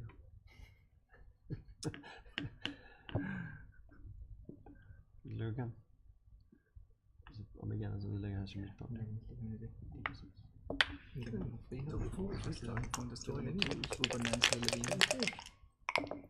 engang 75, så det er 85. Okay. Again. Yeah. Når du tænker bare på at komme ind. Ja, You det can. skal man hvor står vi blevet. Nå, That's the worst one we could roll. Yeah, not that bad. Okay, you. No. Don't do that. No. det må for tidligt at play dobbelt one. Burn it. Nu går Burn vi it. foran face, tror jeg. Det var I know it's a burner because the only other thing is, No. ja, I mean, we could go with them. det er det der med, at man skal doble, når man har trusler. 6-1. Det er der doble før de havde trusler. De skulle slå dobbelt af, og så skulle de doble Still safe. Okay. Men altså, Still hvis ikke jeg safe, behøver right? at rulle en lille smule, Ja. så The only thing The only thing is, about doing that is så var if det you jo. miss this can work. yeah, Flip the next roll. okay, right now, the only thing that's bad is if you roll a 7. Because then he's Ligesom gonna om, cover hvis it. du insisterer på at If he doesn't, få lidt mere indflydelse. we can close him back up again. I like that. Det var godt nok også et dårligt spil, det der. Skal du ud? Super slemt. That's what I said. Okay. Yeah, that's fine. That's fine. Er det tid snart? Nej, det er jo, hvad er det rent her? Usual holding game? Ja, vi skal ikke ud. Jo, men usual holding game, never kill. Decent. Altså en gang imellem, så vil den jo gerne det der, men det synes jeg er for beskidt, ikke? Ja, det Bare er ned. beskidt, ja. Selvom de er 2 blocks. Vi vil ikke ramme os her. That's all I do. I fælles holdespil, der skal man bare spille selv. Fine. Fordi Okay, ræset er there meget you go. vigtigt, og vi fører lidt i ræset stadig. tror jeg. Let's do 2 and 3. Selv Yeah. efter de rykker den her, så tæller de. That's it. That's it.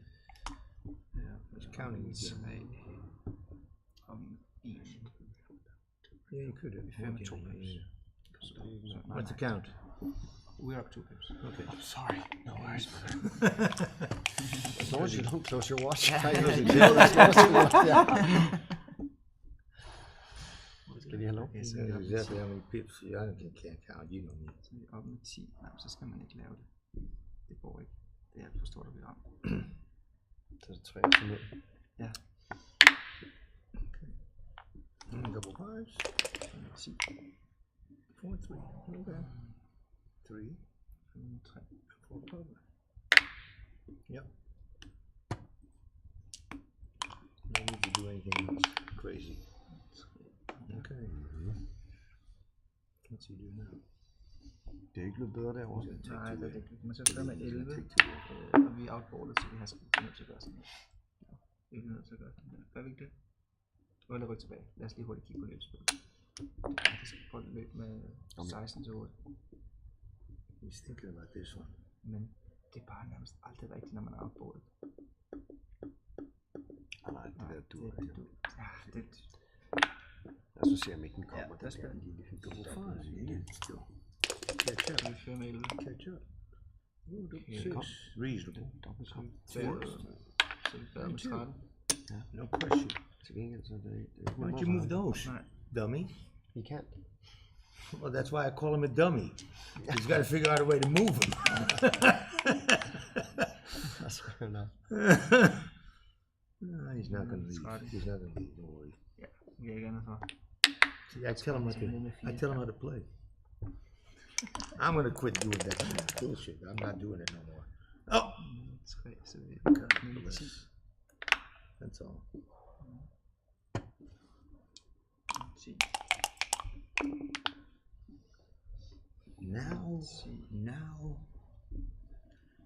Now it's debatable. Så vi er nede med 4 efterfølgende, så vi kan enten duplikere 4'erne. Men det er stort. Det er kraftigt stort. Move 4 and you're dead. Yes, you're right. Mr. Galaxy. You don't mind me playing around a little bit, you know. I mean, you can. We can talk, right? I mean, As long as you learned it from a grill. yeah. He didn't do much talking. He didn't do any talking. We're just having fun. Så skal vi... There's no limits in this game. Correct. You can say whatever. You might get some vi gerne have water in your 6. face.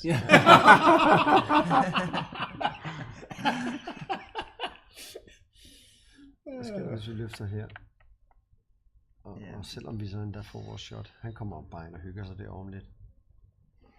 Ja, men det er jo, vi træser så tæt, vi bad med, hvad var det? Endte med 7 nu. Yeah, I know. Ja, vi bad med Tror jeg, 4 tror jeg, pips eller 4, et eller andet.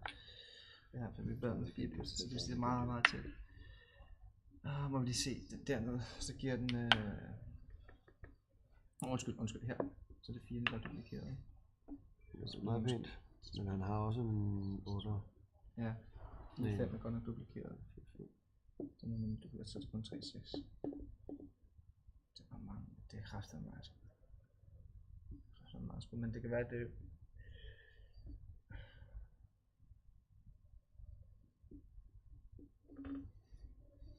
Men det her vil vi jo er håbløst. Jeg rykker til plads, det der. Jeg kan forstå, hvor mange skud der er. He's standing up. I don't know what that means. He's getting ready to fight or what? Det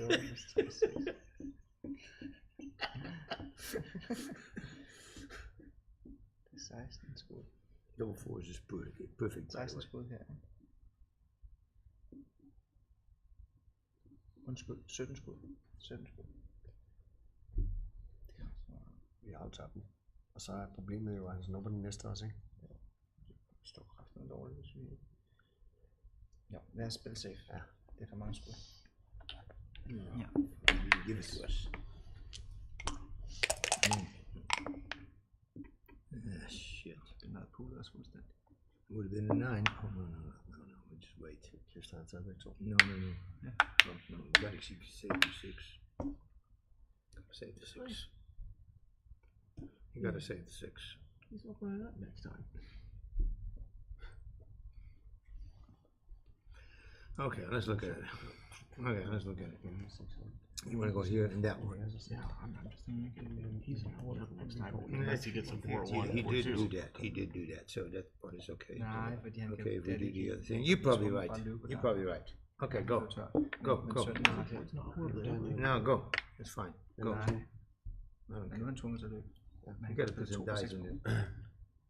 What? Did you push? I did. Okay. Alright. You're right. Okay, now it's forced. Skal han jo have den der, skal han ikke det? Det er 5. Ja. Jo, der igen. No, you 4-4 again. 2-3. Okay. Bye. That's all. That's all. One is gone. Ja. Godt spil. 55. Okay. That's different. Okay. Det er også der har været timing nu, er det ikke det? Faktisk var mig, der er det sådan lidt. Okay. Er du ikke glad for det? Jo, det tror jeg. Det er det. Det er gerne stadig. Ja, vi vinder racet nu. Yes. Er du clear? Nej, den der er klart mere race-efficient, så vi kan have bundet til at Er det den der? Hvor meget tæller du til nu? Jeg får lige... Lad os bare rulle. Så lige en 6.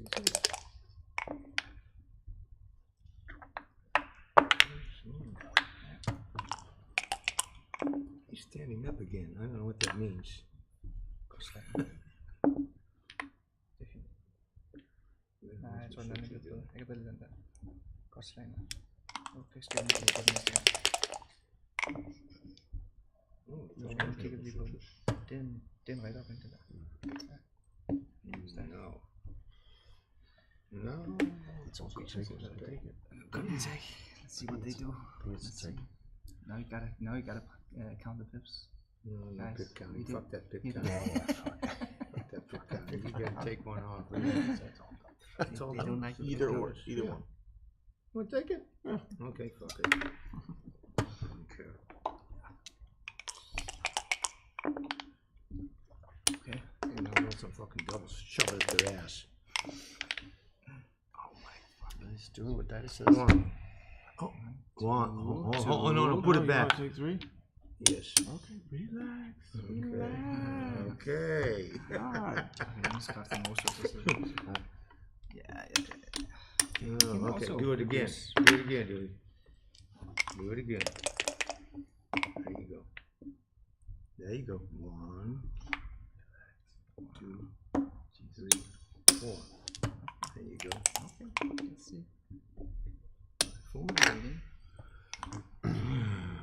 2, 4, 6, 8. No, they still got us. You just do it one more time. That's all.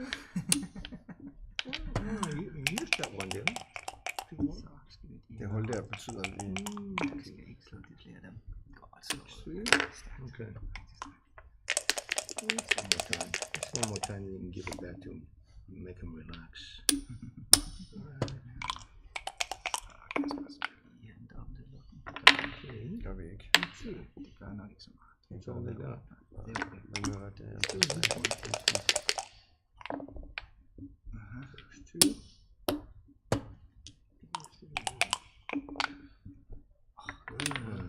Now you have to have it. Okay. You can do it. Oh! I already used the restroom. Okay, go use the restroom. You did a good job. You missed one short. I think we're down. That was a good one. That was a good game. That was a good game. Very good game. Interesting game, too. Yes.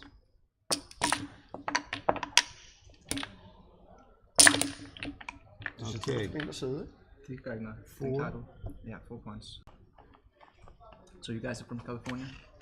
I live in Germany most of the time. Oh, I didn't know. Yeah. Okay. Okay. But and Las Vegas. I'm originally from the Netherlands, Okay. but I live in America for a long time, and now I live in Germany most of the time. Okay.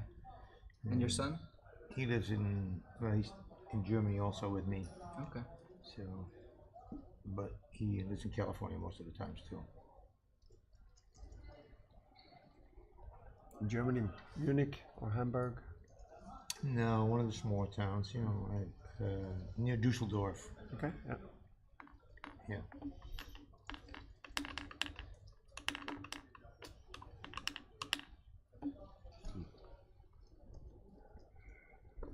So you're taking over now as the captain? Yeah, I will, but I'll wait till he gets here. Losing a 4 cube. No, that's Bring a new no game. big deal.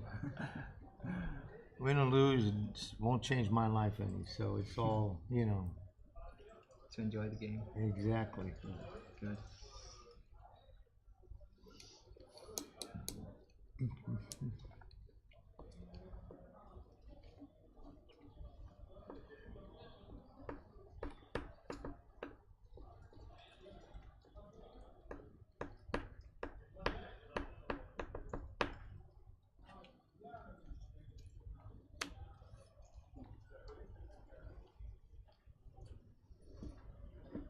One man down.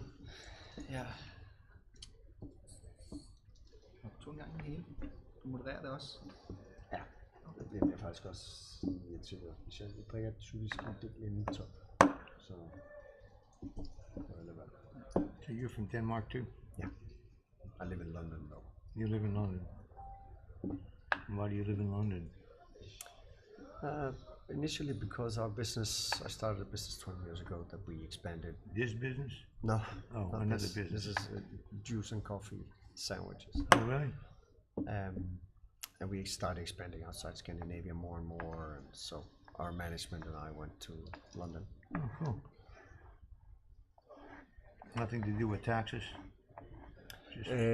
Not as it could have been perhaps smart, but not as it wasn't a strategic That wasn't move this like that. strategic No. move, okay. It's really more of a logistics kind of thing. You can take direct flights everywhere, and Yeah. and also London is a fantastic town. Yeah, it's a And great we all town. came from Denmark, which is a smaller country. It's fun to live So abroad you're a few coffee years. shop business? Yeah, it's called Joe and the Juice. Joe and the Juice. Many years ago, I met this guy. He started a place in Dublin. Mm-hmm. Grab and go. Grab and go. Okay, yeah. Sandwich, you grab and go. Yeah, exactly. Now it's become famous in America. You just run into the stores and say, bust a few windows and just grab and go.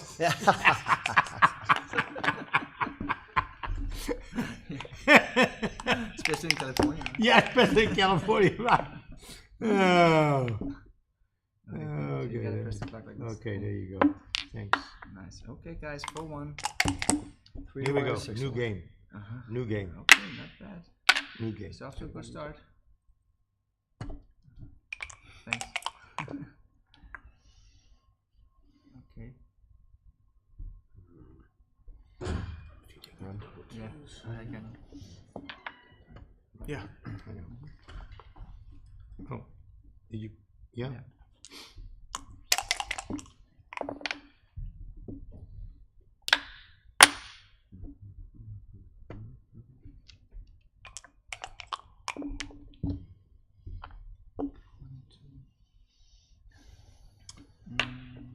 Ja.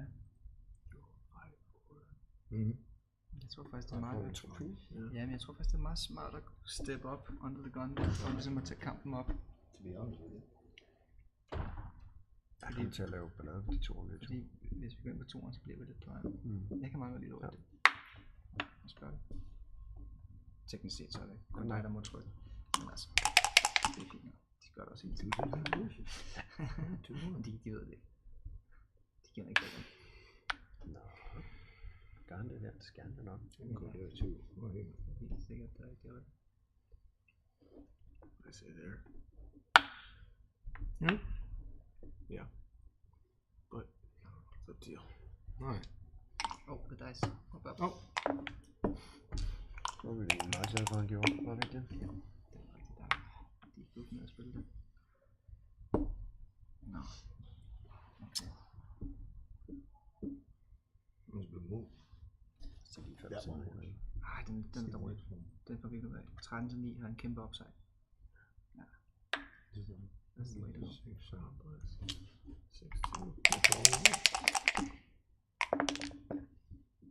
Four's nice too. 6-4. Oh, That one. trilemma.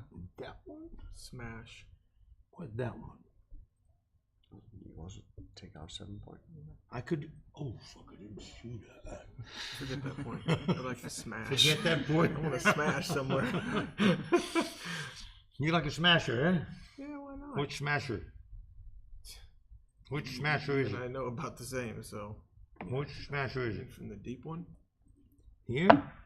Get that Listen, smasher it's out of the way. It's a 50-50 move. whether Get we're that right or smasher wrong. out of the way. That's fine. Then push the button. Oh, fucker comes right in and hits us. Godt. He's gonna hit it, don't worry. It'll be okay. Tell him to hit it. See? Vi skal være aggressive. Aggressive, når han står på vores træpunkt. Og længere fremme. Nede på 1 og 2 punkten, der er vi ikke aggressive. Okay. Bring it down. Here? Yeah. Or there. They're both sixes. It's duplicating the 6 if I go there. I say bring it here because you're leaving a deuce there too. That's true. So leave it there. That's the 1, 6, 1. He doesn't go Right to there, he 6. misses. Huh? Bring it there. Here? Yeah.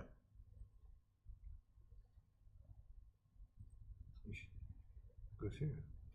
No, it goes here. 4. 4. Oh. You ain't gonna leave another one open, No, are you? no. What we do? We came in with the 3. Yeah. So the 4. Oh yeah. Okay. there. Okay. 4 is right here. Yeah. All right. Go. Whatever you say.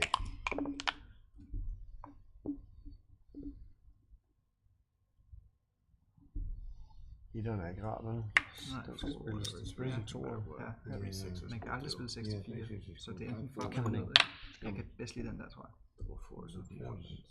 Vi har allerede en hoppe rigtig klar til at hoppe ud, ikke? Så jeg kan meget godt lide den der. Don't want to leave that. Pretty good. Yep. He's perfect. 1, 3.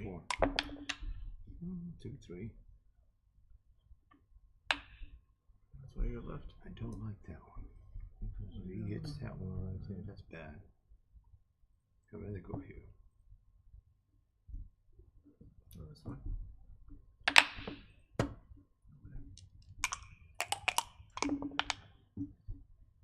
The 4, 3. Okay. Here's the 3. I don't know where it is. He's gonna go. Jeg skal helt sikkert spille I 6 think he's 3. gonna go right there. Være aggressiv. Der er ikke andre træer. That's what I think. I could be wrong. Inden der skal på den efterfølgende. Jeg tror bare, man skal spille 11 til 7. Jeg kan ikke rigtig se andre filer. Det er tydeligt, der kommer 7. Ja. Det er svært. Jeg kan ikke se andre vejen med det. What do I know? 34. Goes to show you what I know. Nothing. 2. Så får vi noget mere priming. Det var et priming hit, det var ikke et blitz hit. Nothing else. No thinking. 5'erne hopper ud. 4 dækker. We know what this is. Ja, vent lidt. Hold da vand. I didn't see that. Vi er ikke så glade for at spille blitz her. Men lige prøv at sige, det var faktisk meget god. Så rammer vi gerne, så det kan Back up in here. Yeah, he will. Jeg vil helst gerne spille prime, men det er svært at spille prime her. Not only because 13 til 7 og 6 til 5, og det er også lige lidt for stort. He's coming in 6, believe me. Look at this board if he does. I don't know right now. Okay. Okay. Jeg tænker sgu godt, hvad det var. I think you. Det er bare svært at lave en prime efter, vi spiller det ryg. Laver 2 punkter. Der kan vi simpelthen 13, 7, 2, 3 til 2. Kan vi godt kigge på den? 13, 7. Nå, nej, den er ikke så god. Jeg tror, den der er bedre.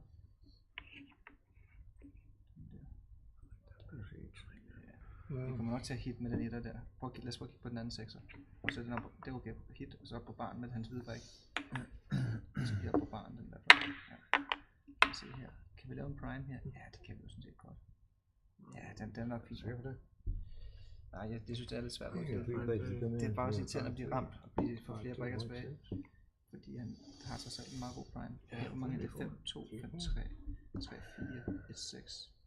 Det er 8 numre. Og hvor mange er det på den anden? Det er 12 numre. Det er faktisk ikke så mange gange. Det er faktisk ikke så mange flere numre, det giver på den anden. Så må jeg prøve at blive... Nå nej, der er også, også med etteren her på den anden. Det havde jeg lige glemt at tage med. Så det er faktisk lige... Hvad med at gøre, som du sagde før?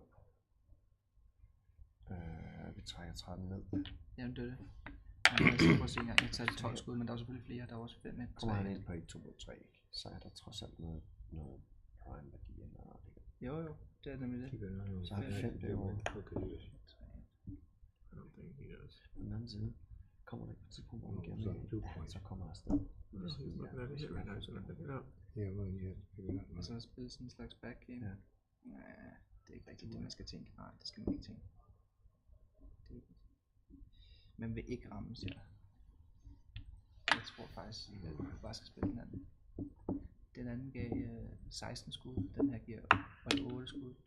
Så det er halvdelen. Plus at vi stadig godt kan. Ja, det er det. Jeg tror, det er det. It's that close. Jeg tror, det er den der. Vi kan stadig godt bygge en prime her. Så kan man ned og lave 7 punkter. Lave 5 punkter. Vi kan også gerne slå en 5.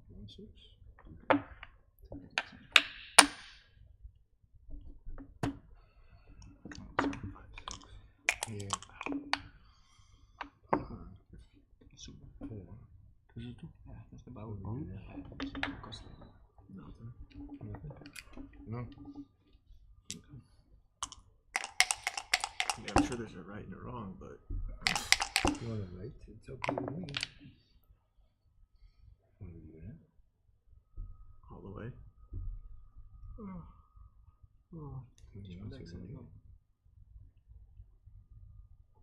I don't like. Yeah, exactly. 5-6. That's all. Farlig også gerne. Ja. 5-6. Har jeg sagt nej tak til?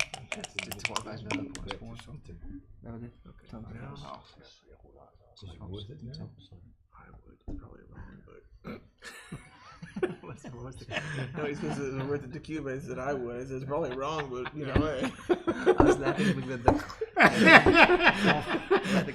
We don't know. We don't know what Hey, the I'm hell we're saying do doing. it. Shit. Shove that thing. All right, shove it. Shove it, partner. drop. What? Why did you shove it? You could have had. God, man. Hey, don't get greedy. 4-2. Oops, sorry.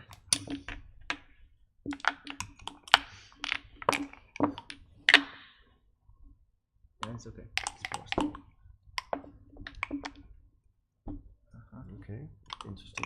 også.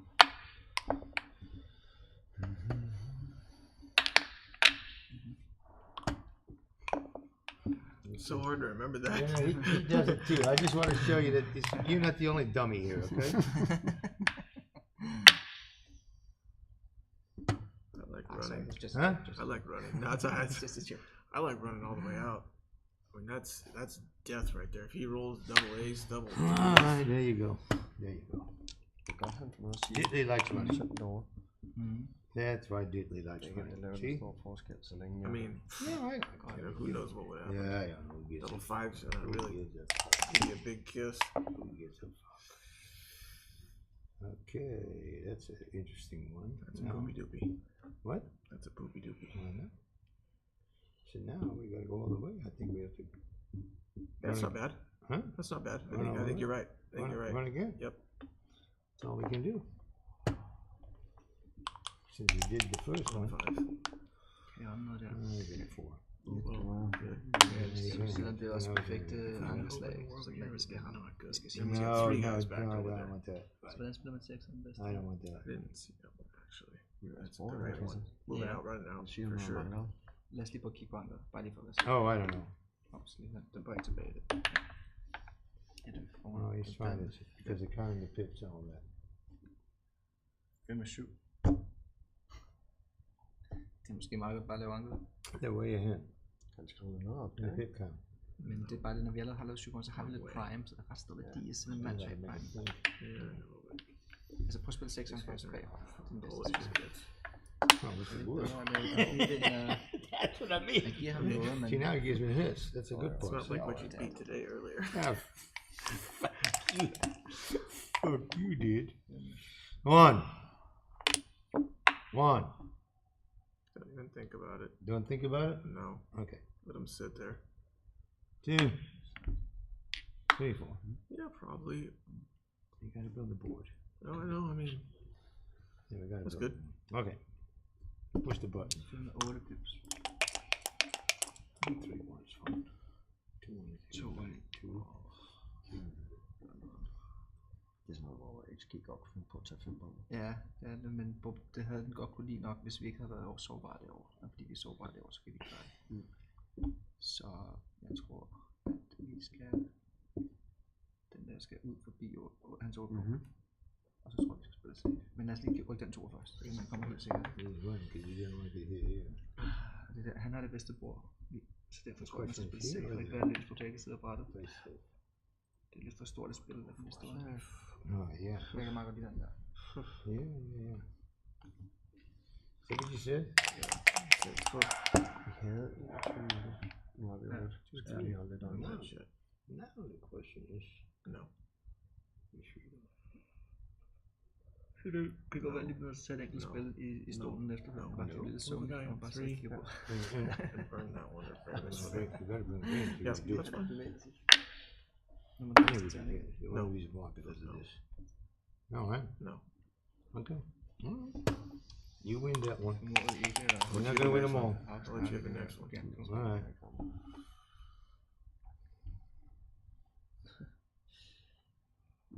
Hvad gør man 4? Ja, vi bliver nødt til at hit jo, fordi vi kan jo skulle Go løbe. here. Der skal afstartes med den der. But Hvad fanden gør du så videre? the good part is he only here. Vi går videre ned til 1 punkt, for det er et meget uortodox ryg. Yeah. Det hænder, men det tror jeg ikke, vi skal her. Ellers kan vi jo bare spille til 18. Det er vel de 2. Or Det giver en god 6. Og mange gode double hits. Ja. Fedt, okay. Er der nogle ikke-hit-varianter, der er værd at kigge på? Nej, det andet er jo sådan spille sådan dyrt noget, ikke? that is Ja, eller spille den der med. Men jeg tror bare, man skal hit. only this one. Ja, der er Det er bare et lortet. One goes to the one, but you don't go to the one. I don't think. Lad os lige kigge på ikke non-hitter. Bare lige for at se. I don't think it's gonna go to the one. Godt nok. Og det non-hitter, det må vel være at komme ned med den der her. Ja, Så præcis, må vi ikke? starte. Oh, that only needs a 6. Når vi fører til så stadig ikke rigtigt. And then they're at. I don't like that. It's only because of this. Yeah, I know. I don't like it. That's why I said I don't like Fører it. med 9 pips. Eller har en 6'er der frem. Altså, det er klart, hvis han ikke rammer, så... The problem is if we don't get Så a er det meget 6, fint. he's Ja. way Det er en lige så god aggressiv. You know what I'm Ja. saying? Det kan faktisk godt være, men Når vi fører med 9 pips. Må lige se hit en gang til. Godt nok. 2 irriterende.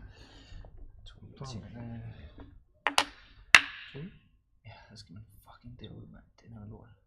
Der er så mange double hitters. Ja. 5, 4, Vi har det værre på. Ja.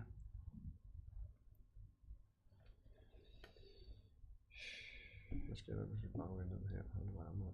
Så spiser han vores 6. Hvis han rammer os, så er det ikke noget lort. Nej, det er the fact is that if you look at it, the fact was that the army, right? But Jeg skal også have bedre lige den her. Jeg har også nogle dårlige slag. 1, 6, 2, 6, 3, 6. Nå nej, det er jo ikke dårligt. De hitter jo der. Nej, der er ingen dårlige slag. You know what I mean? What happens?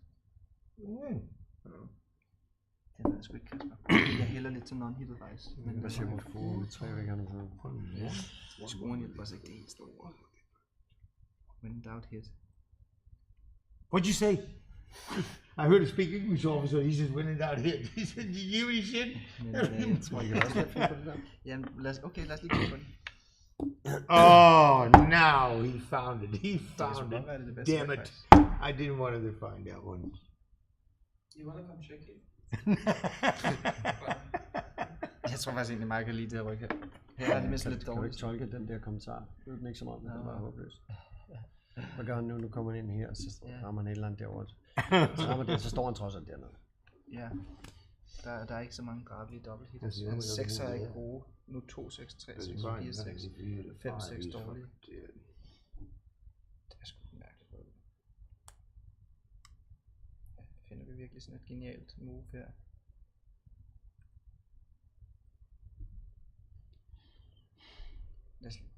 Fuck, den er svært. Den anden er altså nej, der er ikke nogen positive løsninger. Så kommer han derned og slår ikke en 6'er. Er vi så home free? Right. Jeg kan sgu meget det ryg. Right.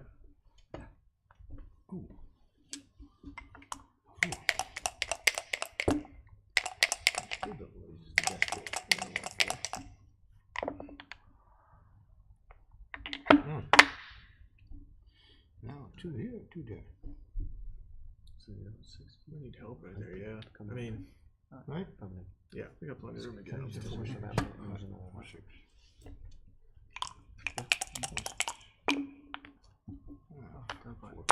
Den er god, den der. He's gonna run here. Fantastisk. That's all he's got. Godt slået. It's easy one. Jeg ved faktisk, den er stille. Okay, 6-1. Jeg tror ikke helt. Now it's more interesting. You wanna have fun or not? No. Not yet? Nope. Okay. Det går ikke det der. Alright. You don't wanna have fun? Det er for os. Looks to be open. Yeah, I know.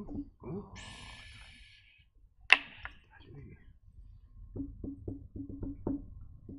Ja, de bedre gør det.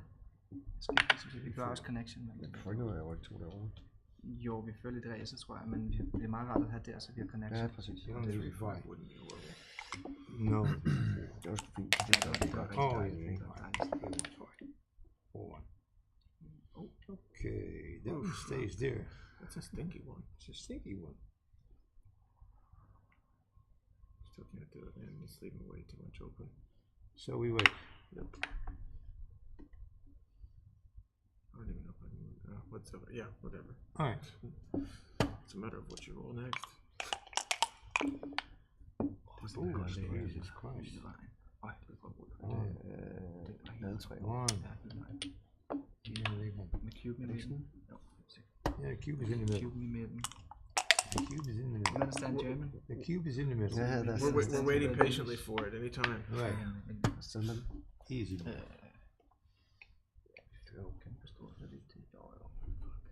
Jeg tæller lige. Bare lige for at være sikker, ikke? 6. 16. Der er 19. Så skal den der. 17. 7. Vi fører faktisk kun med 3. Vi fører faktisk kun med 3. Men altså, vi har fandme en god stilling. Man kan ikke løbe. Nej, jeg kan ikke løbe i primer dem. Vi fører kun med 3. Ja, problemet er, at man skal tage den her, hvis det er money game. Men man skal også doble, hvis det er money game. Nu fører vi 3 væk. ret høj vinderchance her. Jo, den kan vi godt doble. Der er ikke noget gammel nu. Ikke så meget, nej. Også. Okay, vores markedslosers, det er dem, der laver 4 punkter. Så, det er meget dejligt. Okay, må jeg lige tage et spil? Ja. Det er meget godt, få lidt bevægelse. Så jeg ikke bare rigtig så. Det var en meget stor fejl, det der. Men jeg droppe den. Stor stress der. Skål på det. 5-2.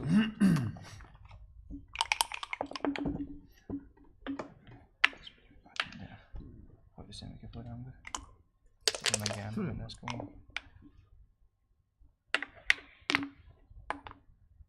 har de ikke læst min bog?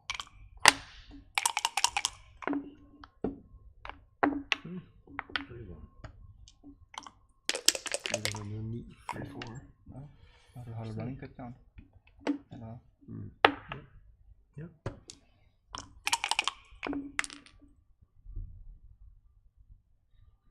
Jeg tror faktisk godt, man kan dobbelt hit her, fordi vi har 10 i zonen. Og han har også det blot derovre, vi kan skyde tilbage på. Ja, er det ikke et dobbelt hit, det her? Med 10 i zonen? Hvad med aggressioner om at gå efter en gammel? Fordi vi tog væk. Ja, ja, lidt godt, det er meget dejligt. Men jeg tror bare, det er det bedste ryg faktisk. Selv igen. Okay. Sorry. Patient. Du må ikke spille som... Ja. Monte.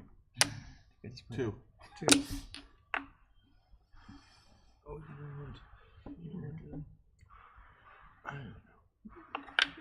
no, it doesn't work that way. That's too. Hey, he's a young boy. He's trying to learn. Okay, you know how to count. Relax. Okay.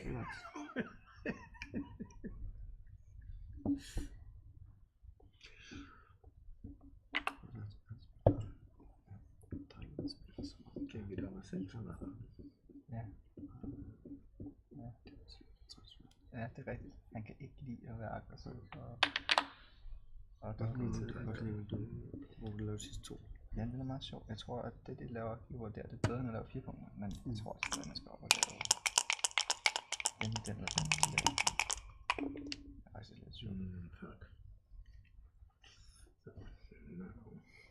Okay, så tager det spil her. Jeg tror altså, det der er lidt bedre punkt. Jeg har på den anden side, de her blotte.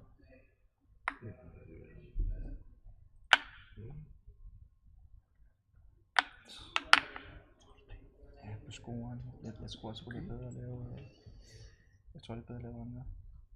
Havde vi været bagud, så havde jeg bedre kunne lide den anden. Money game, der føles det tæt. Jeg tror også, det er meget godt at score.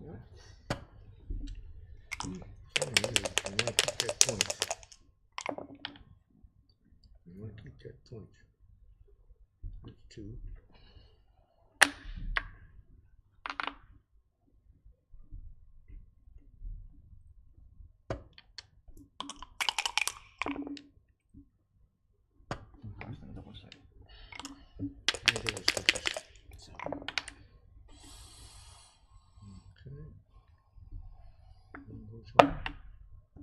Yep.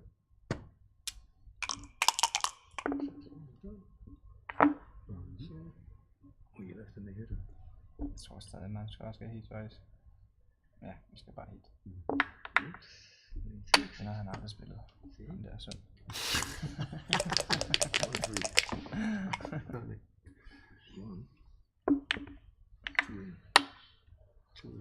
Two in for the helper. It's not bad either. No, but this one helps here. Much more. Much more. Okay. 1, 2, 3, 2. Ja, det er ikke den bedste. Det tænker jeg også. Nej, jeg tror, det er meget spændt den der. Okay. It's 8. 8 number 8. That's a 9. That's all.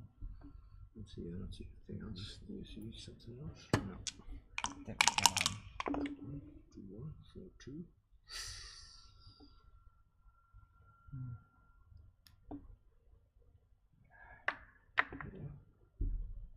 Derud på grund af blottet ryg, det vil vi måske. På grund af det blot der, så han kan ikke rigtig ramme os. Ja.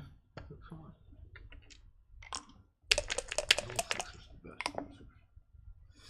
64. Okay, out the door. What the hell is this shit? Okay, fuck, there's so many choices here.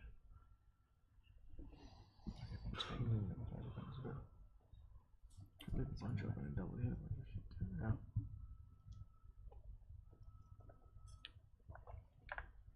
Resting peacefully. Så er det gerne 5'er. Resting peacefully. There you go. Resting. Det var faktisk ganske Level 5 right now. Det skal vi 5. 3. Yes. Beautiful.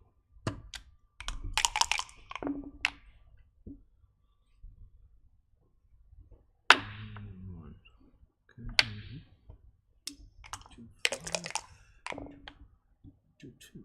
Okay. Gotta get another quarter, man. Yeah. I agree. Hold on a second. 2 and 2. Yeah.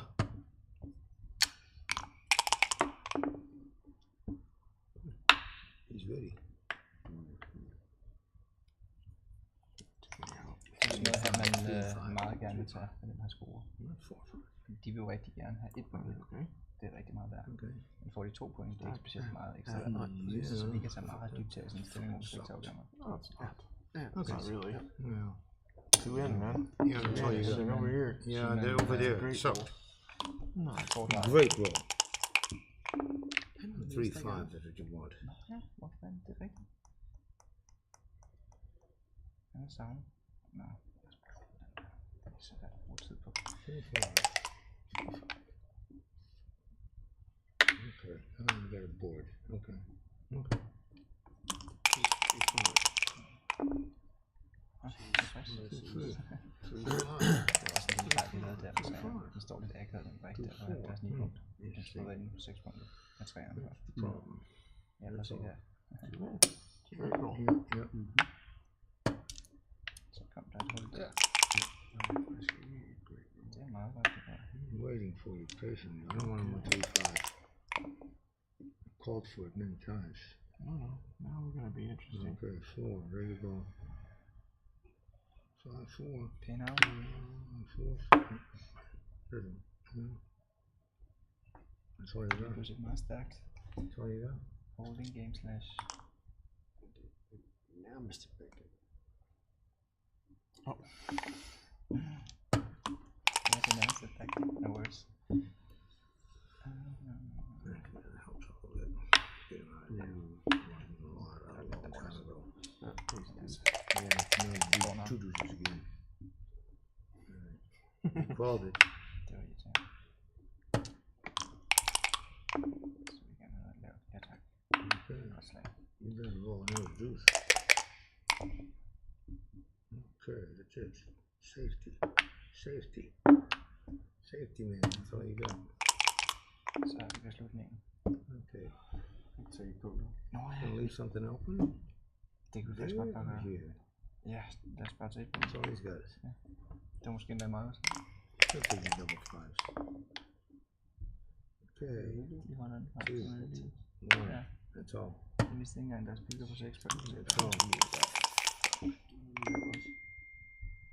That one hurt. That one hurt. That one hurt. 2 ones again. 5-2. Perfect. Nu kan vi det mindste løbe for et af dem, ikke? Uh, Og spørgsmålet er, hvad han gerne vil have bedste løb Ja. fra. I would do Jeg that. tror, det er bedste løb, det der. Give you the other one a little longer. Yeah. That's fine. Bedste løb. Okay, one is going for sure. Så tror jeg bare, vi skal lade den stå der. Så vi har så meget kontakt som muligt. Flere dårlige 6'er, det bliver dobbelt. Fucking board, that's the problem.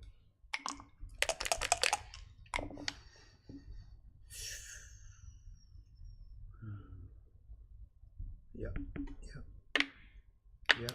That's all. Kan det ramme den? Ja, tak, det kunne vi sgu. 1. Dobbelt 6. Så måske meget rart lige at blokke dobbelt 6. Præcis. Okay, vi har en hernede. Så.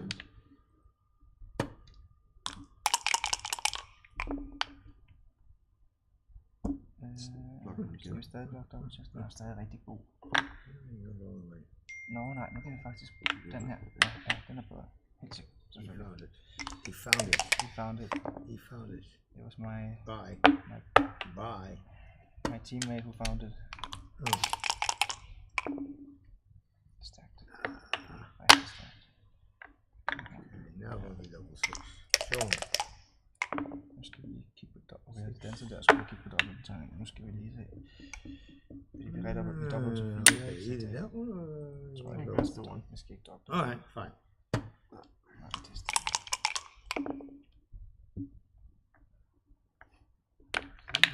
Det var fedt. Hvis de danser nu, så skal vi dobbelt. Not that time. Yeah. You had it there. Yeah. We're going to pass on that one.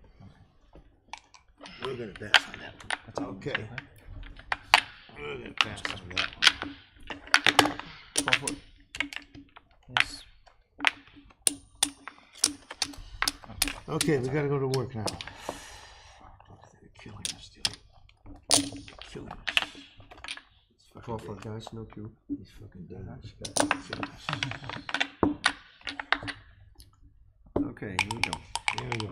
6-2 Crawford. Yes. 6-3, no conflict.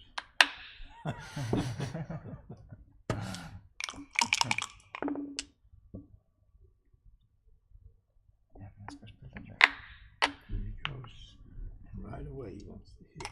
Yes. And that kind of player, you know. No, I Aggressive. saw it. I saw it. I saw it.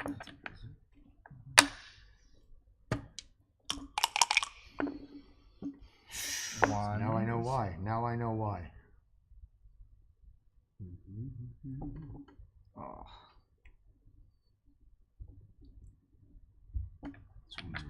To 3. Så er det 1 tilbage.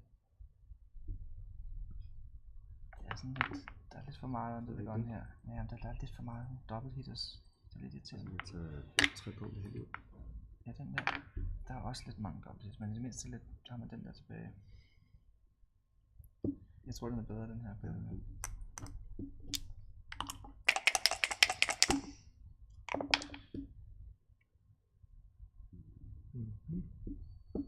There is a double hit. There is a. Oh, he said there's a double hit. Did you see it? You don't want to take it, huh? You just want to take the safety one? The safety one? Yeah, you get free advice. You know what it's worth? Nothing. And now he covers the fucker. Okay. Det var dejligt. Den perfekte goalkeeper eller noget. Ja, sådan er den.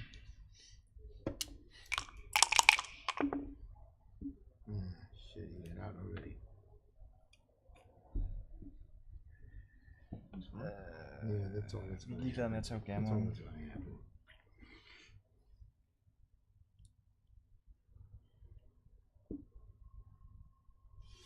Det er jo lidt irriterende at hoppe derud, er det ikke det? Går vi ikke glip af lidt? Lidt skud? Gotta wait for a catch. Er vi mobilitetsproblemer? Meget i næste. Men hvad skal vi altså spille 13-4? Ja, præcis. Der er ikke nogen chance for at få shit, det her shot nu. Nej, ja jo, 6-3, 6-4. Så er det måske lige lovligt eksploderet nok, ikke? Jamen, vi får ikke shots, hvis vi ikke spiller den, fordi så spiller han bare ned bag Ja, os. præcis. Så måske bedst, jeg kan lide den her. Også fordi vi er ligeglade med at tage gammeren med den her score, så det er mindre farligt at blive tilbage. Yeah. Okay, here we go.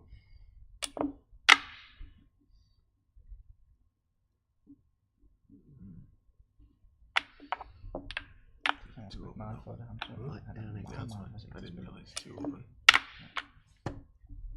That's it. Ja, vi bliver sgu nok nødt til det. Vi er lidt tør for timing. Ja, jeg tror, vi skal He's ud. gonna take heart. Good. This time we will. Nu er vi ligesom lidt tør for mobilitet.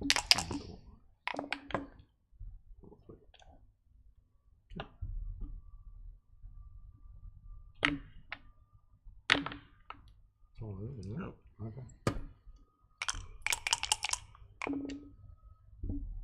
Spil 4.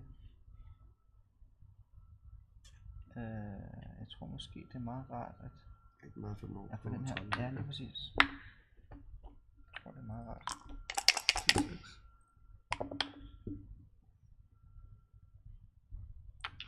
We're gonna bring this one down. Oh no. Oh, sorry. You? I'm just asking. Gotta get home.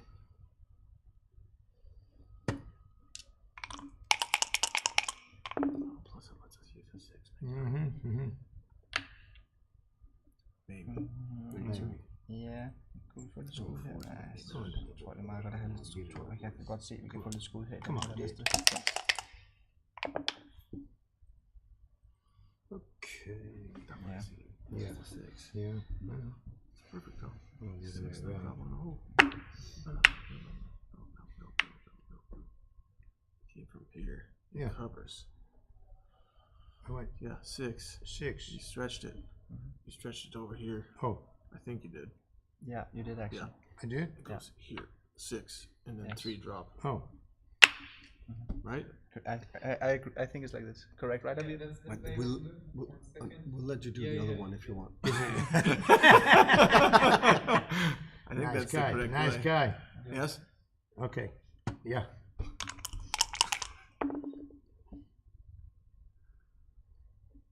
Der er ikke noget penge over på det. Nej. Den er for stærk. Så var vi godt i mål. I didn't use it before. Ja.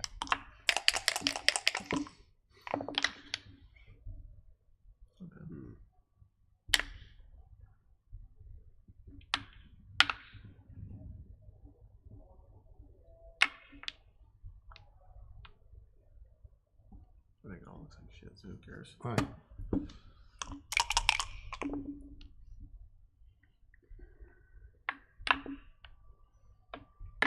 Det er ikke smukt nok. Ja. Men det er meget særligt, at vi fik strukturen på plads nu, så vi har noget umiddelbar styrke. Lige prøve at se, hvor strippet der kommer der. Okay, perfekt spil den der. Næste gang, We found one off. der skal bare en 6'er til. What else is it? You're gonna have to open some here, so. Du løber med at slå højt. These two. Det er faktisk meget mere rejse. See? It's very simple. Ja, det kan ikke spille den her. Jeg kan ikke begynde at løbe på. Double 5. That's more better. That's more better. 2. 3. Doesn't look bad. Doesn't look bad. Fuck it. Det var noget stort. Så er du sådan en, Mark.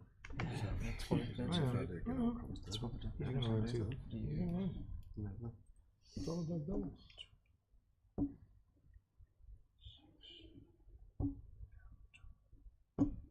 kom bag med 5. Det er sgu godt hente. Så bag med 10. Det bliver så vigtigt at tælle nu. Kuben er jo ikke spil. Det kan jeg ikke gøre. 5.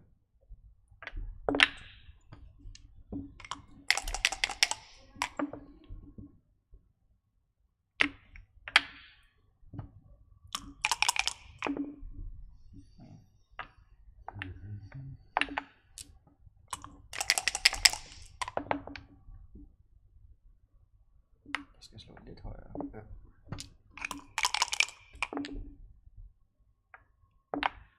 Lidt mere højere. That's all. Det ser så godt. 6-4. No, this one. No. 3-2, yes. And I played in and 4-2. And you just roll 6-4.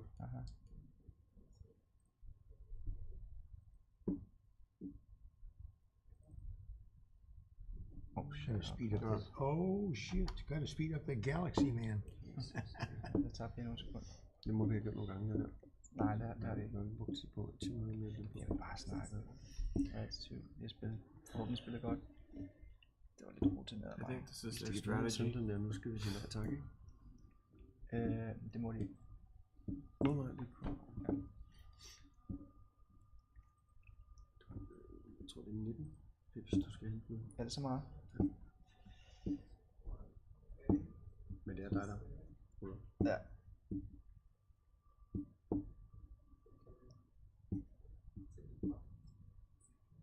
No worries.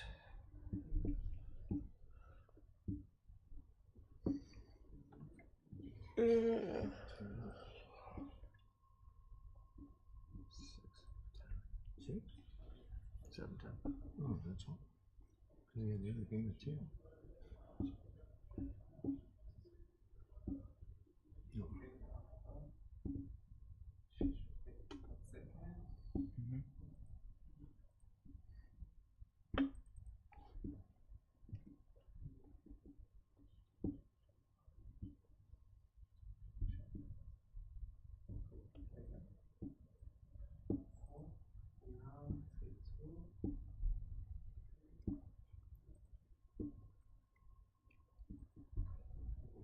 We good?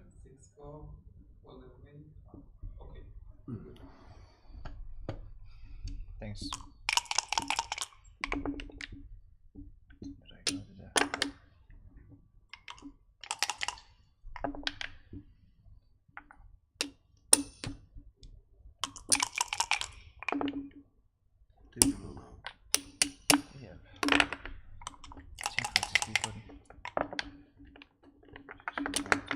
Stadig krasset faktisk. Det hjælper også. Jeg tror måske den der er lidt bedre.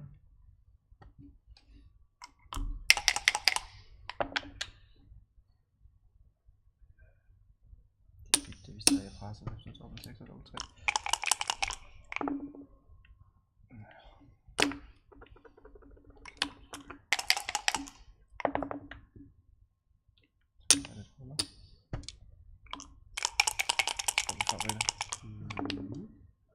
Nu er det. Nogle gange kan jeg ikke sige.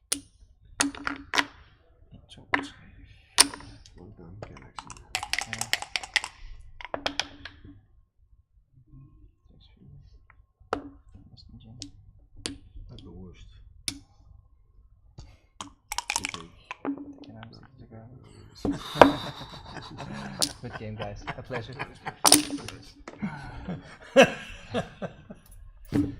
Okay. High five. Next. Good luck, guys. Thanks. Thank you very much.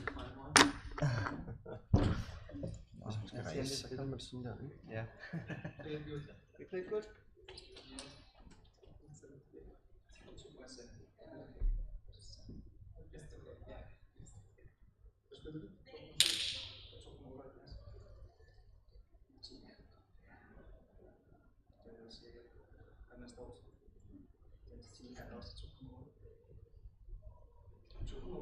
Det svarer til Galaxy Rating. Det er jo en 28 niveau.